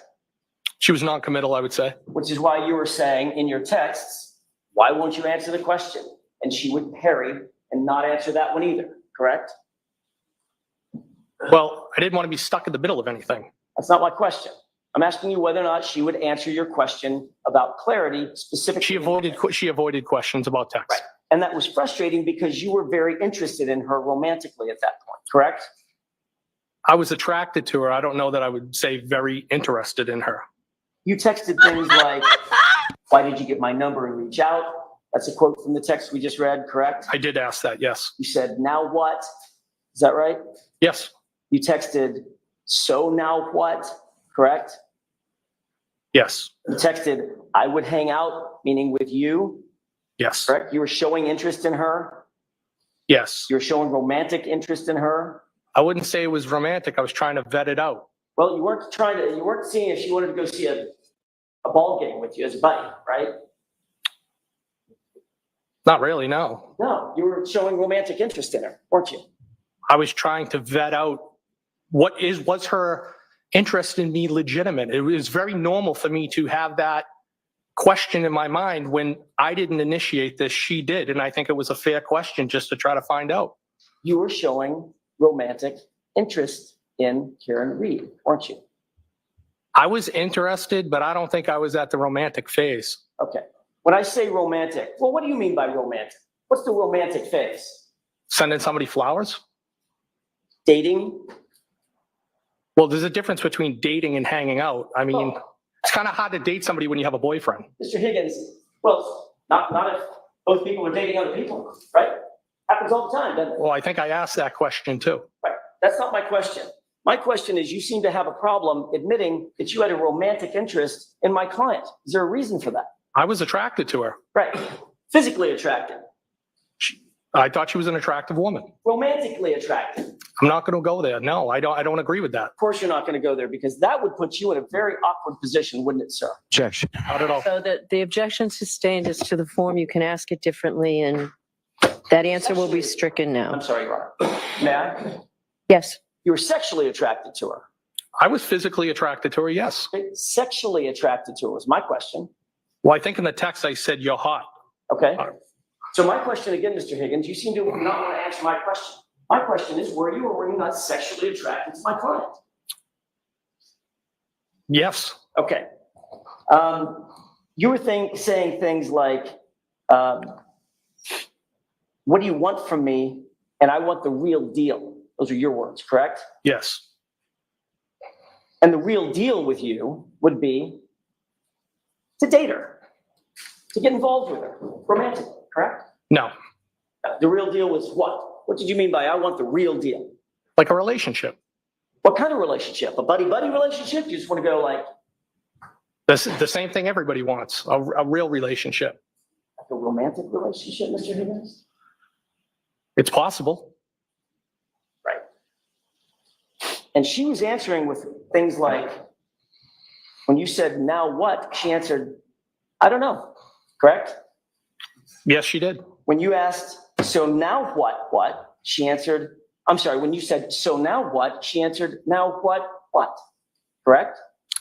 Well, I don't have it in front of me, so I can't agree with you. If I'd like to see what you're referring to. Well, you just read it about 10 minutes ago. Would you quarrel if... I know, but you're giving me portions of it. You were given portions of it by Mr. Lally as well. Okay. Right? Did you text something like, now what? And she responded something like, now what? I think on one occasion she did, yes. Okay. And you remember you just read a text where she texted, I'm sorry, you texted, what do you want from me? And her responsive text was, I don't know. Correct? I think that was one of the texts. Again, with this theme of her being non-committal, one way or the other. Is that right? Well, that's not how I would interpret it as a theme, no. Well, didn't you just say she was non-committal? That was your word, not mine. I did, but as I told you, it's been a process of trying to suss it out and see what this was all about. Right. So when you were sussing it out and determining whether or not you were going to advance this romantic interest, she was sort of non-committal, wasn't she? Well, not one person advances it. I think that's a joint thing. When you texted, you want the real deal, she responded, it doesn't exist, didn't she? She did, yes. And she never once in any of those texts expressed anger or hatred toward John O'Keefe, correct? No, not at all. But in fact, she indicated more of frustration with the immediate family. The kids, she didn't want to have kids. In its totality, I would say yes. And then on January 23rd, as you just saw, she just stopped communicating with you altogether, correct? Until the 29th, yes. Correct. Do you know what the term ghosted means? I think I have a general idea, yes. She sort of ghosted you, didn't she? I wouldn't agree with that. That was frustrating to you, that she just stopped communicating, wasn't it? No, not at all. You had been moving through this mindset of exploring a romantic interest with a beautiful woman, thought was interested in you, just like that. It was done, right? No. So what communication did you have with her after January 23rd? Well, she texted me on January 29th. You keep saying that, but you know what I'm getting to. January 29th was her informing you that a tragedy had occurred. John had died, right? I'm not talking about that, Mr. Higgins, so I don't want to keep playing games. All right, so that's what we talked about. No more of Sorry. that. After the 23rd, or up to the 23rd, she had been texting back and forth with you pretty regularly. You just saw it, correct? She also sent me a text with arrows saying the phone works both ways. And as of the 23rd, she stopped, didn't she? The texts were sporadic over those 9 days. I don't know if they would have stopped or they would have kept going. Well, they didn't keep going, did they? Well, John passed away. You know they didn't keep going because from the 23rd onto the 24th, 25th, 26th, 27th, 28th, all the way to the 29th, she never texted you, right? I believe so. She didn't respond to any of your texts, correct? Well, she didn't respond to the text on the 28th Friday. All right, why don't we take our lunch and recess, folks? What I'm going to ask the jury to do This is is can we do a so good, everyone. 45-minute lunch instead of an hour's right lunch back here. We'll see today. you guys there. And also, you don't have to answer me now, but maybe we'll go to 4:30 rather than 4 o'clock if that works for you. If it doesn't work for any one of you, let's put officers out. Chair is leaving your notebooks on your seat. All right, follow me, carry up.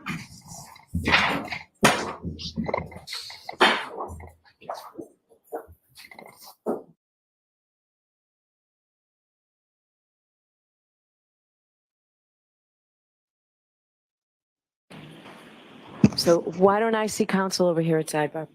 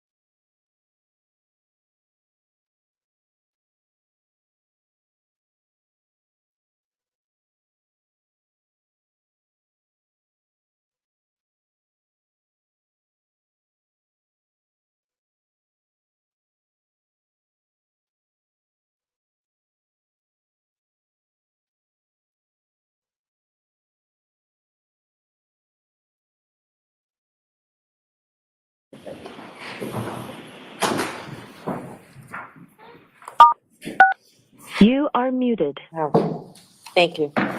All right, to the court, please.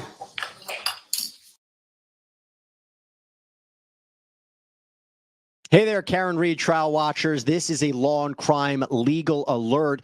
Google Incognito tracked users' browsing data without their knowledge. Yep. Well, Mass Tort Alliance, one of our legal sponsors, is actually helping users file for compensation due to issues surrounding Google users' privacy through their Incognito browser. So if you've used Google Incognito anytime since 2016, you can start your claim in less than 10 questions at incognitoclaims.com/LC Live.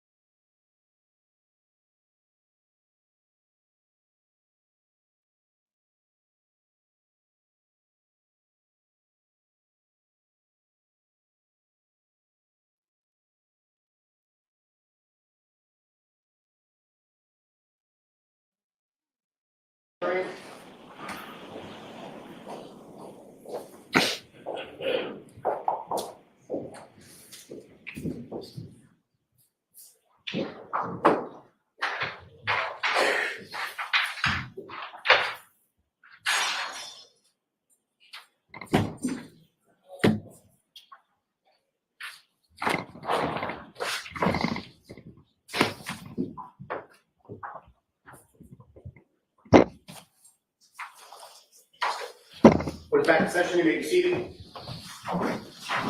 All right, can we have Mr. Higgins, please? Mr. Higgins, please.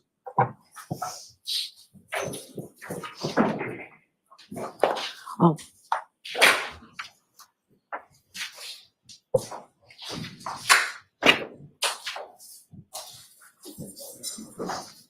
I didn't hear it. Now.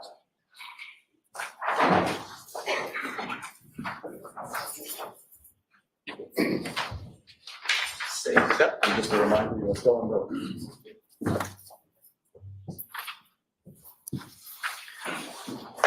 All right, Mr. Jackson, whenever you're ready. Thank you, Your Honor. Mr. Higgins, before we broke for lunch, we were talking about the text exchanges and the communication that you were having with Ms. Reed the days leading up to January 23rd. You recall that? Yes. It's fair to say that her text communications with you started to dwindle off in the days before the 23rd, correct? They lagged. As a matter of fact, you reached out to her in an effort to try to prompt the conversation to continue, did you not?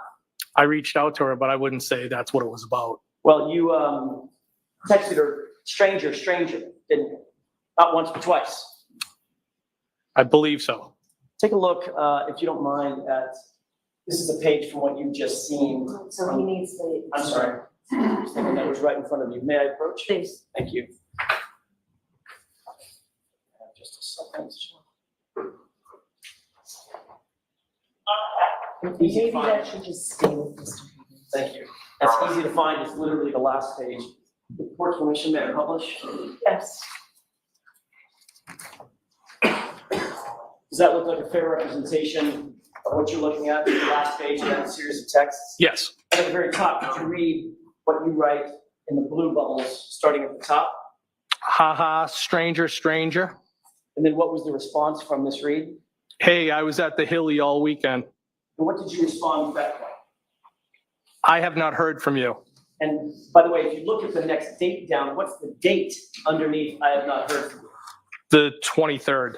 So this would have preceded the 23rd, correct? Yes. Okay. Then on the 23rd, and by the way, after you texted, I have not heard from you, she did not respond, correct? She did not respond. Then on the 23rd, she did respond with phone works, correct? In the arrows, like both ways. Right. Yep. And then what did you text after that? I just said, thought you were all set. And how did she respond? She said, we're talking? No. No, that's all I have for that. Okay. Bring the lights back up. So clearly with that last text, her response was, in response to you saying, thought we were all set, she said, with talking, no, correct? Yep. Yes. Did that indicate to you that with flirting, yes, we're all done? No, I didn't read anything into it. Okay. But you did read where she said with talking, no, correct? Yes. And then you responded, how?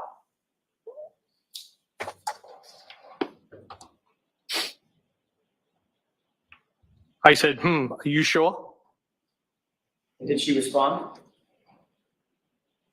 No. As a matter of fact, the next time you saw or communicated with her, she was walking into the Waterfall Bar on the 29th, late night hours of the 28th, the early morning of the 29th, with her boyfriend, John O'Keefe, correct? Yes. Now, you had discussed your flirtations, if I can use that word, that you had with Miss Reed with your friends, at least some of them, correct? I don't recall that, no. Do you recall that you openly shared the details of your interest in Miss Reed with your work supervisor at the DOJ? Well, that was after I shared what happened, that she kissed me. Yes, I did share that with her. And that was with. That was the first time. That was with a person by the name of Kate Dowd. Is that right? That's correct. And that was before January 29th. Yes. And that's because your interest in Karen Reed, when you call it romantic or sexual or whatever, your interest was something that was at least occupying your mind at that point, correct? No. It was occupying your mind enough to share it with your boss. No, what I shared with my boss was the fact that she kissed me. That was it. Did you discuss your flirtatious relationship with Karen Reed with Brian Albert at any point? No. Never. No. So you were on a 4-hour drive in a snowstorm back from New York with Mr. Albert, and your interest in Karen Reed never came up. No. Even though he's a good friend. Yes, just something I wouldn't talk about. You've been drinking since about what time? What time? That's a bad way to ask it. What time did you start drinking? When are we at, Mr.? I'm sorry, on the 28th, when you got back from New York. When did you start drinking? Well, it wasn't until I swapped out vehicles and I went up to the hillside. Okay. That would have been, give me a time frame. 9-ish, 8-ish? It was dark. It was maybe in the area of 8 o'clock.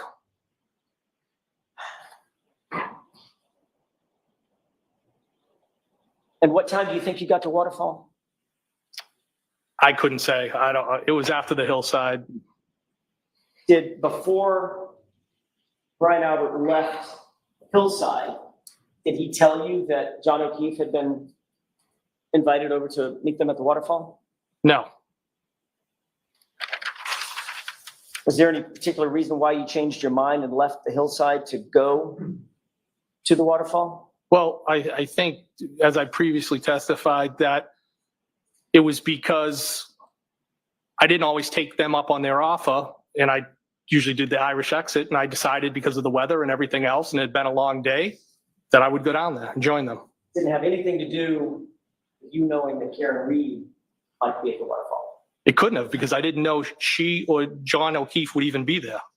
I didn't know who was going to be there other than Brian's wife. Do you have any text messages with Brian about going to the Waterfall? I don't recall. He told me about it at the hillside. And once he got to the Waterfall, obviously before you did. He did, I think shortly before, yes. Any text communications between you and Brian Albert about who was at the Waterfall or who was expected to come to the Waterfall? No, not that I recall. Now, you've already indicated, and I don't think we need to go into a lot of detail about this, but I want to ask you just in general, the mood at the Waterfall was good spirits, correct? It was great. Band was playing. You did not see any sort of tension between John and Karen? I did not. Nobody seemed overly intoxicated? No. I mean, you had several drinks before you even got to the Waterfall, right? I think it was 3 to 4. Did you drink additionally at the Waterfall? I did, yes. Did you drink whiskey or beer or what? Whiskey. Okay. How many do you think you had? I couldn't put a number on it. At least a couple. And ultimately you left from there in your personal vehicle and drove over to, that's the Jeep, drove over to the Waterfall, correct? I drove over to the Waterfall? I'm sorry. I was at the Waterfall. Left the Waterfall, drove over to 34 Fairview. I did, yes. When John walked in to the Waterfall, were you already there? Yes. He greeted you, you indicated, correct? Yes, I believe so. Karen walked in with him. Yes. But she did not greet you, did she? I think they kind of went like that, different directions. Right. Yes. Did she greet you? No. Right. So she walked over toward the corner of the bar, and John came over and greeted you, and then walked over and joined her, correct? Yes. Karen didn't stop what she was doing once she was over in the corner of the bar and come over and say hi to you? I didn't have any interaction with her that night, no. So safe to say that throughout that evening, once she was sidled up next to John O'Keefe or friends that she was with, she never turned back around and came over and even acknowledged you, correct? That's correct. So she basically ignored you the entire evening? That's not how I interpret it, no. I didn't ask you how you interpreted it. I asked you what she did. Did she ignore you or did she pay attention to you? Objection. You can go ahead and answer that. Did she ignore you? No. So she paid attention to you? Came over and said hello, shook your hand, gave you a hug. Well, just because somebody didn't come over doesn't mean they ignored you. Did she do those three things? Hug, what was the other She thing? say hello, shake your hand, give you a hug? No, she did not. No, she didn't do any of those things, did she? No, It's like you didn't even exist. I think that's dramatic. No, I don't look at it that way. Did she ignore you or not? No, she did not ignore me. So what did she do to not ignore you? She was working. Interaction with you. Can I answer now? Sure. She, in my opinion, she was working the room, talking to people, saying hello, catching up. Right. The one person she didn't come over to talk to and say hello to and catch up with is you. Well, I don't know that I was the only person, but I was one of the people that she didn't say hello to, yes. Treated you sort of like a stranger. I don't feel that way, no. She actually positioned herself away from you at the other end of the table on the opposite side in the corner. Isn't that right? I don't know where she was all night, no. Did I that don't know. upset you that she ignored you or didn't pay attention to you? I did not feel ignored and didn't upset me at all. But it bothered you enough to send her a text, didn't it? No, it was a flirtatious text. It was just, that was it. It bothered you enough to send her a text that said, with 6 M's behind it. Okay. And, well, correct? Well, it wasn't like that. It was, well, that's it. Just, well, like a well in the ground. I think you know what I mean. Yeah, I think you do too, sir. You meant, well, when are you gonna pay attention to me? No, that's not correct. Well, why are you ignoring me? It's not correct. Well, am I chopped liver? Objection. All right, that's sustained. Mr. Jackson, let's move on. At the end of the night, the group basically discussed going back to Brian Albert's house. Is that right? There was discussion at the table of like, were we going to go to the pizza shop or were we going to go somewhere else? And ultimately it was 34 Fairview. Before you left, just so we're clear, when you texted, well, she ignored that text too, didn't she? Can you say that again? When you texted her, well, at Waterfall, she ignored that text too, correct? Well, that was the only text I sent that night to her. Yes. Okay. She didn't respond. That wasn't my question. What, My question is she ignored the text, correct? well, I don't know if I don't know what her mindset was. If she purposely ignored the text or she didn't see it, I don't know. I didn't read into it. Did she ignore the text, Mr. Higgins? I don't know. Did she respond to the text? She did not respond. Got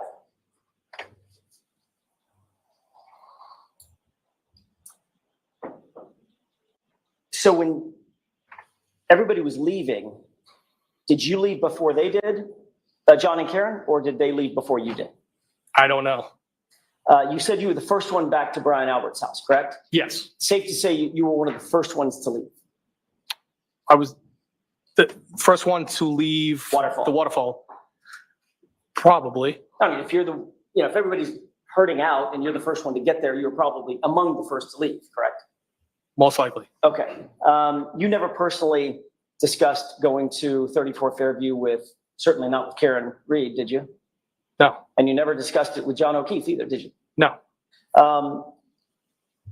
You didn't say goodbye or walk over and give John a big hug or anything like that? An acknowledgement, did you? No. You just left. That's what everybody was doing, just leaving. Okay. You too, correct? I did leave, yes. And all you knew that at that point, all you knew was that you were going over to 34 Fairview. You did not know who else was invited over to 34 Fairview. My impression was that it was an open invitation and I planned on heading over there. But you did not know who else was coming. I had no idea who was coming. And you didn't say goodbye to John, correct? I don't think I said goodbye to anybody. And you didn't talk to him about coming over to 34 Fairview. No. Yet at 2:20 in the morning, you texted John O'Keefe, you coming here, correct? At 2:20? Sorry, 12:20. I did. And that had 3 question marks behind it, correct? Yes. Did you text Karen about coming over to 34 Fairview? No. So at 12:20 a.m., after you left the waterfall and made your way over to 34 Fairview, you were more interested in getting John to come to 34 Fairview than you were to getting Karen to come to 34 Fairview. No, that's not how I would describe that. But you didn't text Karen, correct? No, I didn't. But you did text John. Yes.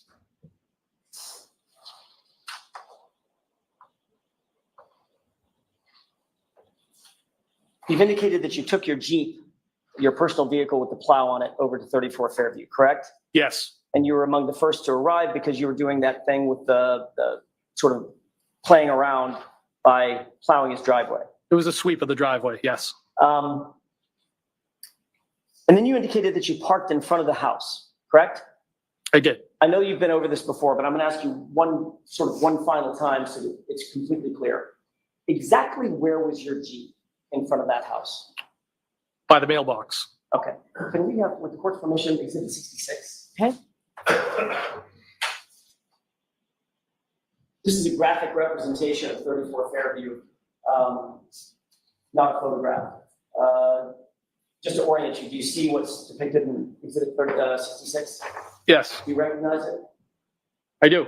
You see the mailbox, which is out right there. Yes. Okay. Where was your Jeep in relation to that mailbox?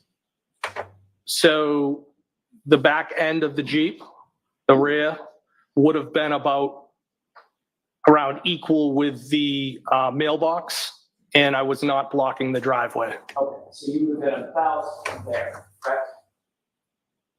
If the right edge of that highlight is the mailbox being right there, it would have been about right there on the street, correct? Well, that would have been the front of the Jeep. Where a laser pointer is, it would be the front. Okay, so the front of the Jeep is facing the flagpole. Towards Chapman Street, correct. And the rear of the Jeep was basically even with the mailbox strut or stanchion. It was definitely past the driveway, yes. Okay.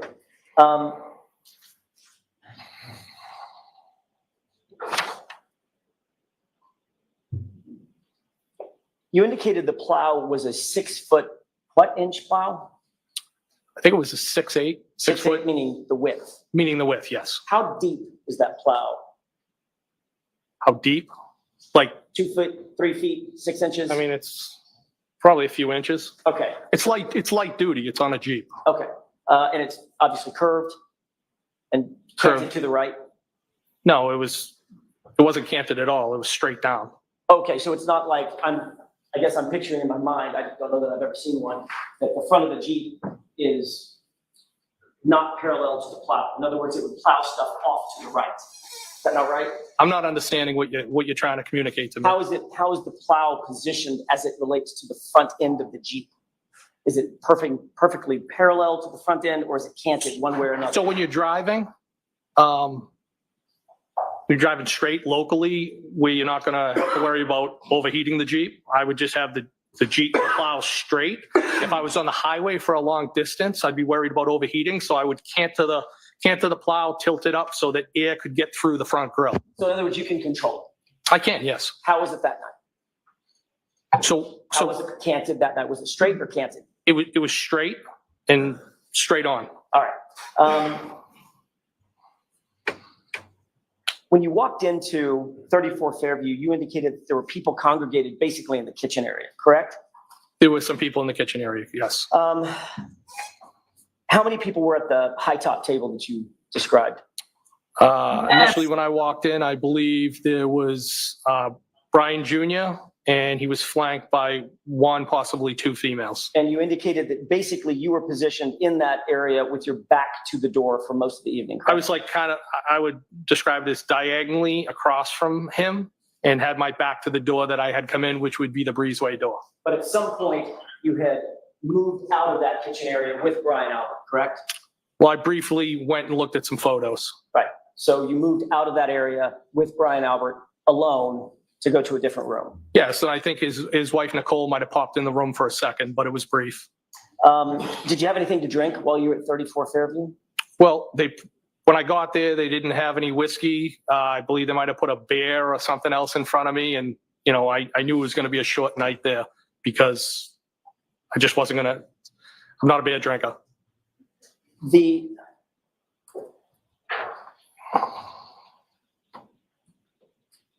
You've indicated in a prior testimony that you've never been upstairs in Brian's house, correct? When you say upstairs, like, were you talking like second floor? Correct. Yes, no. Okay. You testified to that in a prior hearing, is that right? Yes. In May of 2023. Yes. And you said specifically, quote, "I've never been upstairs." Is that Yes. right? All right. You understood when you gave that statement that you were under oath? Yes. You were telling the truth? Yes. Same oath that you took here today, correct? Yes. You indicated that the photos that you saw were on the first floor living room area. Is that right? I believe that's where they were, yes. So the only floor downstairs from the first floor would be what? The basement. And the only floor upstairs from the basement would be what? The first floor. So if someone were to describe going upstairs to look at the photos that you've described on the first floor, where would they have to be to go upstairs to look at those photos? Are you saying on the first floor? Correct. If the photos are on the first floor, yeah, and someone said, we went upstairs to look at those photos, where would they have to be? I guess upstairs. The people would have to be upstairs? Well, the photos would be upstairs. Is that what you're saying? Where are the people? Where would the people have to be to go upstairs to the living room to look at the photos? I'm not understanding the question. If the photos are on the first floor, Mr. Higgins. Yes. The only floor beneath it is the basement. Okay. And someone says, we went upstairs to look at the photos, where would they have to be? Well, who said they went upstairs? All right, so Mr. Jackson, you can save this for argument. Next question, please. If Brian Albert said you went upstairs to look at the photos, where would you have to be? Objection. Assisting. Now, Brian Albert had a weight room someplace in the house, right? Yes. And a gym. I guess he called it a home gym. Where was that? In the basement. Had you ever been down to that basement before? Yes, one time. When was that? That was during the twins' graduation party. Summertime. Summertime before? Summertime before, yes. Summer of 2021? Maybe. So if Brian Albert testified that you've never been in the basement, that would not be accurate. Objection. Sustained. Now, you do recall giving testimony at another proceeding on June 1st, 2023, correct? Yes. And of course, the same thing applied. You were under oath. Is that right? Yes. You knew that it was a crime to lie under oath? Yes. In that proceeding? During the course of that proceeding, you were asked who was in the house and who you saw come into the house, correct? Yes. And during the course of that testimony, you admitted that you observed a tall, dark-haired male enter the Albert house that night, correct? I believe that was in reference to ask to somebody's brother in a pickup. I don't know if that was during. All I'm asking you, Mr. Higgins. Wait, what? Did you say that? Did you say a tall, dark-haired male entered the house while you were there? I said they might have. Did you say they might have? Yes. Oh, shit. And that was in reference to somebody's brother. Your Honor. Yes. Yeah, let's go, baby. Let's go time. Here we go, baby. Here we go. He thought Callan Alberta?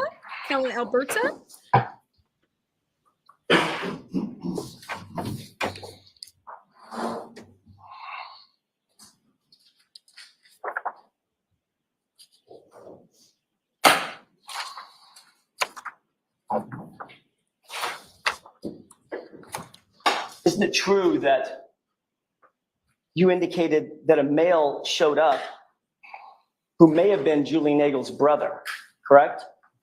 I said might have, yes. Right. But there was no question in your mind that a male did in fact show up, and you described him as tall and dark-haired, right? Yes. You were asked, a male showed up where? And you answered, quote, showed up at the house that I didn't know. I think he was there very briefly. I was half paying attention to it. Question, did that male come inside the house? Answer, I believe he did. Do you remember that? Yes.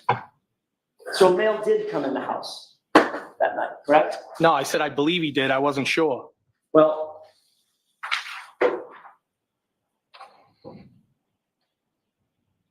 when you testified at the prior hearing, you were asked, so you saw someone else come? Question. Answer, somebody else. Yes. End quote. That's what you testified to under oath, wasn't it? Is that in reference to that? What page are you on, Mr. Jackson? Page 485, 486, I believe. Yes. If I may, can I approach? Yes.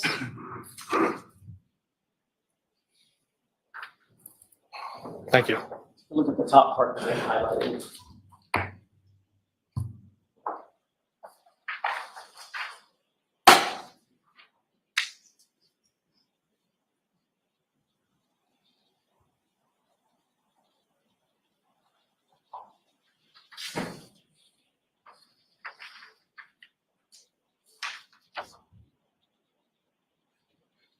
So he doesn't need his glasses to read?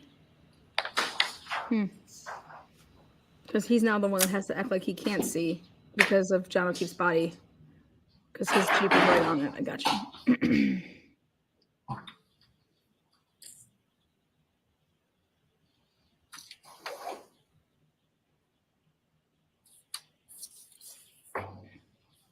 Mr. Higgins, do you have that in mind? I do. May I approach? Yes.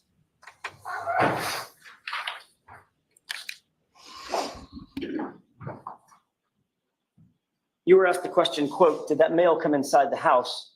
You answered, I believe he did. Question, so you saw someone else come? Answer, somebody else. Yes. Correct? Yes, but I also said that I wasn't paying Mr. Higgins, attention. I realize that you want to explain your answer. I've asked you a very simple question. Was that your testimony in front of another proceeding? Yes, it was. At another proceeding, which you were under oath? Yes, it was. Okay. You also said that you only remember seeing that person come in briefly. And it looked like he was having a conversation with the two girls briefly, correct? Yes. Yes! The You were asked how drugs! long was the person in there roughly? And you said it was quick. Less than a couple of minutes. I mean, it was quick, correct? Yes. And then you were asked what he looked like. And you said, I feel like they were a little bit taller. And you had dark hair, correct? Yes. So you testified that a tall, dark-haired male came into the house, at least briefly, in your testimony, correct? Yes. Approximately when in the timeline of events did that unidentified male enter the residence? I don't know the time frame. It would have been while I was there. When you gave your statement to the Massachusetts State Police, you didn't tell them about a tall, dark-haired male coming into the residence at 34 Fairview, did you, on February 3rd? I don't recall. You were specifically asked by ADA Lally when you testified before the state court grand jury on April 28th, 2022, who else was present, correct? Yes. And you never mentioned a tall, dark-haired male coming into the house, did you? No. However, on June 1st, 2023, at this other proceeding, you were specifically instructed at the start of your testimony that it was a crime to give materially false statements in that proceeding, correct? Yes. And that's the proceeding in which you admitted that there was a tall, dark-haired male who came in the house. Yes or no? Yes or no? Is that proceeding? Can you answer that, yes or no? No, I can't, Your Honor. Next question, Mr. Jackson. The quotations or the quotes that I just read you and that you just looked at, yes, that was from the June 1, 2023 hearing, wasn't it? I don't know.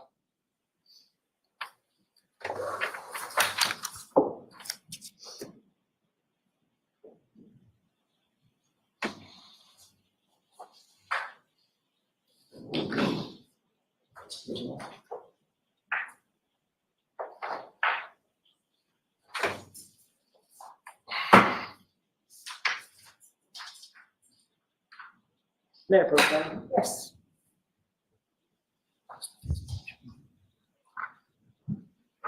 That's what was just read, and that's another page. Just take a look at that page and see if you see a date on it, the first page. I see it, yes. May I approach? Yes. What's the date, sir? June 1st? 2023? Yes. How long did you stay at the Albert residence in total? From the time you got there till the time you left? Maybe like a half hour, less than an hour. And what time did you leave? Say 12:30, you said? I think I said between 12:30 and 1 a.m. And you indicated that you pretty much didn't say goodbye to anybody, right? At the house? Correct. I just kind of left. I said, see you later. Turn around, left. As a matter of fact, at that same hearing that we just looked at, your statement was, I made a beeline out of there, correct? Right. I don't know if that's the verbiage I used, but I left. Why the rush? Why did you leave so quick? Because it was a long day and I just wanted to go home. Except you didn't go home, did you? No, I went back to Canton PD. Right. So it wasn't such a long day that you actually drove home. You went back to the Canton Police Department at 1 or 1:30 in the morning, correct? To move vehicles, correct. Well, After you've let's been talk about you drinking. leaving. You walked out the side breezeway door, correct? Yes. You walked down the driveway. Yes. There's nothing obstructing your view at that point of the lawn to your right, correct? I didn't look over there, but I would not think so. Between you and the flagpole, in other words, there wasn't some mound of dirt, something obstructing your view. You could see straight across if you wanted to, correct? If I wanted to, yes. It's just basically a flat grassy lawn with a light dusting of white powder snow on it, right? I don't know how much snow was, but there was snow there. Yeah, you indicated that it wasn't even enough to stick to the pavement at that point. Well, that's when I got there. Yes. Well, you only stayed less than an hour, right? That's correct. So I'm assuming it didn't dump 3 feet in an hour, correct? I think we can both agree that it's not free. It wouldn't have been 3 feet now. Right. So it would have been a light dusting of snow. More snow than there was there.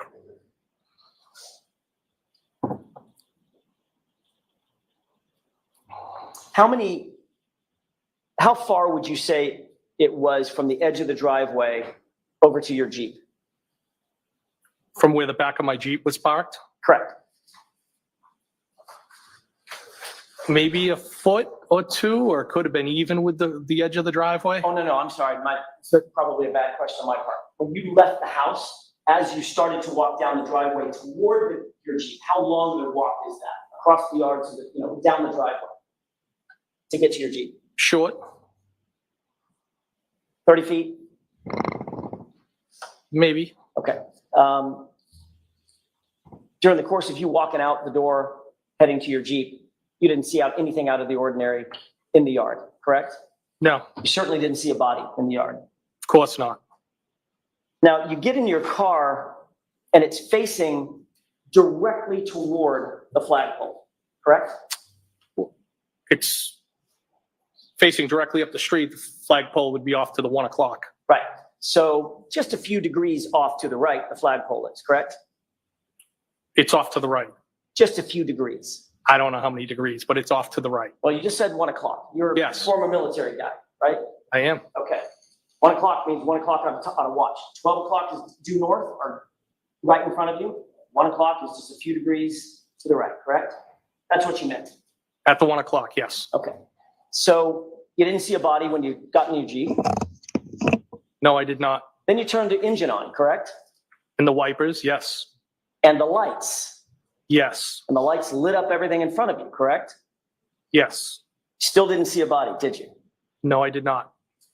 Sitting in the driver's seat, you put the car in gear and you begin to roll forward, right? Yes. But there was a plow on the ground that scraped for a foot, right? Yes. So you picked it back up, Yes. looked out the windshield to make sure the plow was situated, and continued to roll forward, correct? I knew it was up and I continued to drive. And as you continue to drive, you're looking ahead of you and probably to your left to make sure that there's no oncoming cars, right? Well, I knew there was no oncoming cars. I was just driving forward. Right. So your focus is directly in front of you. On the road, yes. And everything in your peripheral vision is right in front of you as well, correct? Yes. Nothing obstructing your view. I mean, other than snow on the car. Nothing obstructing your view outside. toward the lawn? Wasn't another car parked there? No, I didn't. There was no vehicles in front of me. No, The roadway was relatively empty. there was no cars. And you didn't see a body then either, did you? I did not. And as you drive past that flagpole with everything lit up and everything in your peripheral vision, you still didn't see a body on that lawn, did you? I did not.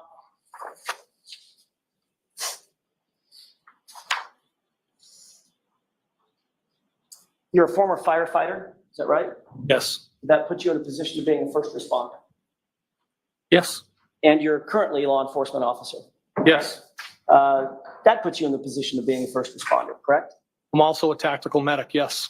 Which means that you have training to be an observer. You're a trained observer, more than the average person, correct? Yes. You look for things out of the ordinary. You look for things that don't belong.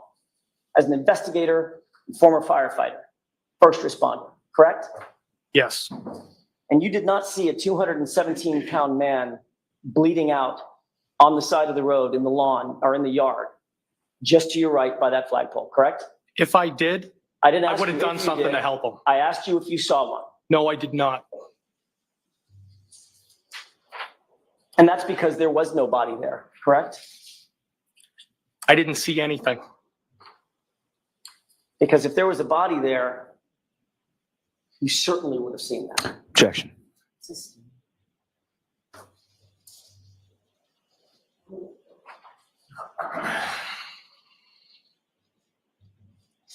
Where exactly did you go when you left 34 Fairview? I went back to the Canton Police Station. When you were asked that on direct examination, you said you weren't sure where you went when you left 34 Fairview, either home or to Canton PD. No, that's not what I testified to. Did something jog your memory about where you went? That is not what I testified to. That was in relation to where did I go after I left 34 Fairview the next morning.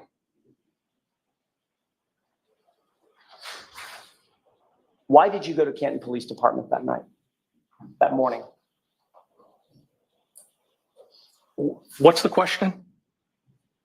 Why did you go to the Canton Police Department that morning? The morning when I left 34 Fairview, the Friday into Saturday? Correct. To move 2 vehicles. There's been quite an evolution of that story over the years, has there not? I don't understand the question. All right, let's talk about that for a second. You had an initial interview with Massachusetts State Police on February 3rd, 2022. Yes. Correct? And you indicated during the course of that interview, which was just a couple of days, 5 days after the events in question, that you left Brian Albert's house, went to Canton PD to, quote, fulfill some administrative obligations, end quote, correct? You later said, when you testified in front of the grand jury on April 28th, that you went to Canton PD to do, quote, administrative work, correct? Yes. You never mentioned. I said administrative things. You said administrative work was your testimony in your transcript. I believe it was things, but okay. Okay. Can we agree, Mr. Higgins, that you didn't mention anything about moving cars around, correct? Well, that would be administrative. So when you say I went to Canton PD to do administrative work or administrative obligations, you meant moving your car, your personal vehicle? Yes. Okay. Although you didn't say that you were going there to move your personal vehicle, right? No, I said I didn't move my personal vehicle. I moved work vehicles. Or either one.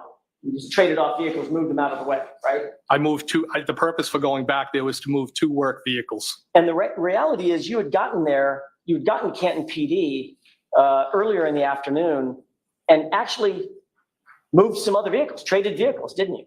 I swapped vehicles out. That's correct. Right. And you left the vehicles that you now claim you had to go move exactly where they were, even though you knew a blizzard was coming, correct? That is correct, yes. So you didn't move the cars a few hours earlier, knowing that you just have to come back and move those cars a few hours later. Right? I was more concerned to go eat and have a drink because it had been a long day. So wouldn't you want to move those cars early on so you wouldn't have to go all the way back to Canton and play, parking lot with these cars in the middle of the night? Not really. Mr. Higgins, you weren't actually at Canton PD to do administrative work at 1:30 in the morning, were you? I was moving the vehicles. I'm sure it's on video. And we'll talk about the video in just a second. Oh, there's video, baby. I love videos.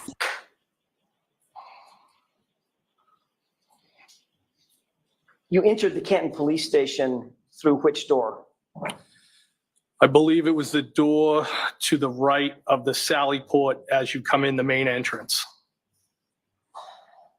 And you made note of who was on duty that night, correct? I didn't make note. I walked by, I saw somebody sitting in the control room and then just went about my business. So you immediately knew that your friend, Officer Good, was working dispatch, right? So do you need to hear something or? It's really hot over there. So why don't we take a 5-minute recess? Court, all rise. We'll put everything up. What is going on?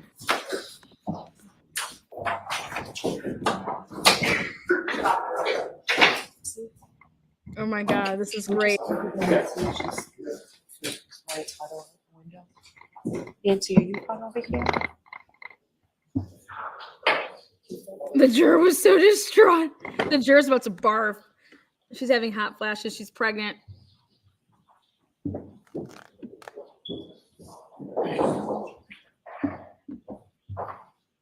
want to put it there? So why don't we all stay here and just see if we can do it quickly? Maybe seated. What the hell is going on? Maybe you should pay the bills with the AC pumping. Let me go do this. If you don't mind. I'll go over there. Nancy, Paul will do it. What are they doing?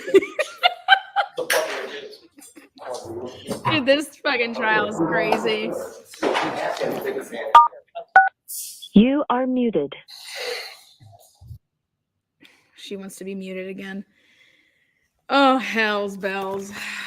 2:33. Ready getting the good. 2:33. We need another break. One of the jurors is hot. I don't even know what to say about this, but God,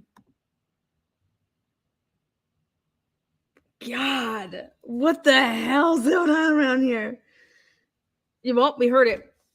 I knew that was coming and had to come. So you didn't tell anybody about you and Karen? You didn't tell anybody? Oh, I told that one woman. That's it? You know?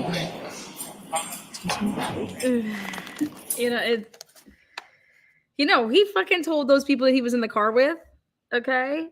You're never going to believe this, man. What the hell's O'Keefe's woman hit me up for? Like, you know what I'm saying? Like, is she trying to set me up? You think it's John texting me? You know what I mean? Like, come on. I don't even know what to say. This is just wild to me. And then you text him at 12:20. Not Karen, but you text him. We're going to get into all that. He doesn't even make any sense. Oh, you wanted to dip out. Why did you dip out? So then who came into the house? Who's the person that came there?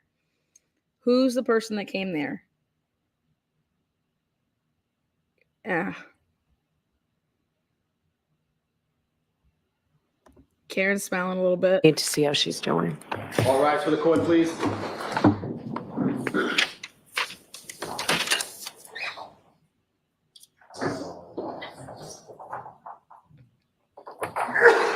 Flush. This is the other thing is that he doesn't even. Yeah. He knows about. Absolutely.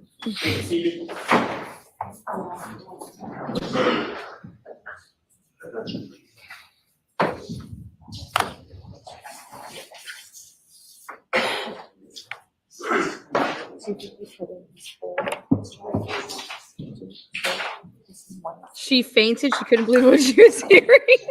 And I think we heard her voice. She's definitely alive. Hey there, Karen Reed trial watchers. This is a law and crime legal alert. Legal alert, my ass. Oh my God. I mean, You guys, I think the jury saw what I saw. That's why I've been kind of quiet. I had to wrap my head around some things. I had to make some phone calls, but you guys, this looks, I mean, these are people confronting John in the terms of either just like giving him a hard time, talking shit to him to say like, you know, if they got into it, if you're getting your liquor on and you got your liquor courage, and to say, you know, it's all they did was bust balls with him. And so you're going to sit here and tell me that nobody said, dude, your woman was just at Higgins balling her. Like, even though nothing happened, but you don't think that that came out? It's exactly what came out. That's what happened that night. Everything was fine. Everything was fine until Higgins got the brush off. Okay. Higgins got the brush off and told somebody about it, or told somebody before that. All right. And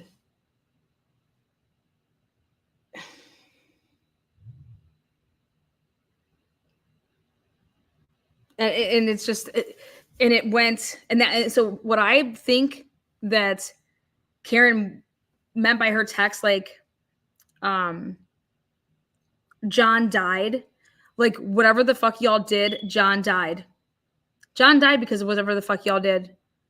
Like, y'all got into some shit because you guys, like, I think that when they were in the car together right before he got out, that 12:20 text is literally right before he starts walking at 12:21 and some odd seconds. So the 12:20 text could be the same thing. It'd be 12:20 and like, you know, 50 seconds. But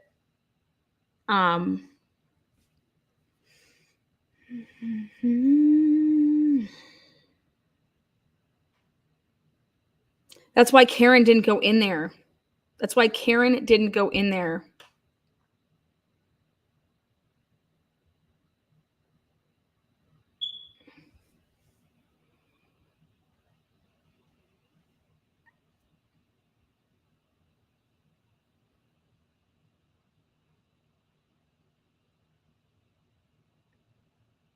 Mm-mm-mm.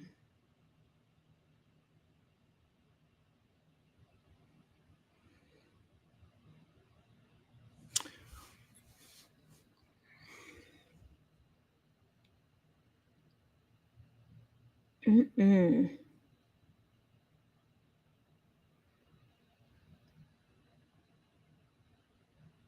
Jeez.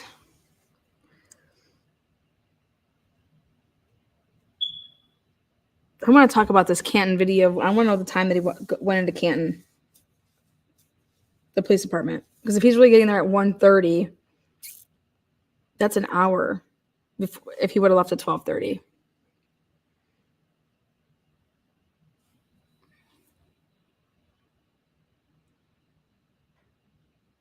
This is a tragic. This is a tragedy.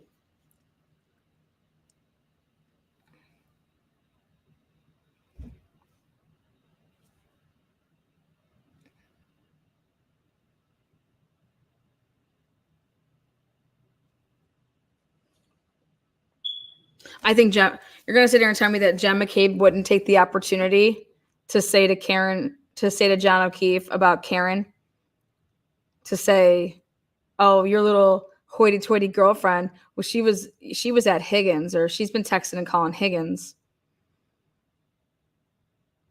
If Higgins was taken out of the field, yes.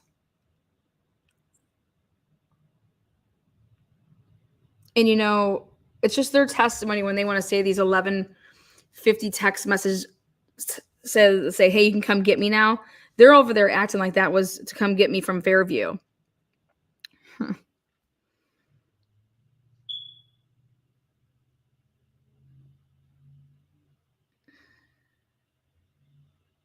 It could have been that come get me from somewhere else, and then they went over to Fairview.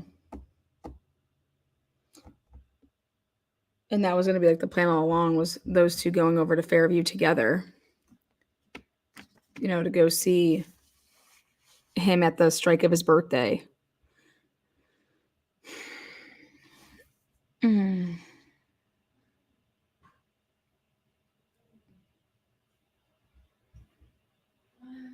Too many people would have been in that driveway. Higgins is dropping this plow. Like, just none of it makes any sense.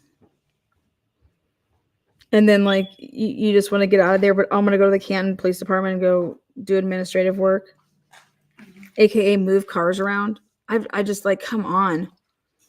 And if you're a juror, you're gonna believe that shit. I just can't believe that I cannot believe what led to this man's death. What led to this man's death is cheating. Whatever happened in Aruba, then they come on back, and then Karen wanted to do it back to him because she did it to him. Okay. So then she starts texting with Higgins to make him jealous. Because she probably did show him, I don't know, that, oh, here, look at them kissing or whatever. It says, hey, how do you like it? You know? But it's no big deal, right? Just a peck. I don't know. Again, Karen wanted no part going into that house. Now I see why. Karen wanted no part going in that house because she knew. She knew.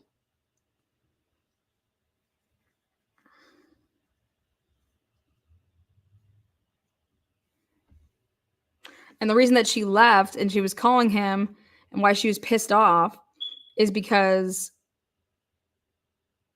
like he was supposed to come back out or whatever. So Higgins can show in front of all those people for Karen Reed to be embarrassed about all those text messages? Get the fuck out of there. That's not happening. And then since she's calling him, he's not answering, right? And so she's saying, fuck you. I fucking hate you. I can't believe I can't believe that you're going to take their side of her mind. I mean, I would love to hear what these voice messages say.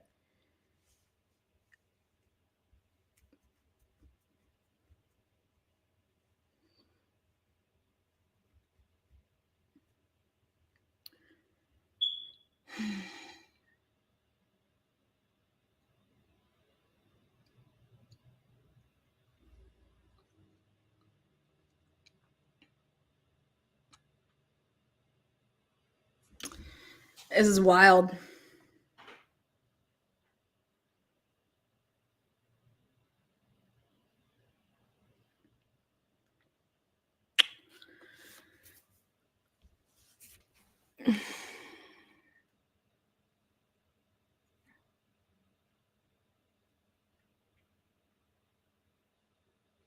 He says he was in that house for like 30 minutes, 45 minutes. So he would have got back at 12:10 over to that house. And to be there for like 30 or 45 minutes, you're looking at, 12:45, 12:50.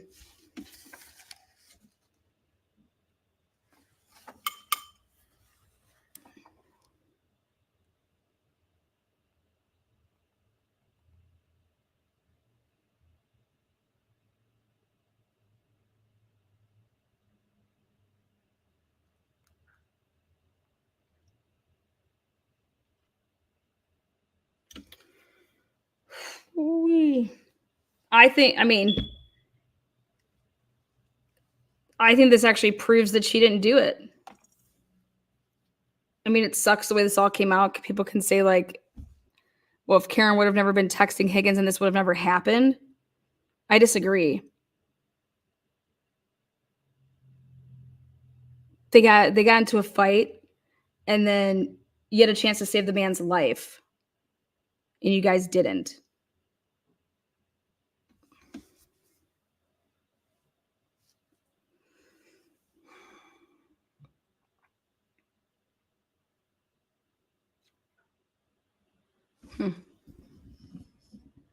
But something's off with me in the fact that I personally think that, Higgins got played. Okay? Higgins got played. And for all we know, Higgins probably said, your little fucking whore girlfriend, wife, whatever, she's been fucking calling me, texting me. And John's over here like, what are you talking about, man? Yeah, here you want to see here, look at these messages. And then they went at it. But I think Higgins left. There's a chance, part of me, the way that he's testifying, is that Higgins left and John O'Keefe was still inside.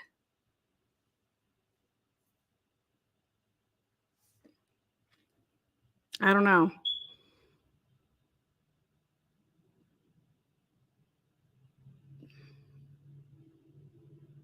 Who would have the reasons to fight with him?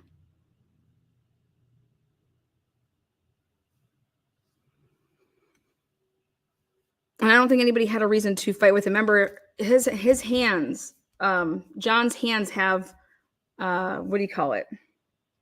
They have bruising on him. Like if he was like to, I don't know.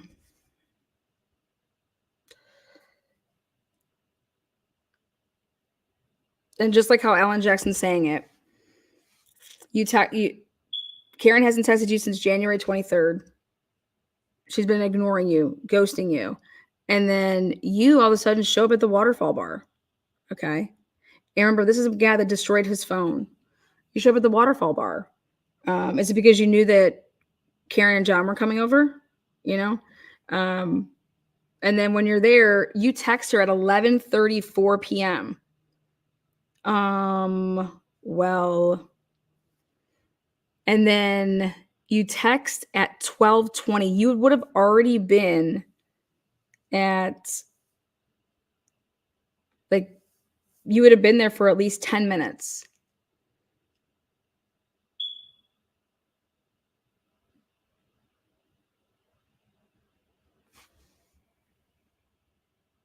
Where are you? Question mark, question mark, question mark.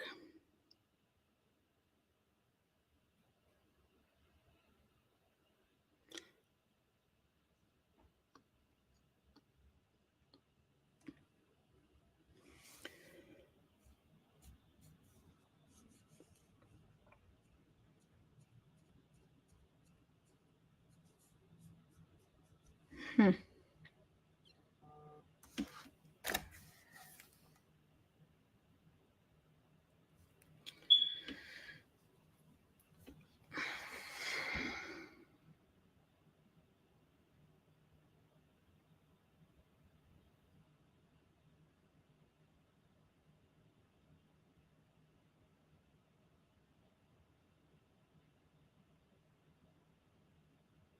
I don't know John's personality enough to know if he would have went in the house, but I believe that Matt McCabe was standing over by the door when John O'Keefe walked up to the door and he said, "Where's Higgins?" And he said, "Oh, they're downstairs." And that's why I believe that he went straight downstairs.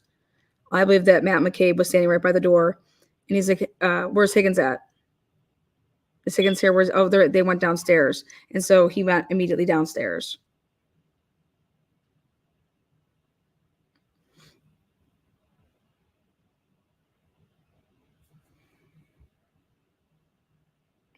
And the reason that they know everything that was going on outside, like these cars pulling up, pushing up, they kept their eyes on Karen Reed to see what the hell, like.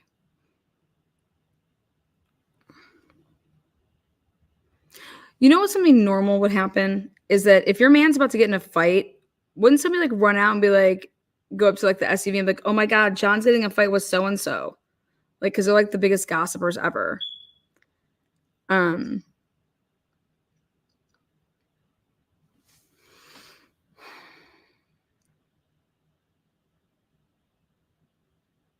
what would also make sense is that at first when she's texting, when I say Jen's texting John, I don't think that Matt and his wife are communicating at all. And so like when she's texting him, you know, he'd already said, go, you know, they're downstairs.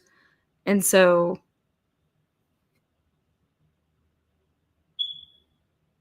I don't know why Matt would know anything about. They just went ahead and tried to stink up all their stuff after the fact, and they went ahead and looked at the Cellbrite. They were given that. Somebody gave them that discovery. Because all their shit started sinking. This is wild. Who said a juror died? What? No, a juror was hot. Like, it was hot in there.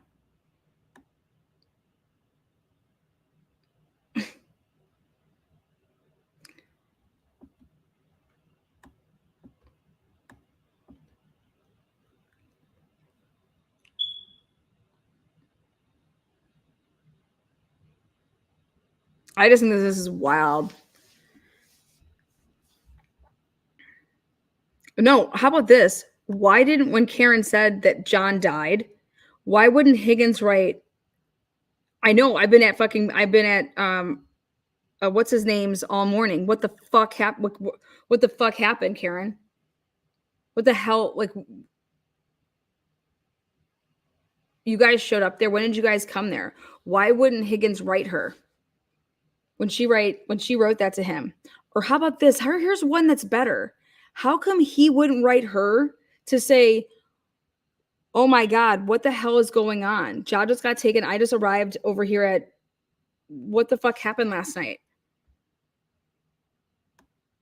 He doesn't communicate with her at all.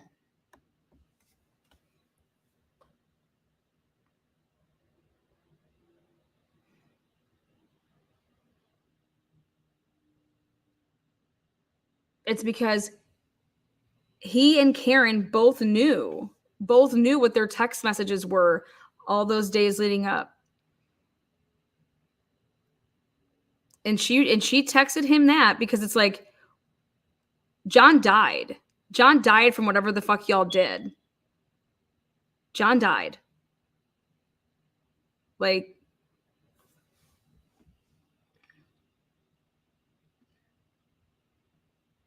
I can like envision everything the way this played out. Yeah, like those text messages tell me everything that happened.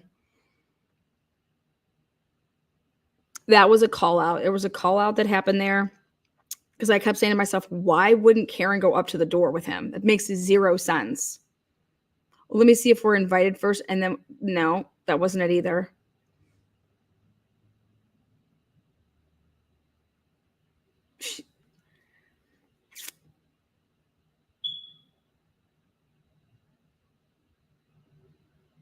I think when what's her name when Jen McCabe grabbed her, meaning Karen Reed, she's like, you're coming with me.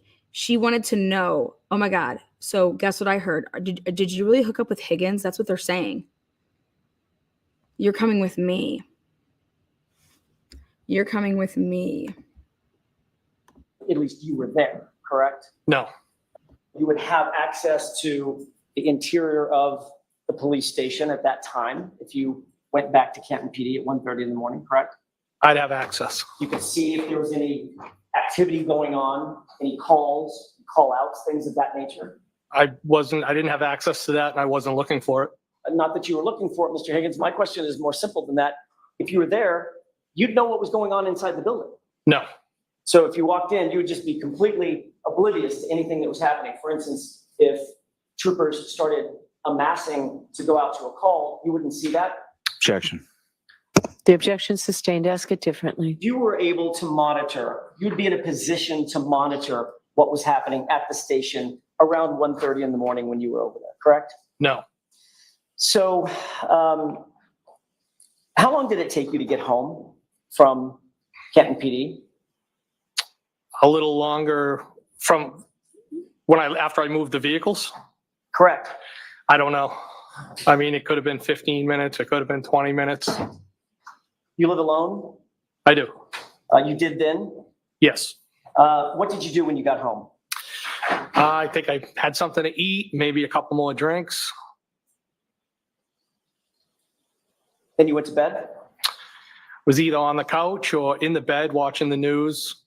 In any of the prior testimony that you've given in this case, have you ever indicated, that you slept on the couch that night? I don't know.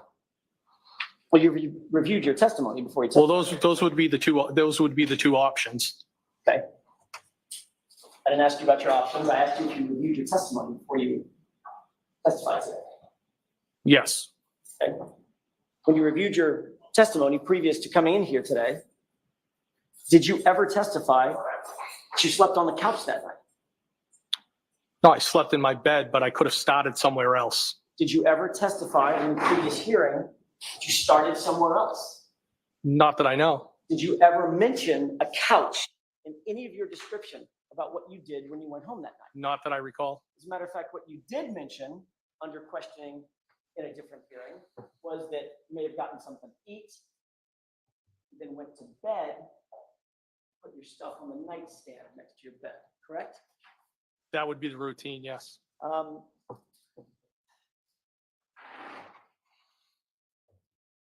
You did not make or receive any calls after returning home that night. No.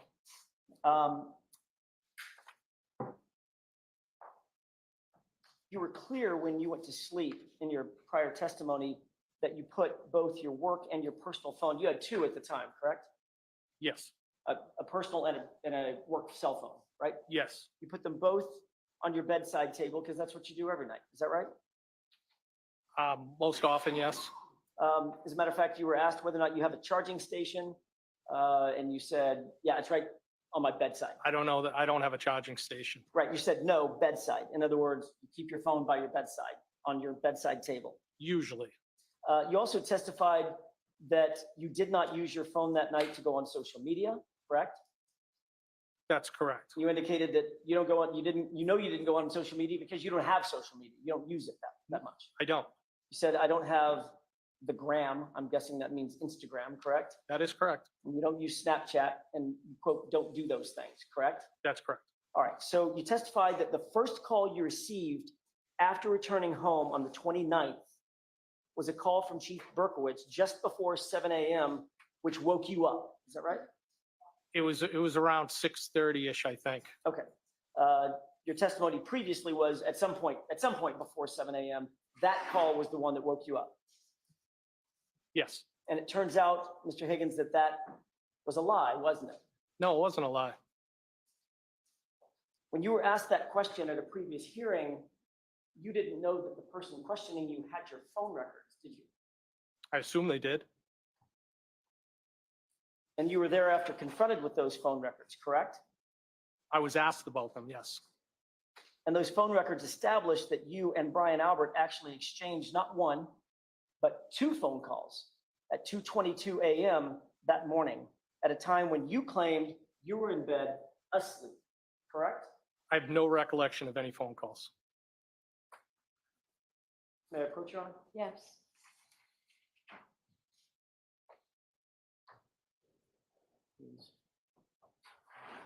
Here we go. Get turned up. I don't know why it dropped all the way down. May I approach you? Yes.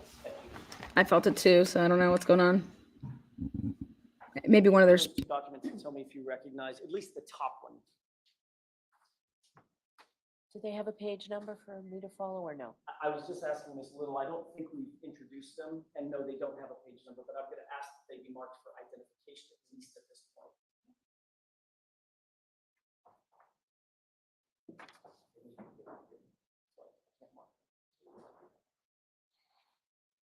Do you recognize those? Yes. May I approach? Yes. These are, you know what, I'm gonna, if it's okay with the court, maybe the witness maintain those documents? Sure.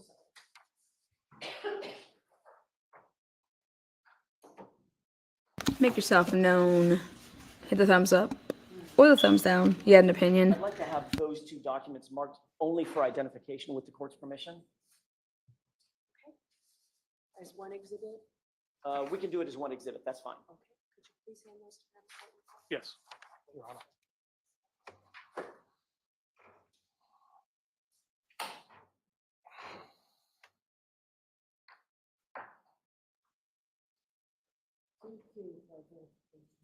Sorry, what was it? Thank you. May I inquire? Yes. Mr. Higgins, you see the document on the lower right. It has a page number or there's a numeric indicator 01770. In other words, 1770 On the lower right-hand corner? in the right. I mean, in the red.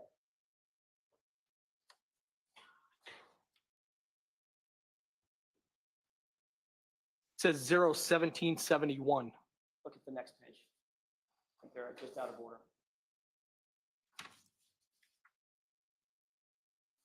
Why don't you come show Am I me? missing something?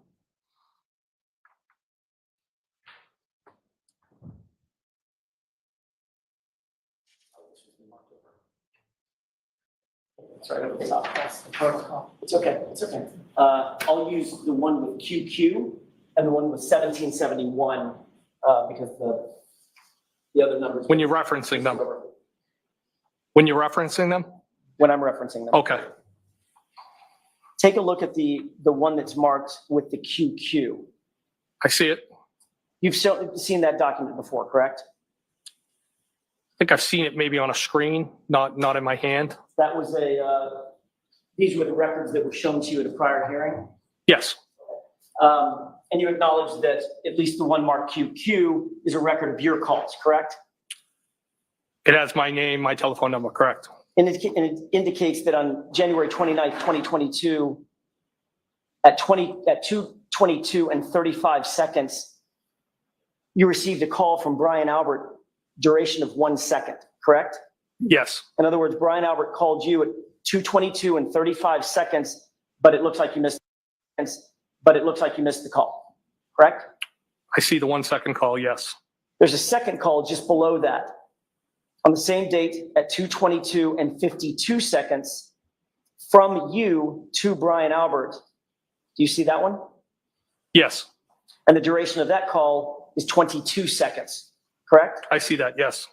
So 17 seconds after you missed a call, according to these records from Brian Albert, you called him back and there was a call lasting 22 seconds. Is that right? That's what the records say. May I approach? Yes. That's what the records say. Get out of here.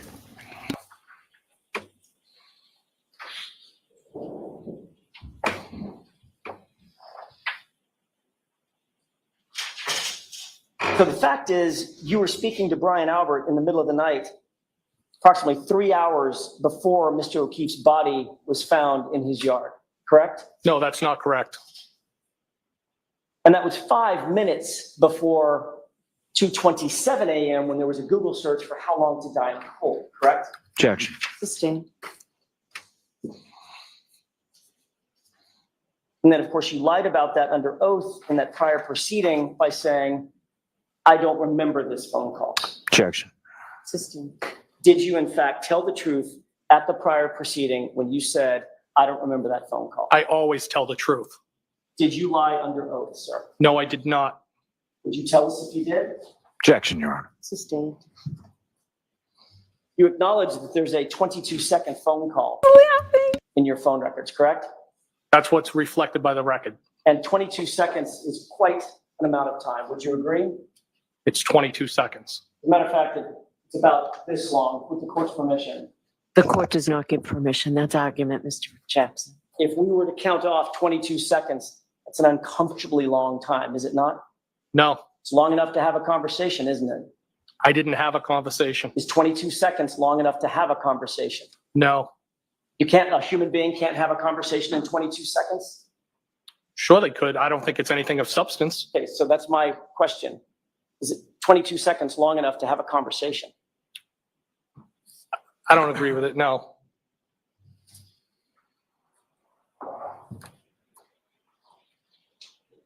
Now, when you were asked about this and you were shown these records, that prior hearing, you had an explanation for what that 22-second call may have been and what the prior call may have been, correct? Yes. What was your explanation? Well, I used a phrase that people commonly used as a butt dial. Butt dials. So you think it's possible that you may have butt dialed Brian Albert for a 22-second call that you're not aware of? I think it's possible that he could have been inadvertently called back, but I have no recollection of that, nor did I have any conversation with anybody. But you admitted that you lived alone, correct, Mr. Higgins? That's correct. You have an iPhone at the time. Yes, Matter of fact, that number for the reflecting those records is in fact, or was in fact, an iPhone. Is that right?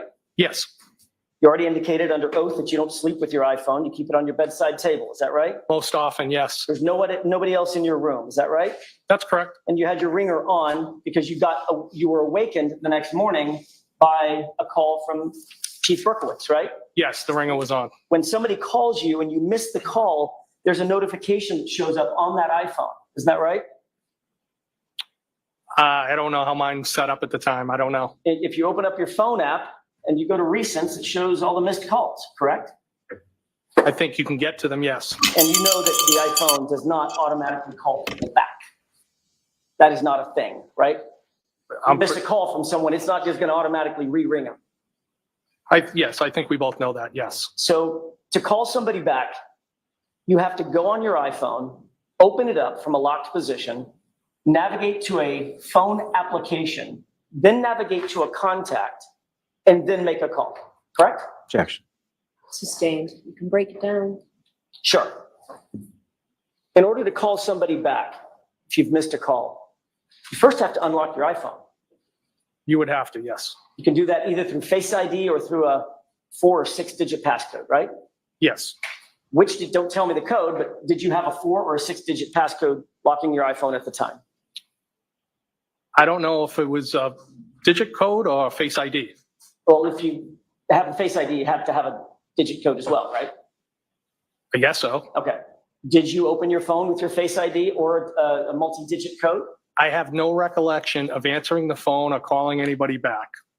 You also have to navigate, once the phone is unlocked, you have to navigate to the phone app, correct?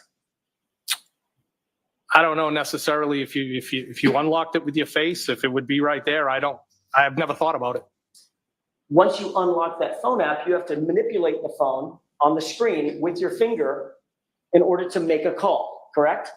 You would have to hit at least one button, I guess. At least one, right?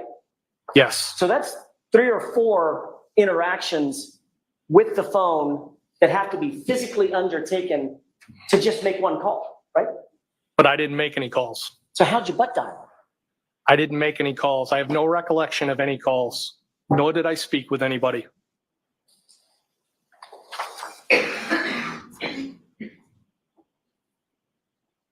After you were shown these phone records at that prior hearing, in that hearing at least, you finally admitted that you did in fact call Brian Albert back, but this time you claimed the two of you just sort of sat in silence. Isn't that right? Objection. So I'm going to sustain it in that form. You can ask it appropriately, Mr. Jackson. Did you ever previously testify that you did in fact make the call, but you did not have a conversation during the course of the call? What I think I testified was something must have happened, but I didn't have any phone call. Do you remember being asked, quote, did you call him back, end quote, and you answered yes. And then there was a question. There was a series of questions there. That's only a fragment of what I said. I'm not done yet, Mr. Higgins. Can you answer my question? Yes. To the question, did you call him back? Your answer was yes, correct? I think it was kind of I must have. Then you were asked, well, the answer was yes. And then there was a colloquy back and forth where you spoke over each other's words, right? It was dialogue back and forth about this whole thing, yes. May I approach? Yes. Jackson has to do this because he has to show that he's not putting words into his mouth. Ma'am? So Yes. he's got to show, make him say them. You see the pink highlighted question and the pink highlighted answer. Yes. What's the question? Please read it for me. Did you call him back? What's the answer? Yes. Thank you. May I approach? Yes.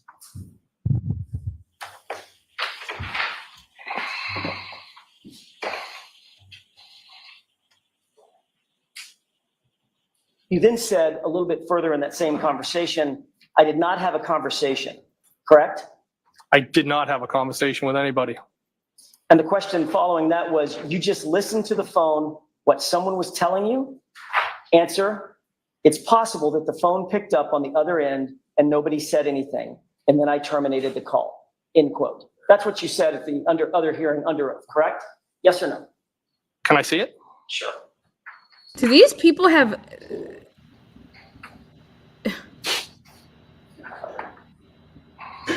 no recollection? I mean, just what happened? What's the truth? Like, what happened? Ma'am? Yes. Mr. Allen, same page. Thank you. The bottom portion in pink. If you could read that answer to yourself, please.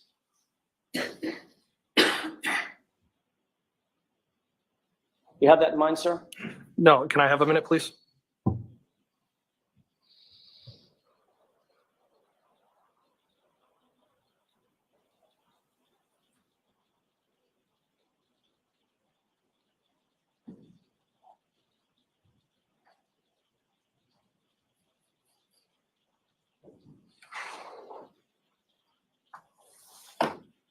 May I? Yes. Thank you, Your Honor.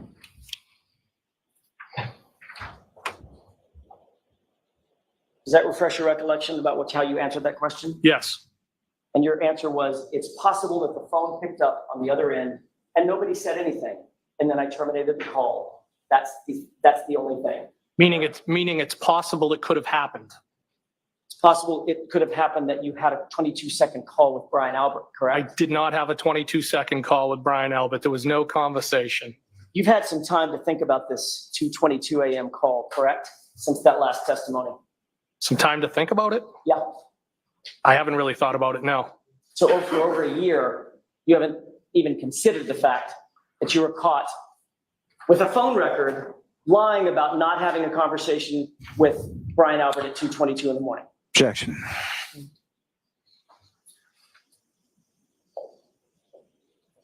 Mr. Higgins, what was so important that you and Brian Albert needed to discuss something at 2:22 in the morning? There was no discussion. I never talked to Brian Albert. Then why the 22-second phone call, sir? Objection. Sustained. See, he knew to look over there. Go at him, Alan. Right now, rip his dick off. I want to talk about what you did after you woke up on January 29th, 2022. That was obviously a memorable day in your mind, correct? It was a sad day. The very first person you spoke to after waking up was who? Well, I believe I said I got the call from Chief Berkowitz. That's not my question. Say that again? Who's the first person you spoke to on the phone that morning when you woke up? Brian Albert.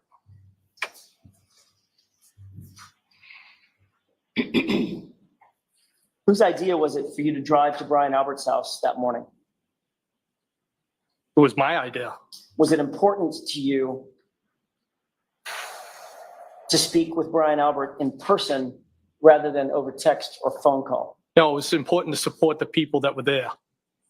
So of course you drove over to his house, had an opportunity to speak to him in person without any law enforcement presence, correct? I was there with everybody, not just Brian Albert. And Brian Albert was in the house and you were in the house, right? That's correct. So you had access to him and others without any law enforcement there. Is that right? That's correct.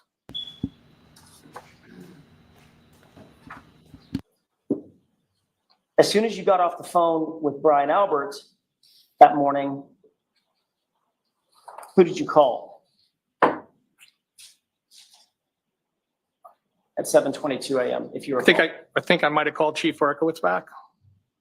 So as soon as you got off the phone with Brian Albert, first thing in the morning, the next call you made was to Chief Berkowitz. Is that right? Yes, because he had called me first. Yes, I called him back.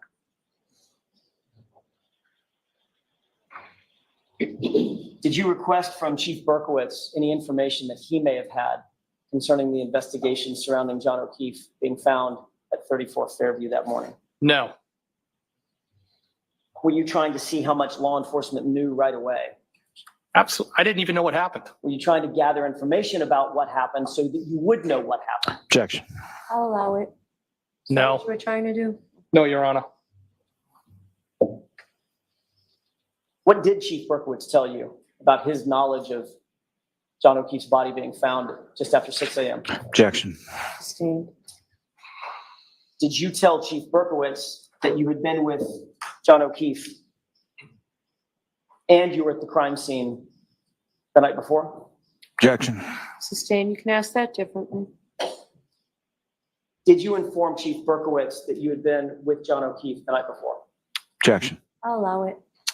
I believe I may have told him at some point that I saw John at the waterfall. Did you tell Chief Berkowitz that you had been at 34 Fairview? I believe I did. Did you tell him that your vehicle was parked just feet away from where John's body was discovered? No, because I didn't know where he was discovered. Did you tell Chief Berkowitz that you and Brian Albert had had a call at 2:22 in the morning? Objection. Sustained. Did you tell Chief Berkowitz that you had been flirting with John O'Keefe's girlfriend in the weeks prior to his death?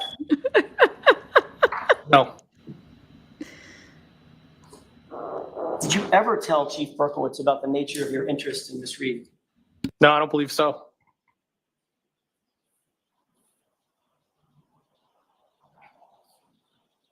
Did you tell Chief Berkowitz that you had seen Mr. O'Keefe and Miss Reed the night before, and that Miss Reed had ignored you? Objection. You can break that down, Mr. Jackson. Thank you, Your Honor. If I may have just a moment.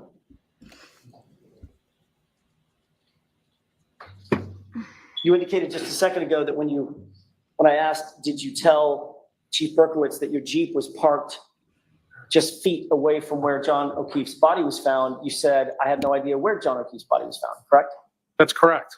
You just spoken with Brian Albert, right? He said in front of the house. All he said was John O'Keefe was found in front of the house. He didn't say right outside on my front lawn. I believe he said he was found out in front of his house, unresponsive. Okay. If he was out in front of his house, then you would know, because your Jeep was also parked out in front of his house, your Jeep would just be feet away from him, correct? Objection. Did you tell Chief Berkowitz that you had texted John O'Keefe to have him come over to 34 Fairview To lure just him. hours before he was To discovered? lure dead in the him yard? there. No. Did you think any of that was important when talking to the Chief of Police of the Canton Police Department? I'll let him have it. No, I didn't. There was no reason to tell him.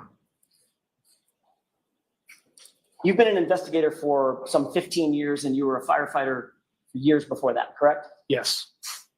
You're very familiar with some of the tools that are used in conducting modern investigations, correct? Yes. You'd agree that searching electronic devices and phones is an incredibly important investigative tool that modern investigators use, correct? Objection. In that form, I'll sustain it. Are you aware that searching electronic devices is an important part of investigations? Objection. Are you aware of that, sir? Do you agree with that? I've utilized phone data during the course of my investigations at times, yes. Okay, so another way to put that is obviously phone data and electronic data is an important part of investigation. Objection. Sustain.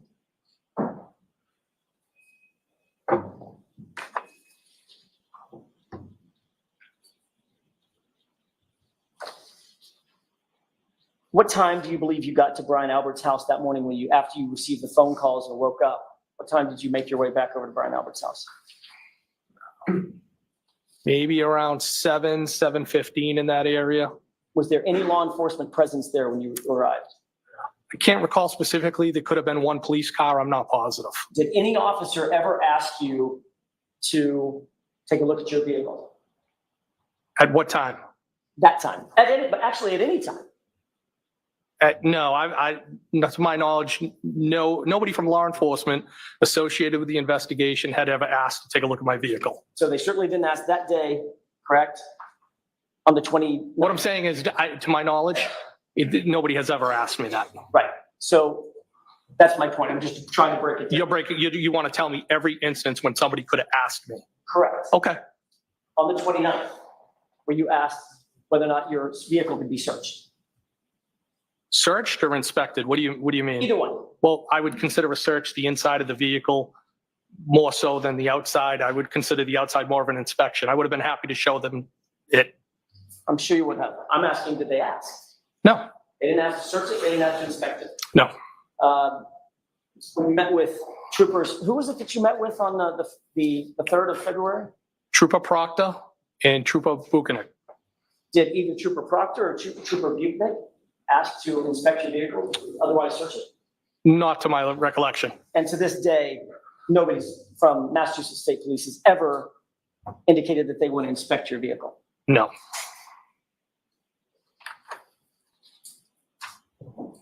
When you entered the house that morning, Brian Albert was there, Nicole Albert, Jen McCabe, Matt McCabe, Brian Albert Jr., and Julie Albert were all there. I'm sorry, had Julie Albert gotten there yet? She came after me. Okay. So at some point, all the people that I just ticked off, they were all inside the house. Brian Albert Jr., Nicole, Brian, Matt, and Jen.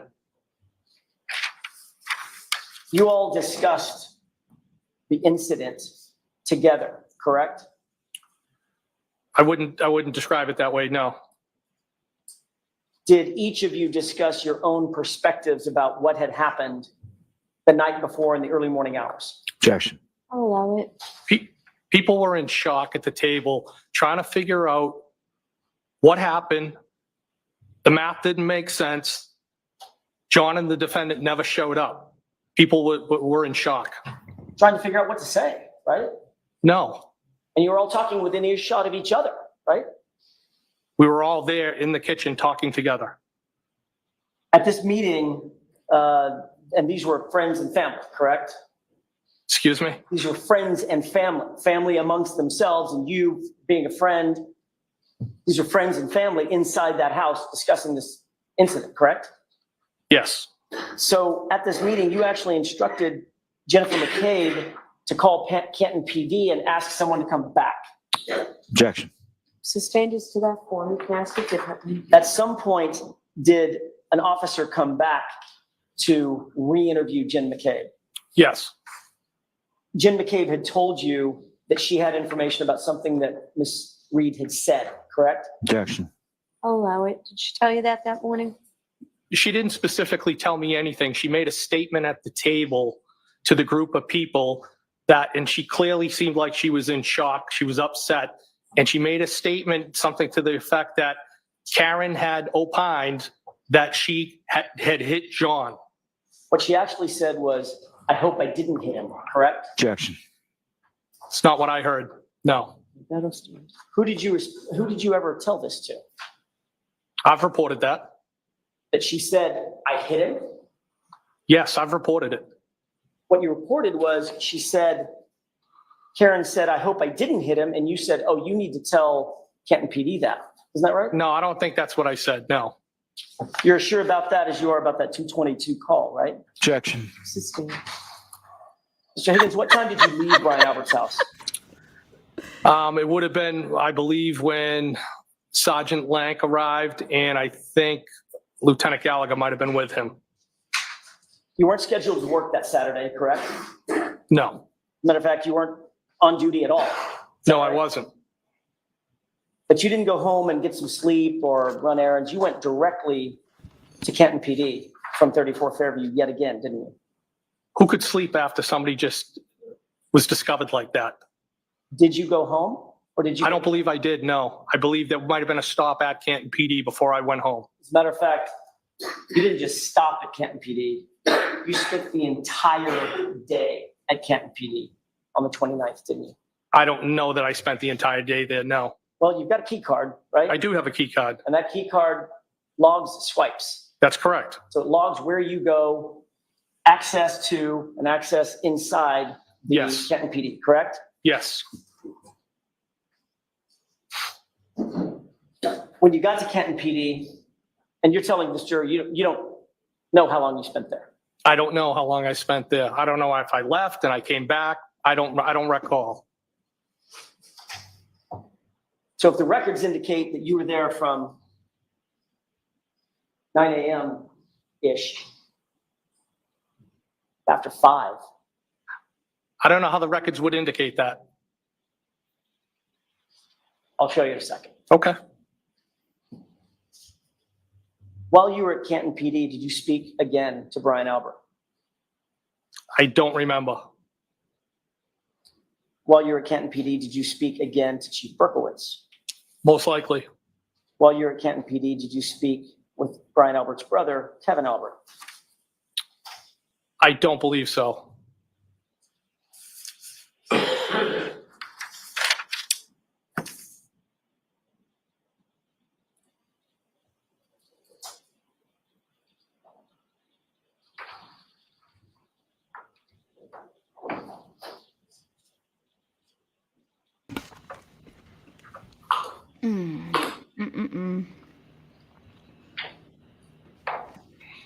Connor, may I approach this one? Yes.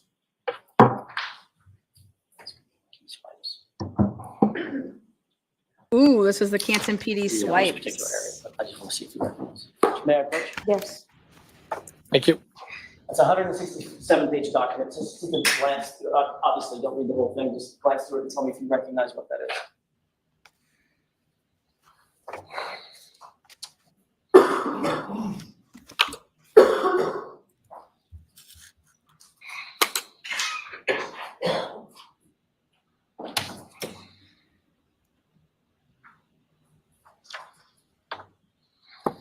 So it says Canton Police, all events logged by day. So don't read it out loud, please. Oh, I'm sorry, Just, Your do you recognize Yes, I do. it? Okay. May I approach? Yes. This appears to be a log of key swipes in and around Canton PD, correct? Yes. And it's in reverse chronological order, in other words. I didn't note that, but okay. Okay. You acknowledge that that is a record of the key swipes that everybody uses moving in and around Canton PD, going through doors, every place that needs a key swipe is logged. I would assume that's what that is, yes.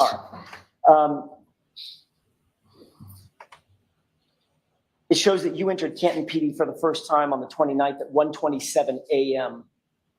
Does that sound about right? When you got there, you say to move your cars. It's possible. All right.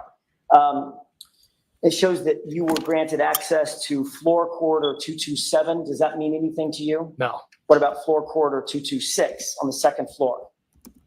Second floor would make sense because I went in the building and then to the second floor.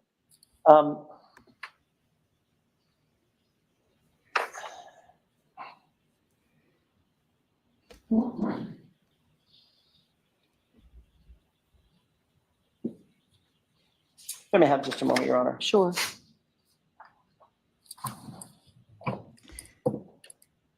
(1:27 a.m. is when he arrived at Camp PD. By the way, did Brian ever mention what time the officers cleared the scene? No. Without telling me the substance of the conversation, did he tell you when he talked to you at 7:20 or? Not that I recall, no. But you remember by the time you got there, the scene had basically been cleared. There wasn't much of emergency vehicles, crime scene tape, nothing like that. I didn't see fire trucks. I might have saw a cruiser. I can't be sure. I don't recall. You're not sure about that either? Sorry, I'm not sure about even seeing a cruiser, correct? Not 100%, no. Certainly we're not contacted by a law enforcement officer who took your name and ID or anything like that. No. Parked and walked in the house. Yes.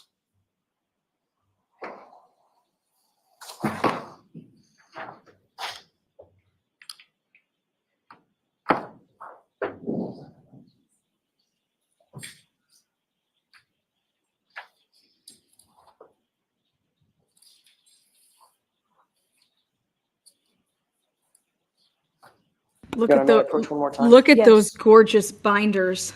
Same thing. Look at those gorgeous binders. One day I have to do a tour of my my lab. I'd like to have that document marked. My binders are as next in order base pages. It represents base pages 2850 to 3016. All right, so marked for identification. Is there an agreement this is coming in, Mr. Lally? There is not, no. All right, so that's marked for identification, not next in order. Wait, Lally has a problem with this? Interesting. Thank you. Sorry about that. Thank you. Mr. Higgins, if you will, I'm sorry, are we ready? Thank you. May I proceed? Yes. Mr. Higgins, if you'll look at Bates page 3015, which actually is in order, that's not reverse chronologically. It's the second to the last page.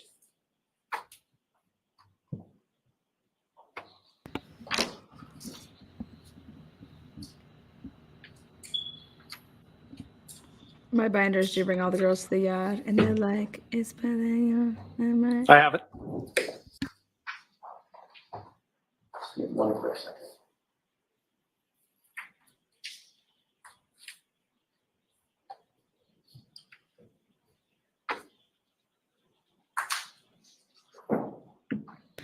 Something is up. Can you take a look at the 8th entry from the bottom? 8th entry from the bottom. I see it. Does that indicate that this all occurred on 1/29/22? This entry at least? Well, I mean, I only, on that 8th entry, I see that's associated with my name. I don't know what the other ones are associated with. Right. It would be other individuals in Canton PD. I mean, this is the entire log for 129, right? Okay, but what all I'm saying is that just my name is next to that. I don't see any other names, so. Right. Okay. So on 1/29/2022, I'm just trying to orient you. At 127 and 52 seconds. I see it. Access granted, Brian Higgins, rear entry to secure corridor, rear entry to secure corridor, correct?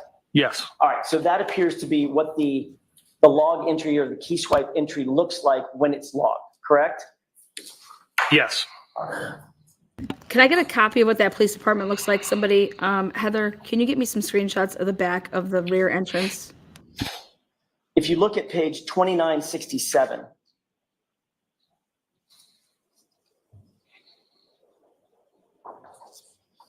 You're on, I'm sorry, girl. I said it backwards, 2976.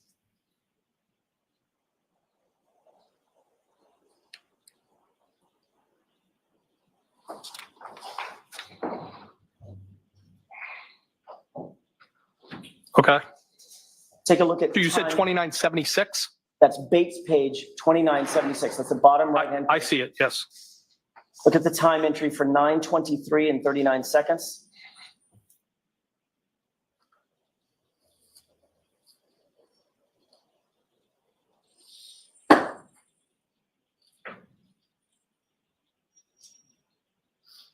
$923 and what? 39.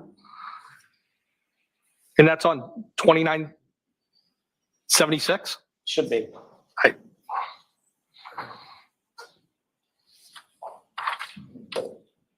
Give me the time again, please. Why don't we do it this way? May I approach? Yes. This is an exact copy. Yeah, this time's all over the place. My apologies. That's Okay. fine. All right. Thank you.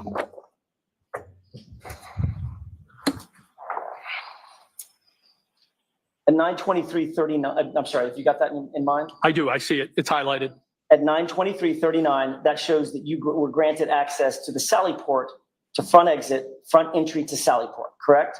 Yes. There's only one Sally Port at Canton PD, correct? Yes. And there's a door on each side of the Sally Port. Yes. Two bay doors, right? 2 bay doors on each side. And Yes. then there's a Pass through. personal pass-through door as well. Yes.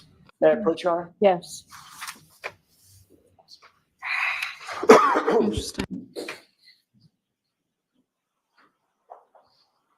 I want to try to speed this up just a bit because it's small print, reverse chronological order. On page 2976, there's also an entry, same page, should be right above 50, showing that you were granted access from booking to Sally Port as well, correct?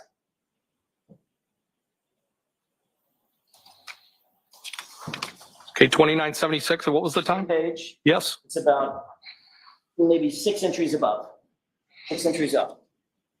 You'll look for time 9:23 and 50 seconds.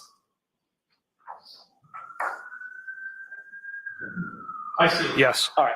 And that shows that you were granted access to the Sally Port and then from Sally Port to booking, correct? It says booking to Sally Port to booking. Okay, so that's a key swipe. You either enter into the Sally Port from booking or from booking into the Sally. Yes. Could you repeat the question? Of course, of course.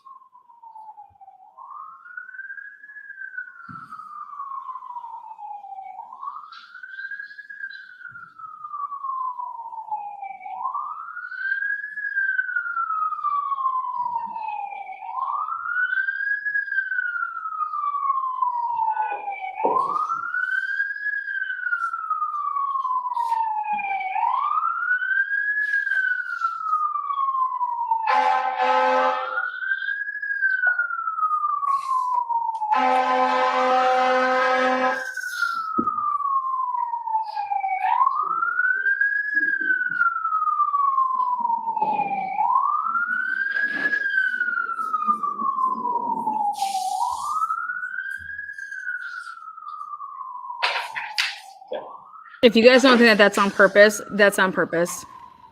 May I inquire, Your Honor? Yes. That indicate, I have no idea what the last question was. I'll see if I can make a new one up. At 9:23 and 50 seconds in the morning, you were granted access booking to Sally Port and Sally Port to booking, meaning swiped the key card in the door going from booking to Sally Port.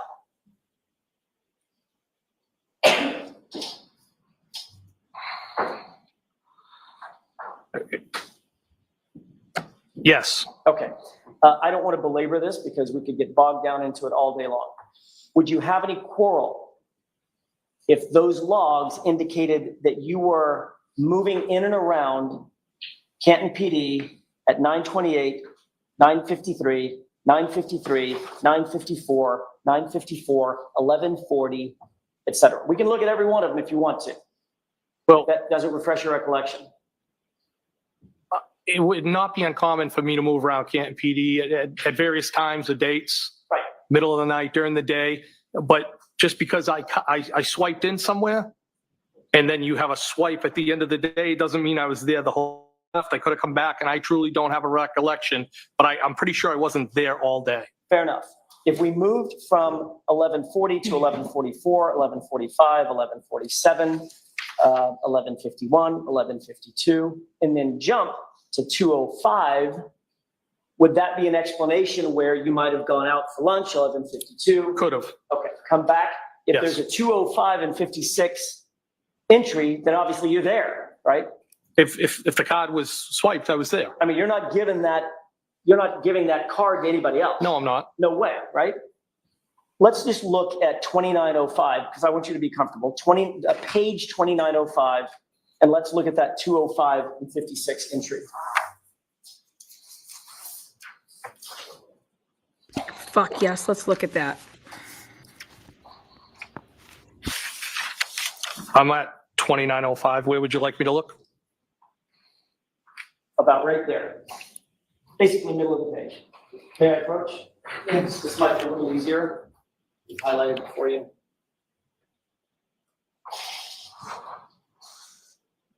I see it. Okay. So that would indicate that you were back at Canton PD at least 2:05:56, and you were granted access Sally Port to front door, correct? That's what it says, yes. Okay.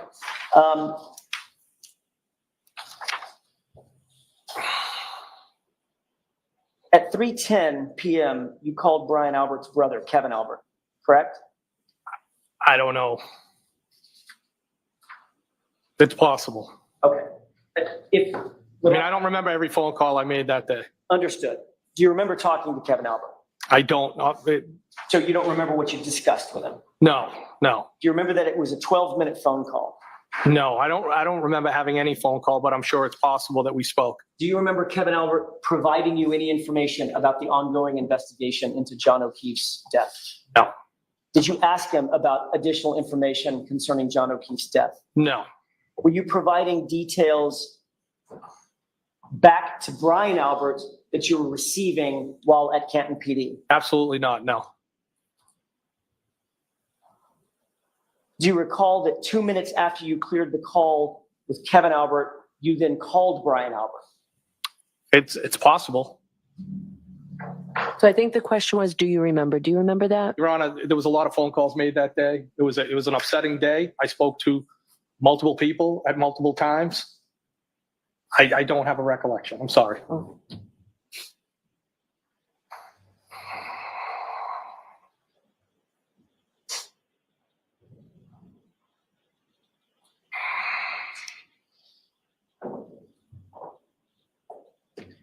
May I approach briefly? Yes.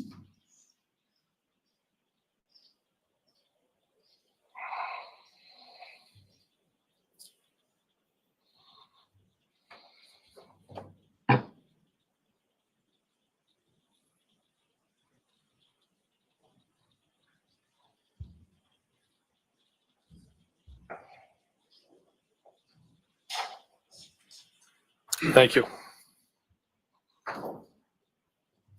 Just to close this loop, that appears to be your phone record, correct? Yes. And it appears that you made a call at 3:10 for 12 minutes with Kevin Albert, correct? Yes.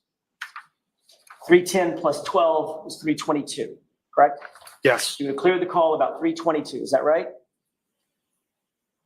Yes. And then it shows a 3:24 phone call to Brian Albert then calls you at 3:24, correct? Yes. And you two speak for 6 minutes, is that right? 6 minutes, 5 seconds, yes. May I approach? Yes. Does that refresh your recollection that you made those calls? Based on the record, yes. Was that just a coincidence that you were talking to Brian Albert and Kevin Albert within minutes of one another? Yeah, I mean, there was a lot going on that day. People were upset. And I don't remember the phone calls. I don't deny making the phone calls. I just don't remember them. Do you remember providing information that you were learning from Kevin Albert to Brian Albert? Absolutely not.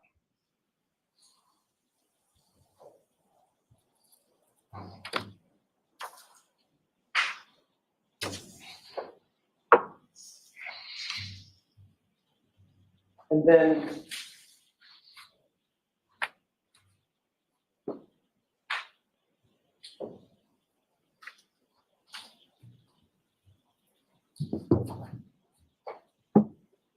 may I, Your Honor? Yes. Same record. If you look just below those phone calls to Kevin Albert and Brian Albert, there's 2 additional phone calls that you had with Chief Berkowitz and then Brian Albert again, correct? Yes. Mr. Higgins, it looks an awful lot like you're gleaning information from Canton PD. Were you doing that? Objection. So I sustain the objection in that form. You can ask one part of that question. Sure. Were you getting any information from Canton PD? No, I wasn't. Did you provide any information to Brian Albert No, I did not. based on any conversations or conduct at Canton PD? No. Mayor Perk? Yes. But you were, in fact, on the phone with all of those interested parties throughout the day, you'll agree. I was. Answer that. Okay. There's Yes, Your no Honor. objection. You can answer it. I would. Yes, they're friends, and I was on the phone with them. Yes. And sir, you were not on duty that day, correct? No, You are not a Canton police officer, correct? that's correct. You were not assigned to this investigation in any formal capacity, were you? I was not. As a matter of fact, you're a witness in a homicide investigation. That's your only role in this, correct? That's correct, but they're still my friends. And Yes. yet you're still having conversations with Kevin Albert at Canton PD while you're at Canton PD, correct? Not about this. And you're having conversations with Chief Berkowitz of Canton PD while you're at Canton PD, correct? I had conversations with them, but not about this. And No. you're consistently through the day calling Brian Albert, aren't you? I had conversations with Brian Albert. John was found on his lawn. Yes, of course, I had phone conversations with him. I want to take you back for a second to a couple of other entries, including one at 357, Sallyport. one at 358, and one at 407. I'm going to draw your attention to 2885 and 2886.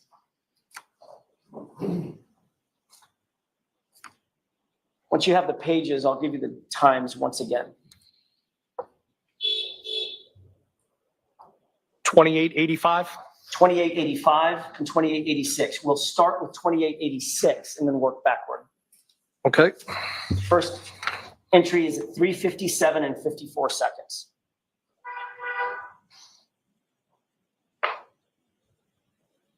$3:57 and 54 seconds. I see it. Brian Higgins booking to Sallyport, correct? It says Brian Higgins, communication to pedestrian Sallyport, communication to pedestrian Sallyport. Look at the one just above it. That's 358.24. Look at 357.54. Or the one that probably is going to be just below it because it's reversed. You said 3:57:54, correct? Correct. That's what I just read.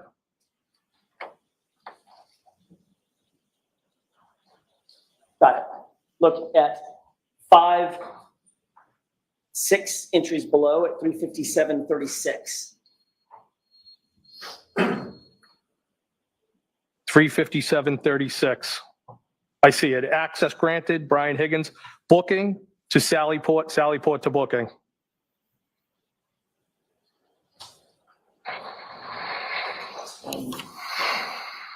Then there's one more on page 2885.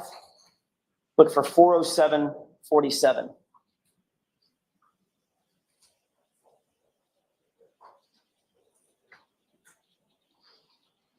$407.47. Correct. I have it. Access granted, Brian Higgins, booking to Sallyport, booking to Sallyport. And there's no record in that document of you exiting, correct? That's just booking to Sallyport. Yes.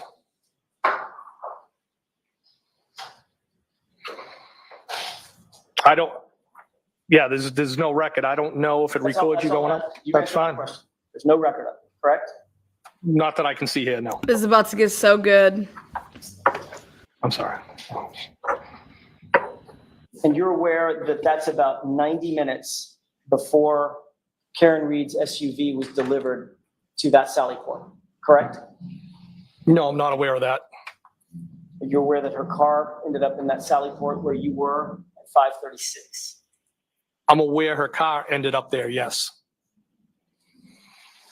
Are you aware that there was other evidence that was also being held in the Sallyport? Objection. Sustained.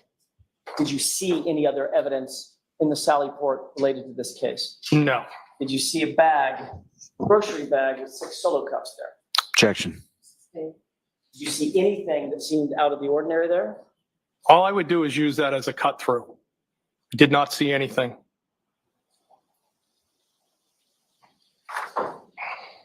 Where were you cutting? There would be another swipe, wouldn't there? Are you aware that at 5, well, let me ask you this. You and Chief Berkowitz were moving in and through, at least in some parts of the day, in and through Canton PD together, correct? At some points we might have been together. I'm not, I mean, we weren't together all day. Matter of fact, he was also in the Sallyport around the same time you were, correct? I don't recall that, no. But the records would reflect that, right? The records that are in front of you? Objection. Sustained.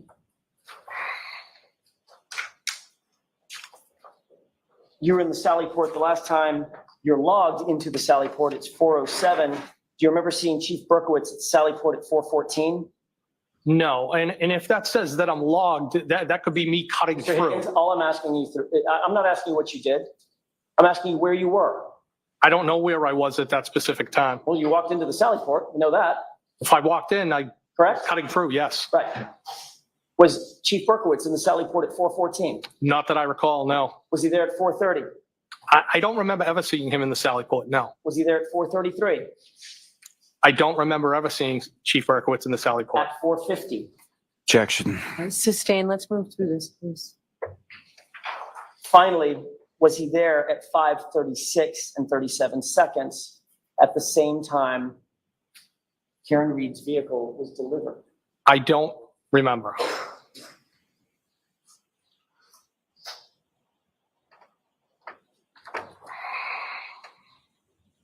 Do you remember Chief Berkowitz, or were you with Chief Berkowitz when he made a call to the front desk?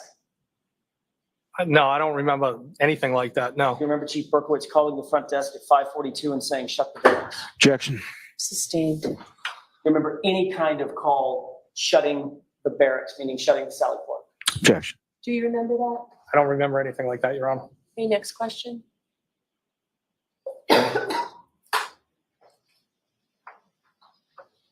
You didn't leave Canton PD until close to 6 p.m., isn't that right? I don't know what time I left. Could it have been 5:50, 6 o'clock? I don't recall what time I left.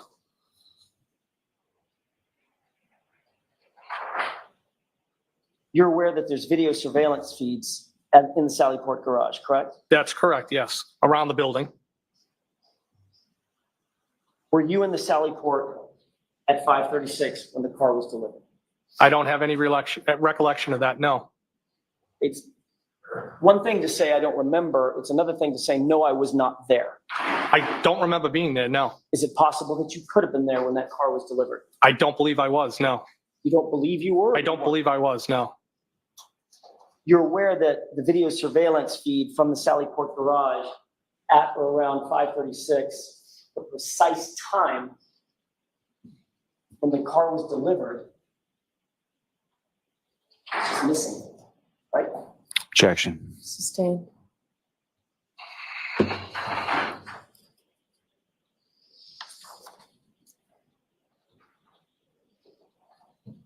The video is missing from the precise time.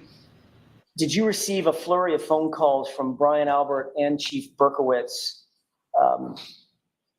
indicating that some taillight pieces or a taillight piece had been recovered at 34 Fairview later that evening? Objection.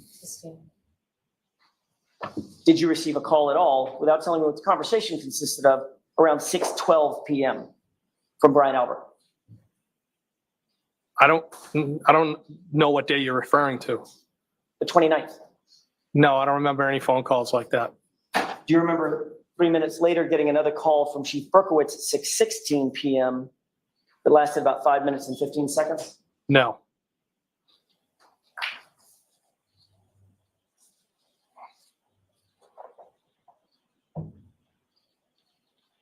May I approach? Yes.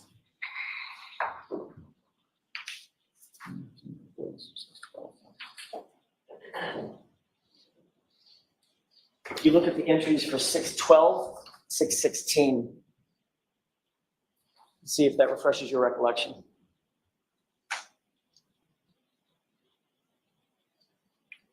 Are you referring to the? 6:12 and 6:16. Okay, I see those, yes. There was a call at 6:12 that Brian Albert made to you for a duration of 1 minute and 7 seconds, correct? Yes. And right after that, there was a call from Chief Berkowitz to you at 6:16 that lasted 5 minutes and 15 seconds, correct? Yes. May I approach? Yes.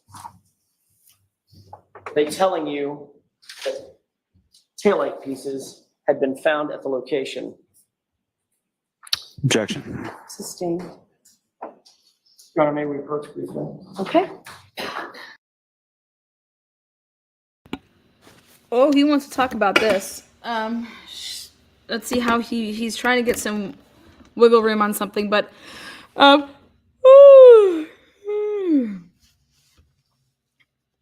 even if Higgins is saying no, he doesn't remember this, he's going through all of this. The jury sees it all for what it is. Okay, you aren't working. Why wouldn't you be kicking it with your friends and being just like there for each other? I guess you would say, like, no, you're up at the Canton Police Department, running all over the building. Doing what? What are you doing running all over the building? Okay, swiping here, swiping there, going over here, and then you're still there. Then, I mean, there's all these phone calls.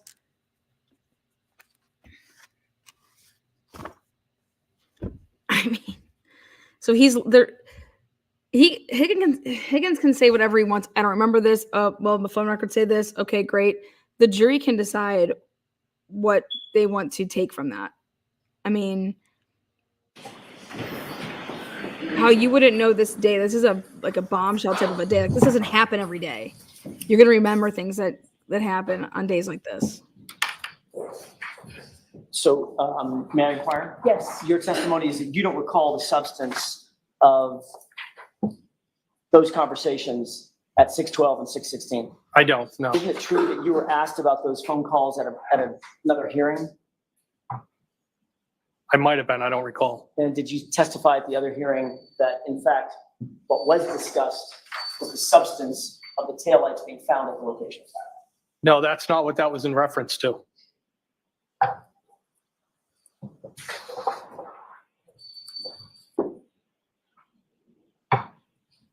Were you being provided information from your friend, Chief Berkowitz, about the progress of the investigation? No. Were you providing your friend, Brian Albert, information about the progress of the investigation or what you perceived it to be? No, I didn't have any information on the investigation. May I have just a moment, Your Honor? Sure. He's gonna go back to the grand jury testimony. Get his ass on the grand jury testimony.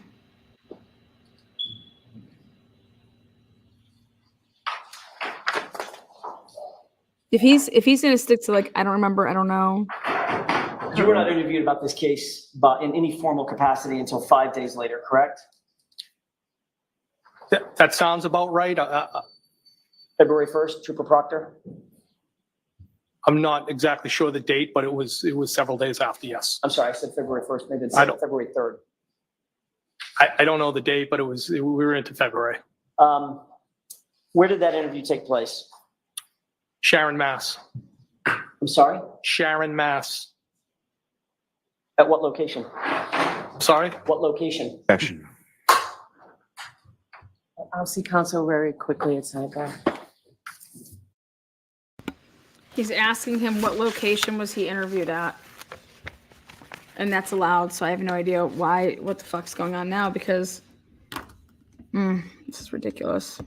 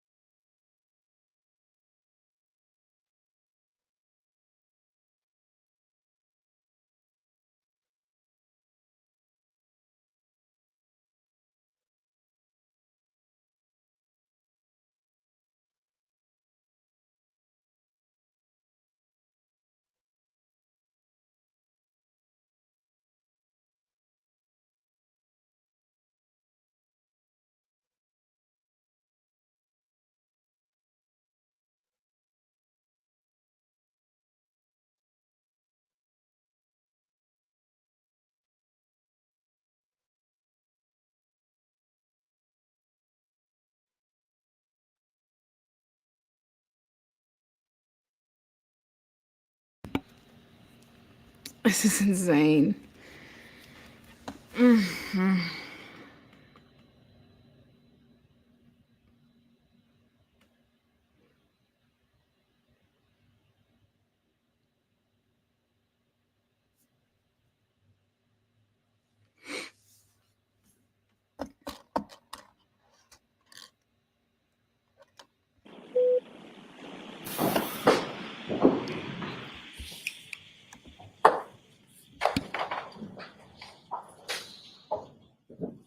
Yeah. Yes. Okay. The interview was not at the police station. It was not, no.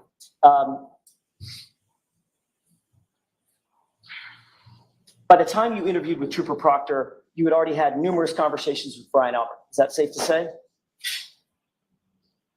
Well, the interview was with both Trooper Proctor, Sergeant Buchanan, and of course I've talked to Brian Albert because of what took place. Higgins, that was a yes or no question.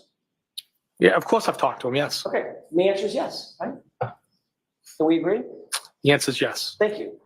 By the time you spoke with Trooper Proctor and Trooper Buchanan, you had already had numerous conversations with Chief Berkowitz, correct? Yes. You had already had numerous conversations with Kevin Albert. Yes. You had already had this meeting with the Alberts and the McCabe's over at 34 Fairview. Is that right? I went to the house.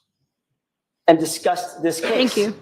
As you earlier described in your testimony. I discussed what we were trying to figure out what happened. You discussed this case, Mr. Higgins. Well, at that point, it wasn't a case.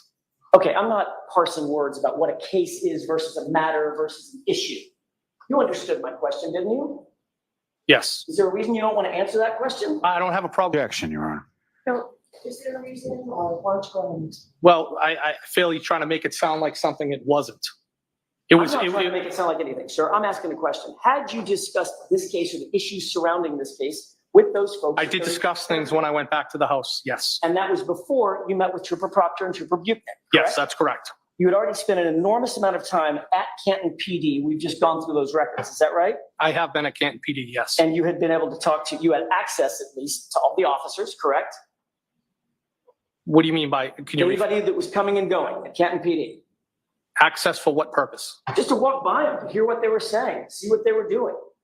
Yeah, it's not what I was doing, no. You're a tool, man. I'm not accusing you of doing anything. I'm saying you had access to the individuals within the Canton PD, correct?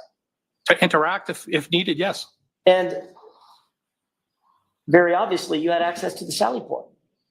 And access, yes, and that's a cut through I used all the time. And anything that was in it. Correct? I wouldn't need anything in it.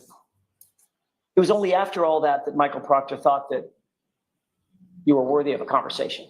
Objection. I'll rephrase it. It was only after all of that that you were interviewed by Michael Proctor and Trooper Buchanan, correct? I wasn't interviewed to the following days. That's correct.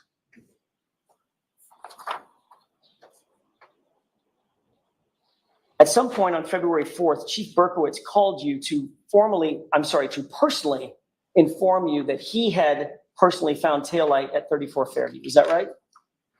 He did tell me that, yes. And to be clear, that's the same Ken Berkowitz that you were with in the Sally Port. I don't recall being in the Sally Port with him, no. What did you do with that information when you learned from Chief Berkowitz that he personally saw a taillight piece as he drove by? I didn't do anything with the information. Did you call Brian Albert? No, Brian Albert called me. Oh, You were asked this you remember specific that? question in the other proceeding. You remember in June that? of 2023, correct? I don't know if it was the specific question. I was asked a series of questions on how the phone calls came in. That's what I was asked. And your answer was, it's 100% probable that I told him about that, meaning I told Brian Albert about my conversation with Ken Berkowitz, correct? It's possible. Was that your statement or not? It was my statement then, but I've thought about it, yes. And you've changed your statement somehow? I don't know if I changed my statement, but I think the way the phone calls came in is Brian Albert told me, you're not going to believe what was found on the front lawn. And then I believe Ken Berkowitz told me he found the taillight, and I'm referring to the taillight from the both of them. I didn't provide any information to anybody. Well, information was provided to me. What you actually said was, it's 100% probable that I told him about that. Yes, 100%. I'm not hiding that fact, but you're asking me if I recollect specifically. I know I called him after Objection, that Your Honor. call. All right, so too many facts, go slow. Sure. You said, yes, 100%, correct? In that testimony, I did, yes. And then in that testimony, you went on to say, I'm not hiding that fact, but you're asking me if I recollect specifically, correct? Well, I don't have it in front of me. That's what you're telling me. You went on to say, I know I called him after that phone call, correct? I don't know. And you went on to say, if that's when Chief Berkowitz told me, listen, I didn't do anything wrong in this, end quote. That was your statement. Objection. Prior hearing, correct? So I'm going to strike the end. Your Honor, may I? Yes. She has to. He's trying to speed it along, and this guy's being You a said you don't recall cocksucker. that entire testimony, right? Not that portion. I know I was asked about how the phone calls came in and what was said. Do you think it would refresh your recollection to see transcript of your answer? Is this it right here? That's it. I'm going to read it. This is ridiculous. Is this it right here? You don't know what the fuck you said? What have you been reviewing? A break.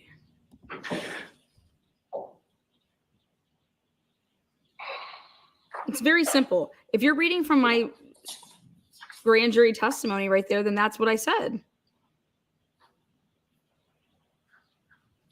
That was a year ago, though, so I may need to have my memory refreshed because it's been a year, but I mean, I gave my best answers that I could recall when I was testifying.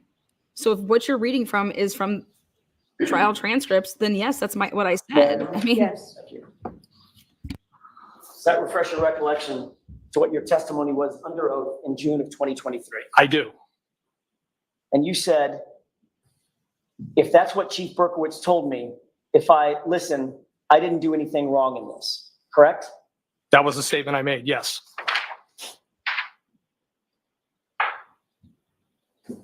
the jury's not buying any of this. It doesn't matter. This guy looks like. Why did you say what Berkowitz Listen, said. I didn't do anything wrong in this. Objection. Why'd you say that? I felt they were being accusatory, and I was trying to explain what was going on. And what I had said over that was, I believe what I said, something to the effect, I can't be 100% positive. And then when I went on to say, it's probable. But I felt like they were being accusatory, and I was trying to explain how the phone calls came in. I've had time to reflect about it after that, since that testimony. And that information about the taillight that was found was provided by each person. I didn't provide any information to anybody. Next question. Thank you.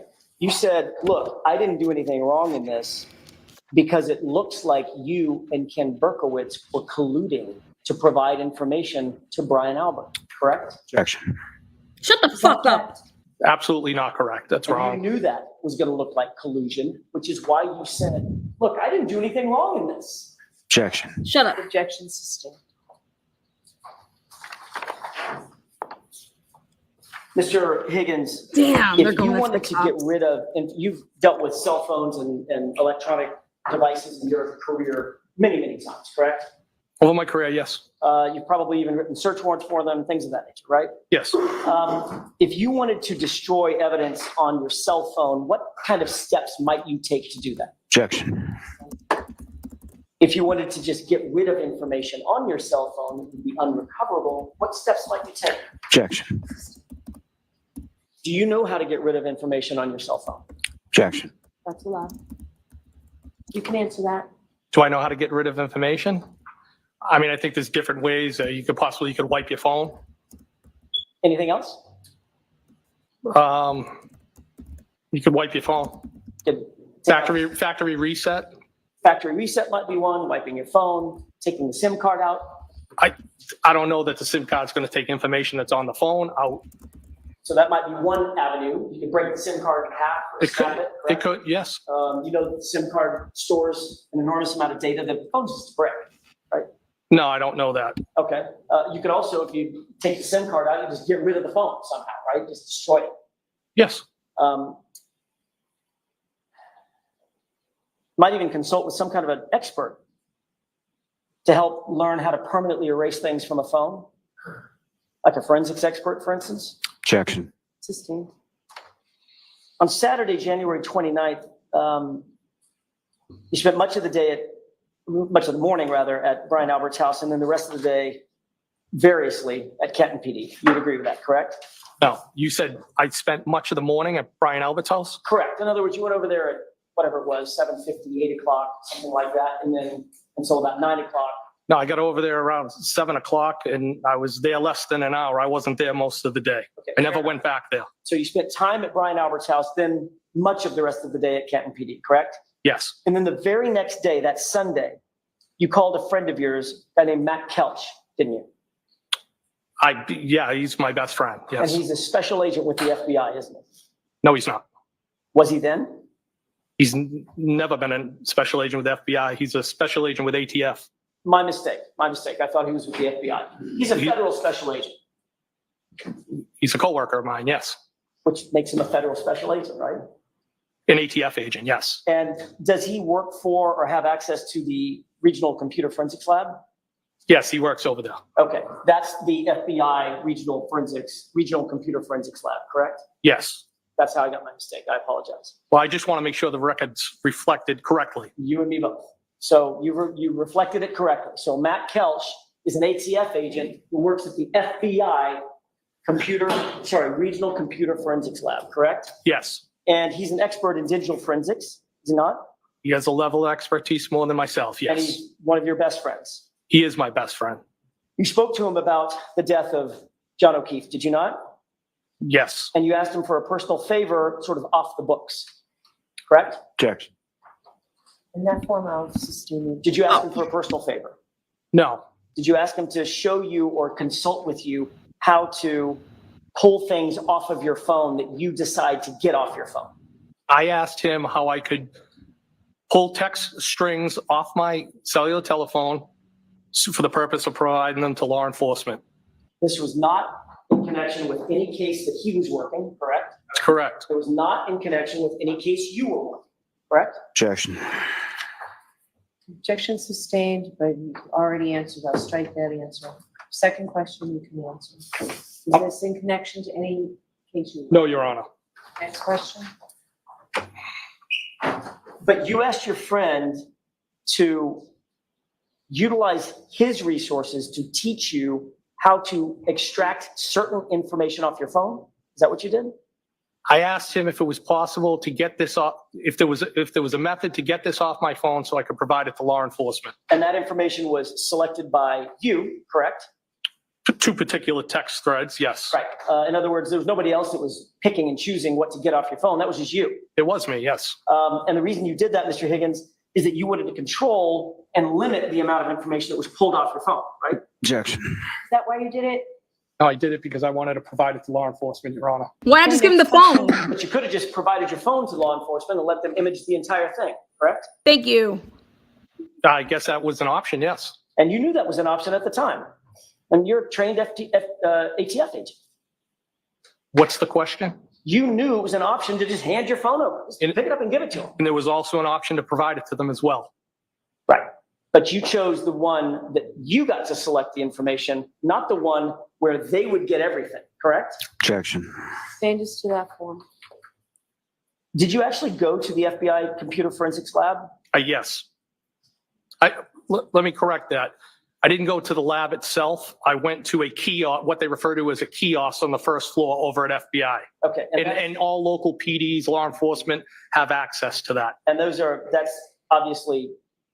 It's an unrestricted area. You can be in there, as I understand it, unaccompanied if you're local law enforcement. It's on the first floor. That is a federal facility, however. Yes, it is. Did you utilize any computer or any data extraction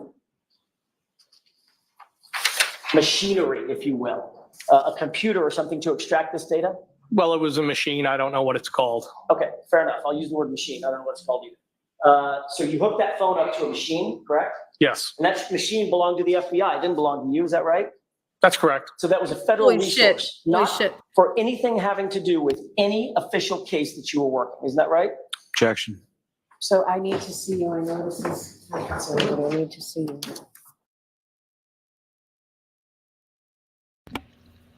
The jurors just looked at him, and that's why he did like that little, huh.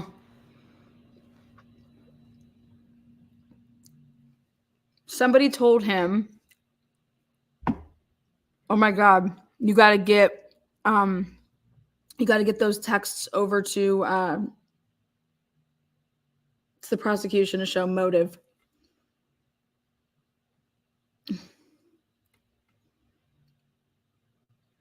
How do I do that without giving them my whole phone? Then they're going to get everything. Talk to your buddy. What's his name? He'll know what to do. Fucking A, man.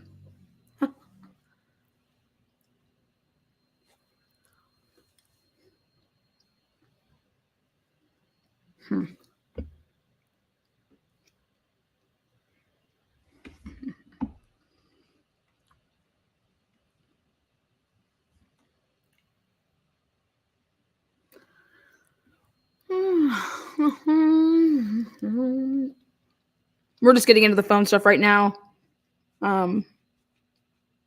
This is pretty. Oh fuck! She's dismissing the jury.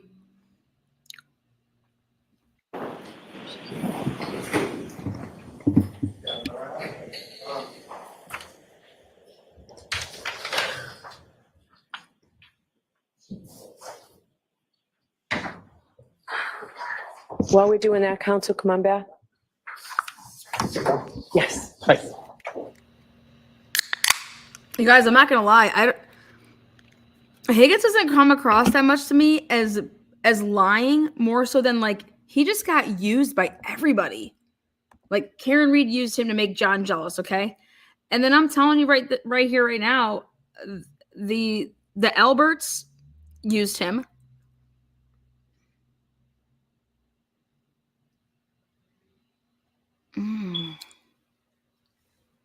Something's off. Something's off about like.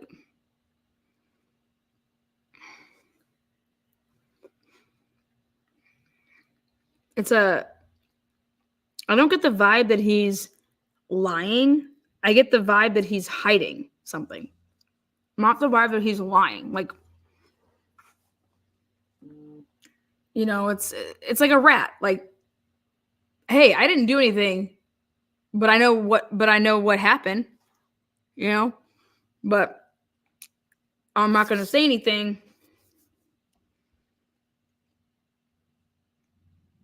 But he's adamant to say that, like, John and Karen didn't come in that, like, they didn't show up. I don't know.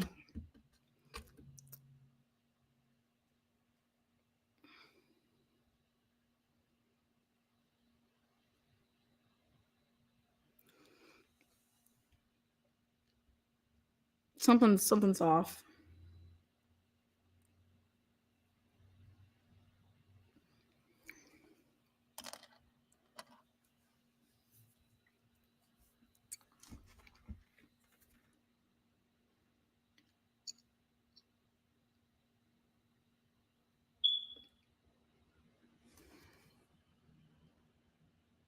Long to the left.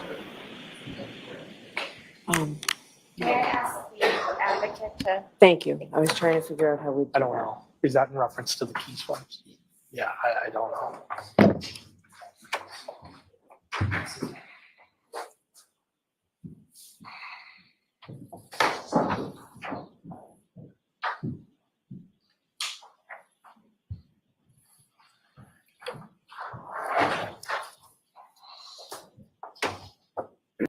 Something's up.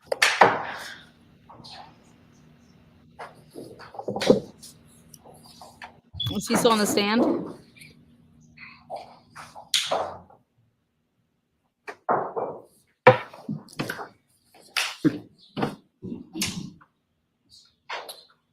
We may as well use this time with me asking counsel a question at sidebar.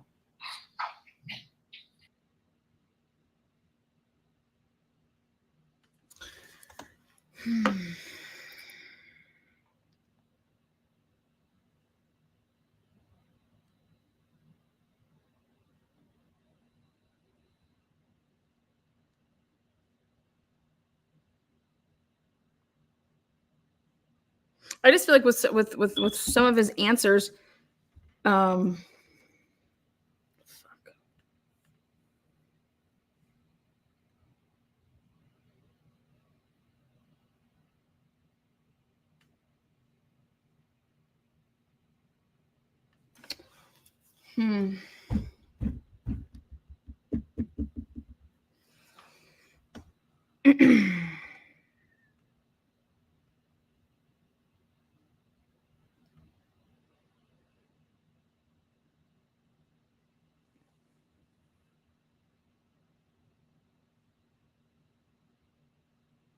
the cops didn't ask him about any of this shit about Karen Reed and him like texting. So unless the cops were told this by somebody else, and then they asked him questions about it, and then the question comes back to how would anybody know about it unless you told somebody about it?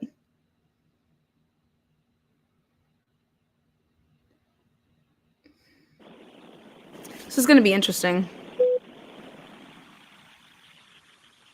Counsel, why don't you come on over, please? Mr. Conley. Again? What the fuck is going on? If you just go and just stand next to your client, Mr. Jackson's going to make an offer of proof of a question he's about to ask your client, or a couple of questions he's about to ask your client. Doesn't make any sense to me that somebody has counsel and the counsel is not aware of a potential issue. So you'll hear the offer of proof. I'll let you speak to Mr. Higgins before this actually happens before the jury. Could I just have him identify? Yes, I was just going to ask you to identify yourself. Sure, my name is William Connolly, spelled CONNOLLY.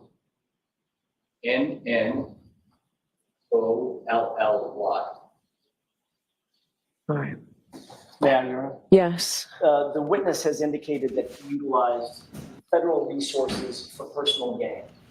The specifics of that testimony have been as follows. He indicated that he contacted Matt Kelch, a federal agent.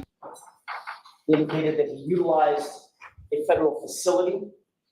He called it an unsecure facility, but it's a federal facility notwithstanding.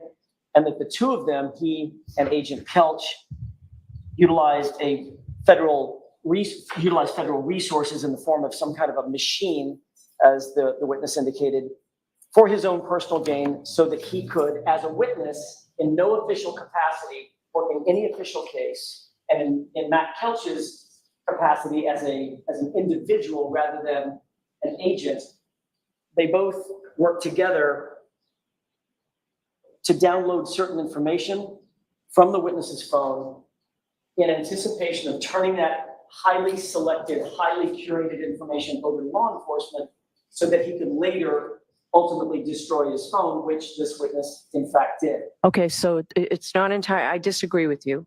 I don't think it's reached that level.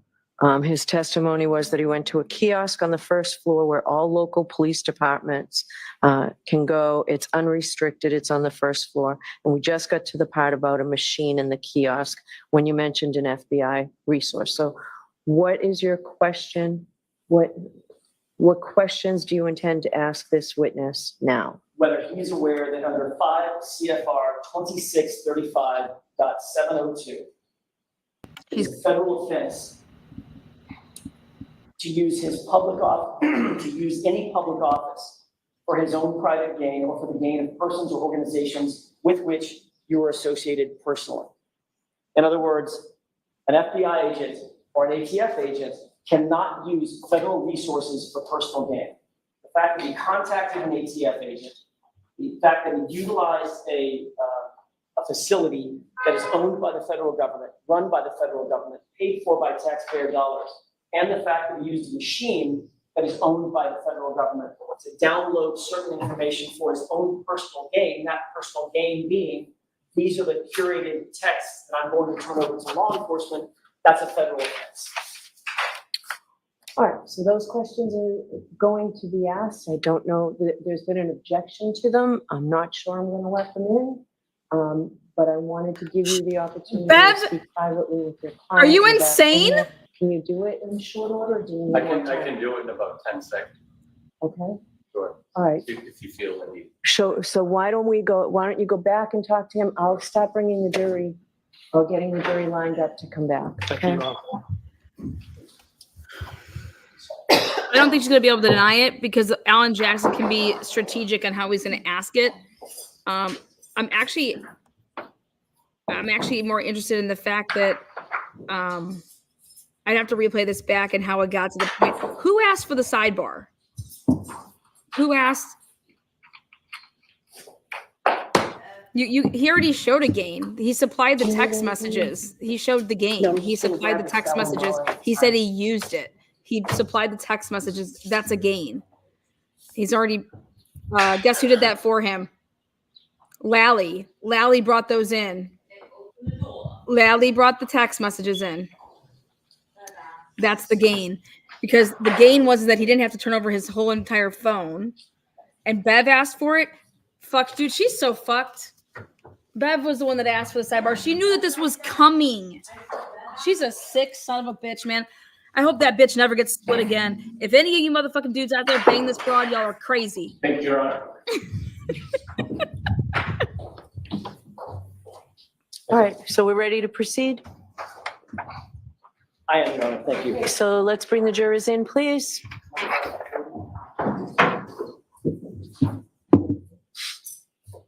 I love all your optimism, but it's going to take them about 2 minutes to get here, so, yeah.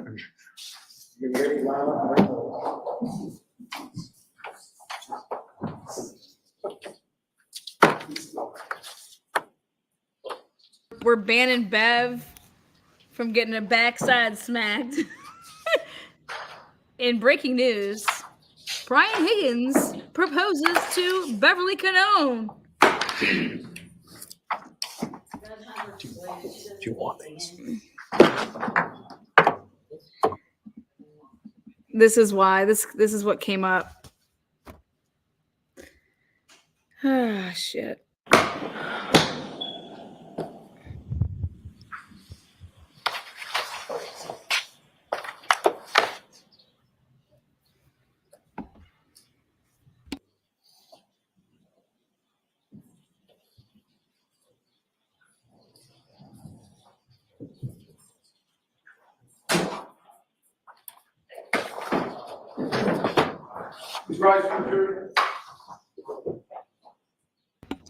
He already testified that he went to the FBI building and used the kiosk to pull all the text messages. And he did this so that he would not have to turn over his whole phone. But I want to know why he did it in the first place. He wasn't asked to. He did it on his own volition. What the fuck are you doing? I think they were starting to feel some heat. He didn't trust. I don't know, man.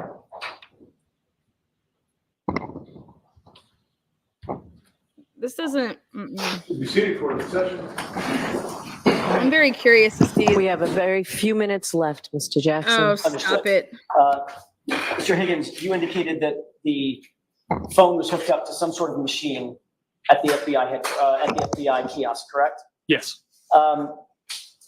You're aware, sir, that under 5 CFR 2635.702, you may not use your public office for your own personal or private gain or for the gain of persons or organizations with which you are associated personally under pain of a federal offense, correct? Objection. No, Your Honor. Are you aware that under 5 CFR 2634.704, it's a felony to quote?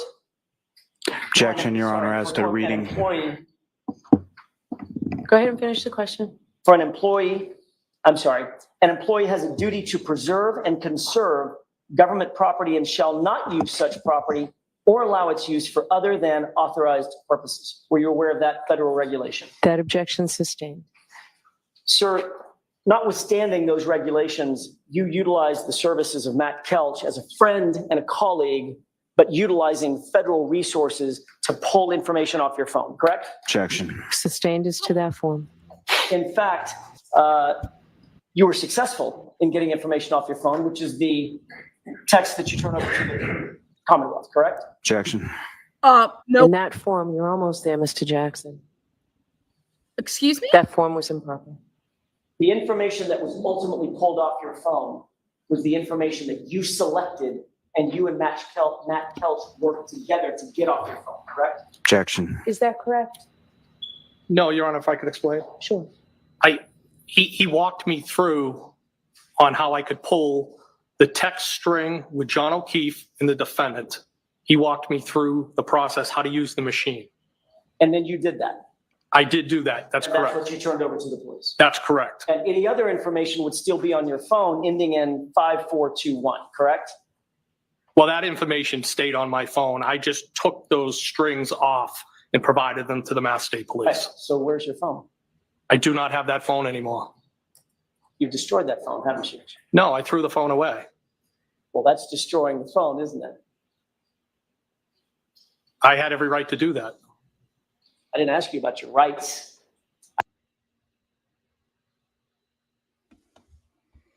You got to be shitting me.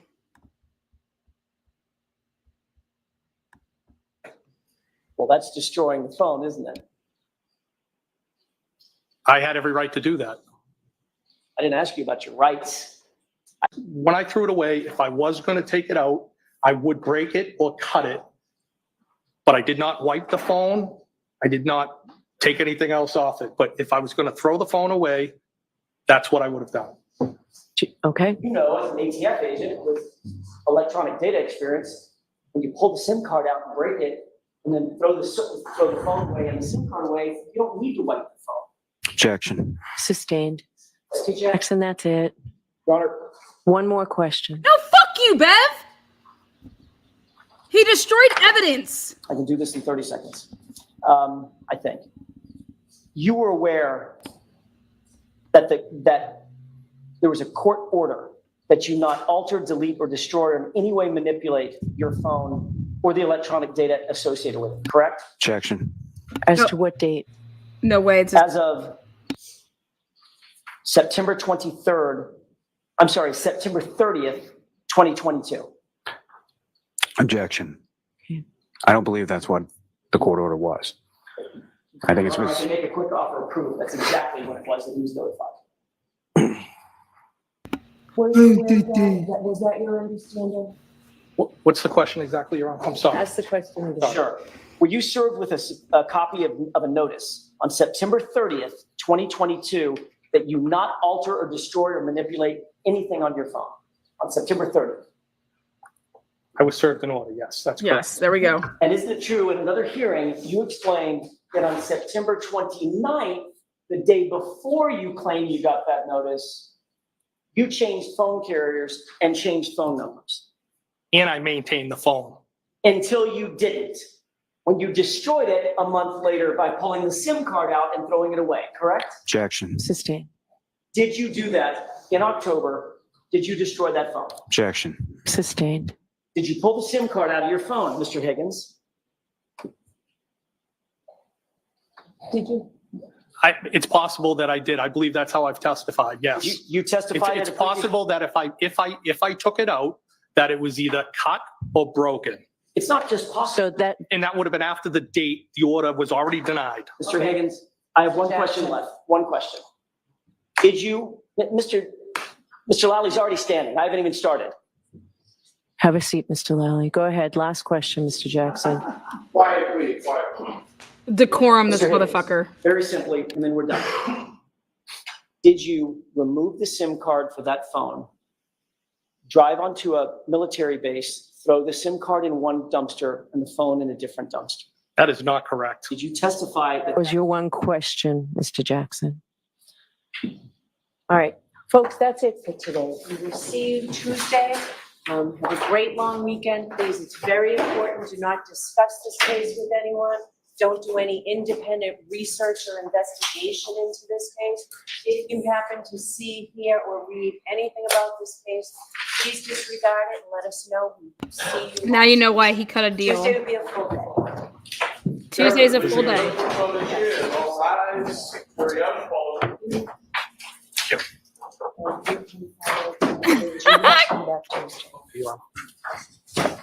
Goodbye. He has to come back. He has to come back. He has to come back. Bev's about to be fired too. You guys, this is insanity. Hold on one second. Let's see what else they have to do here. I mean, You can follow them, yes.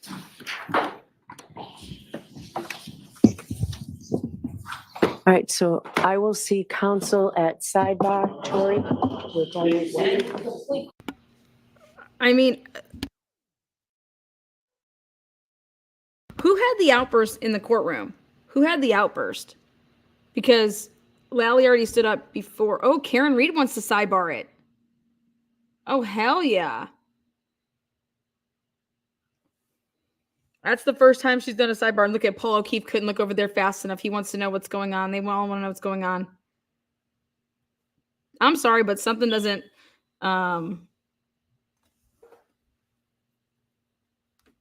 Look at them. Look at everybody staring.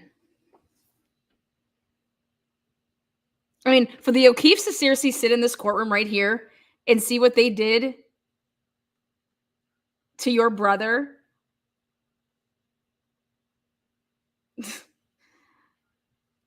I have to say it, and you guys don't have to watch the trial with me anymore, but the man that I actually have the most sympathy for is the dad.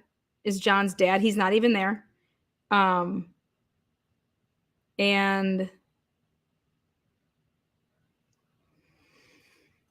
the stuff that they're hearing, you see, these guys are destroying evidence. But I get it. Like, hey, these are the same cops that have helped you out of probably how many jams, Paul? Okay, this is sick. The jury sees it. The jury is well aware.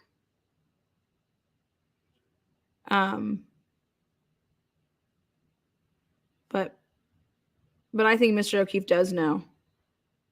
And look at what this is like. I don't even.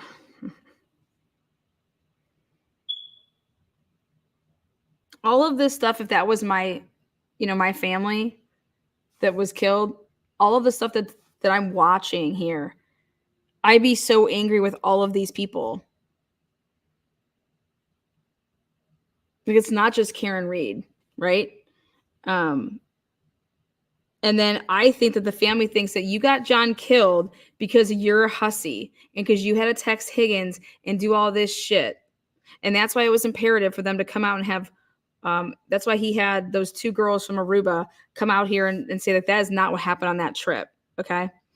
And that Karen was apologizing and stuff like that.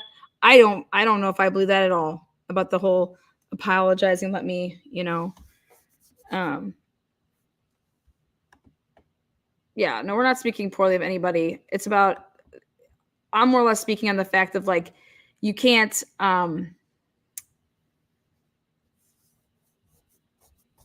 this is a double standard.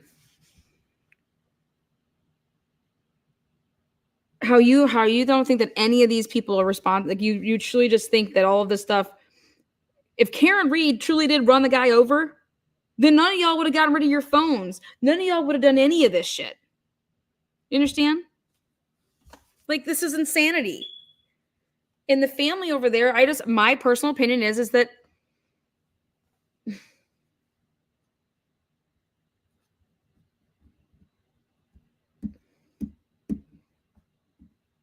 but they didn't come into the courtroom just to see the facts of what happened.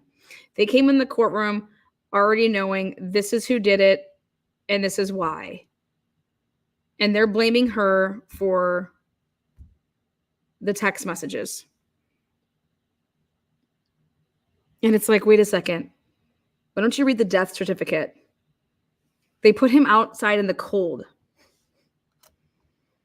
How are you gonna ignore the data? John's phone went up 3 flights of stairs. He was inside.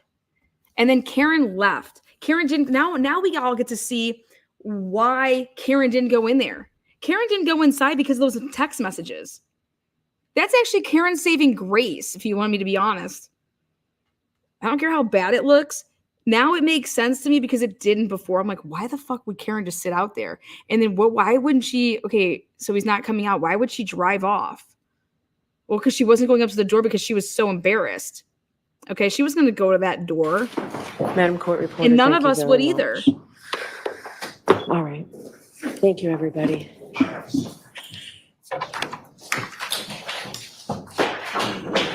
All right, what, please?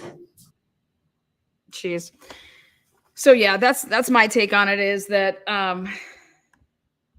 now finally I got the piece that I wanted for me.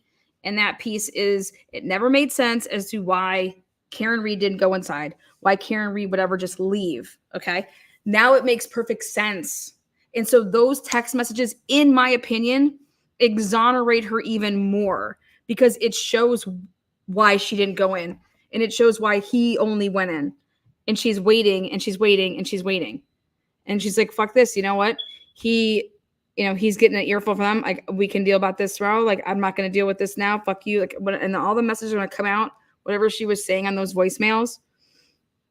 But to me, it finally makes sense as to why Karen Reed didn't go inside or didn't attempt to go and get him before she left. Without those text messages, it doesn't make sense.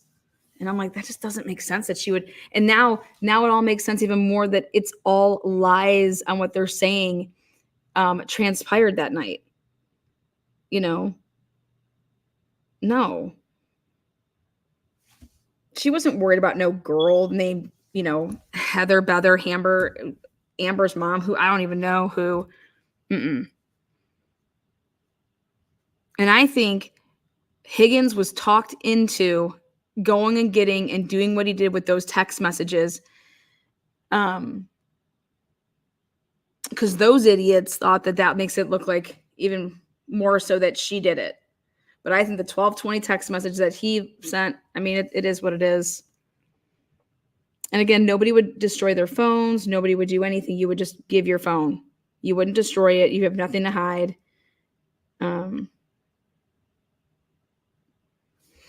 So I'm actually finally glad to see those text messages because I'll be honest with you, it didn't make sense as to why Karen would just drive off. But now it makes perfect sense. Like she, and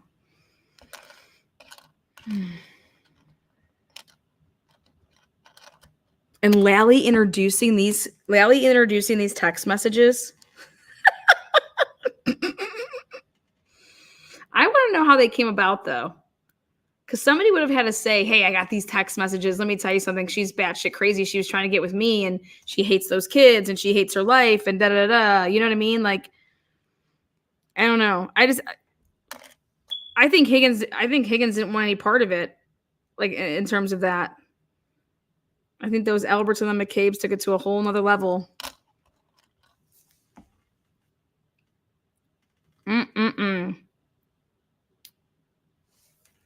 So.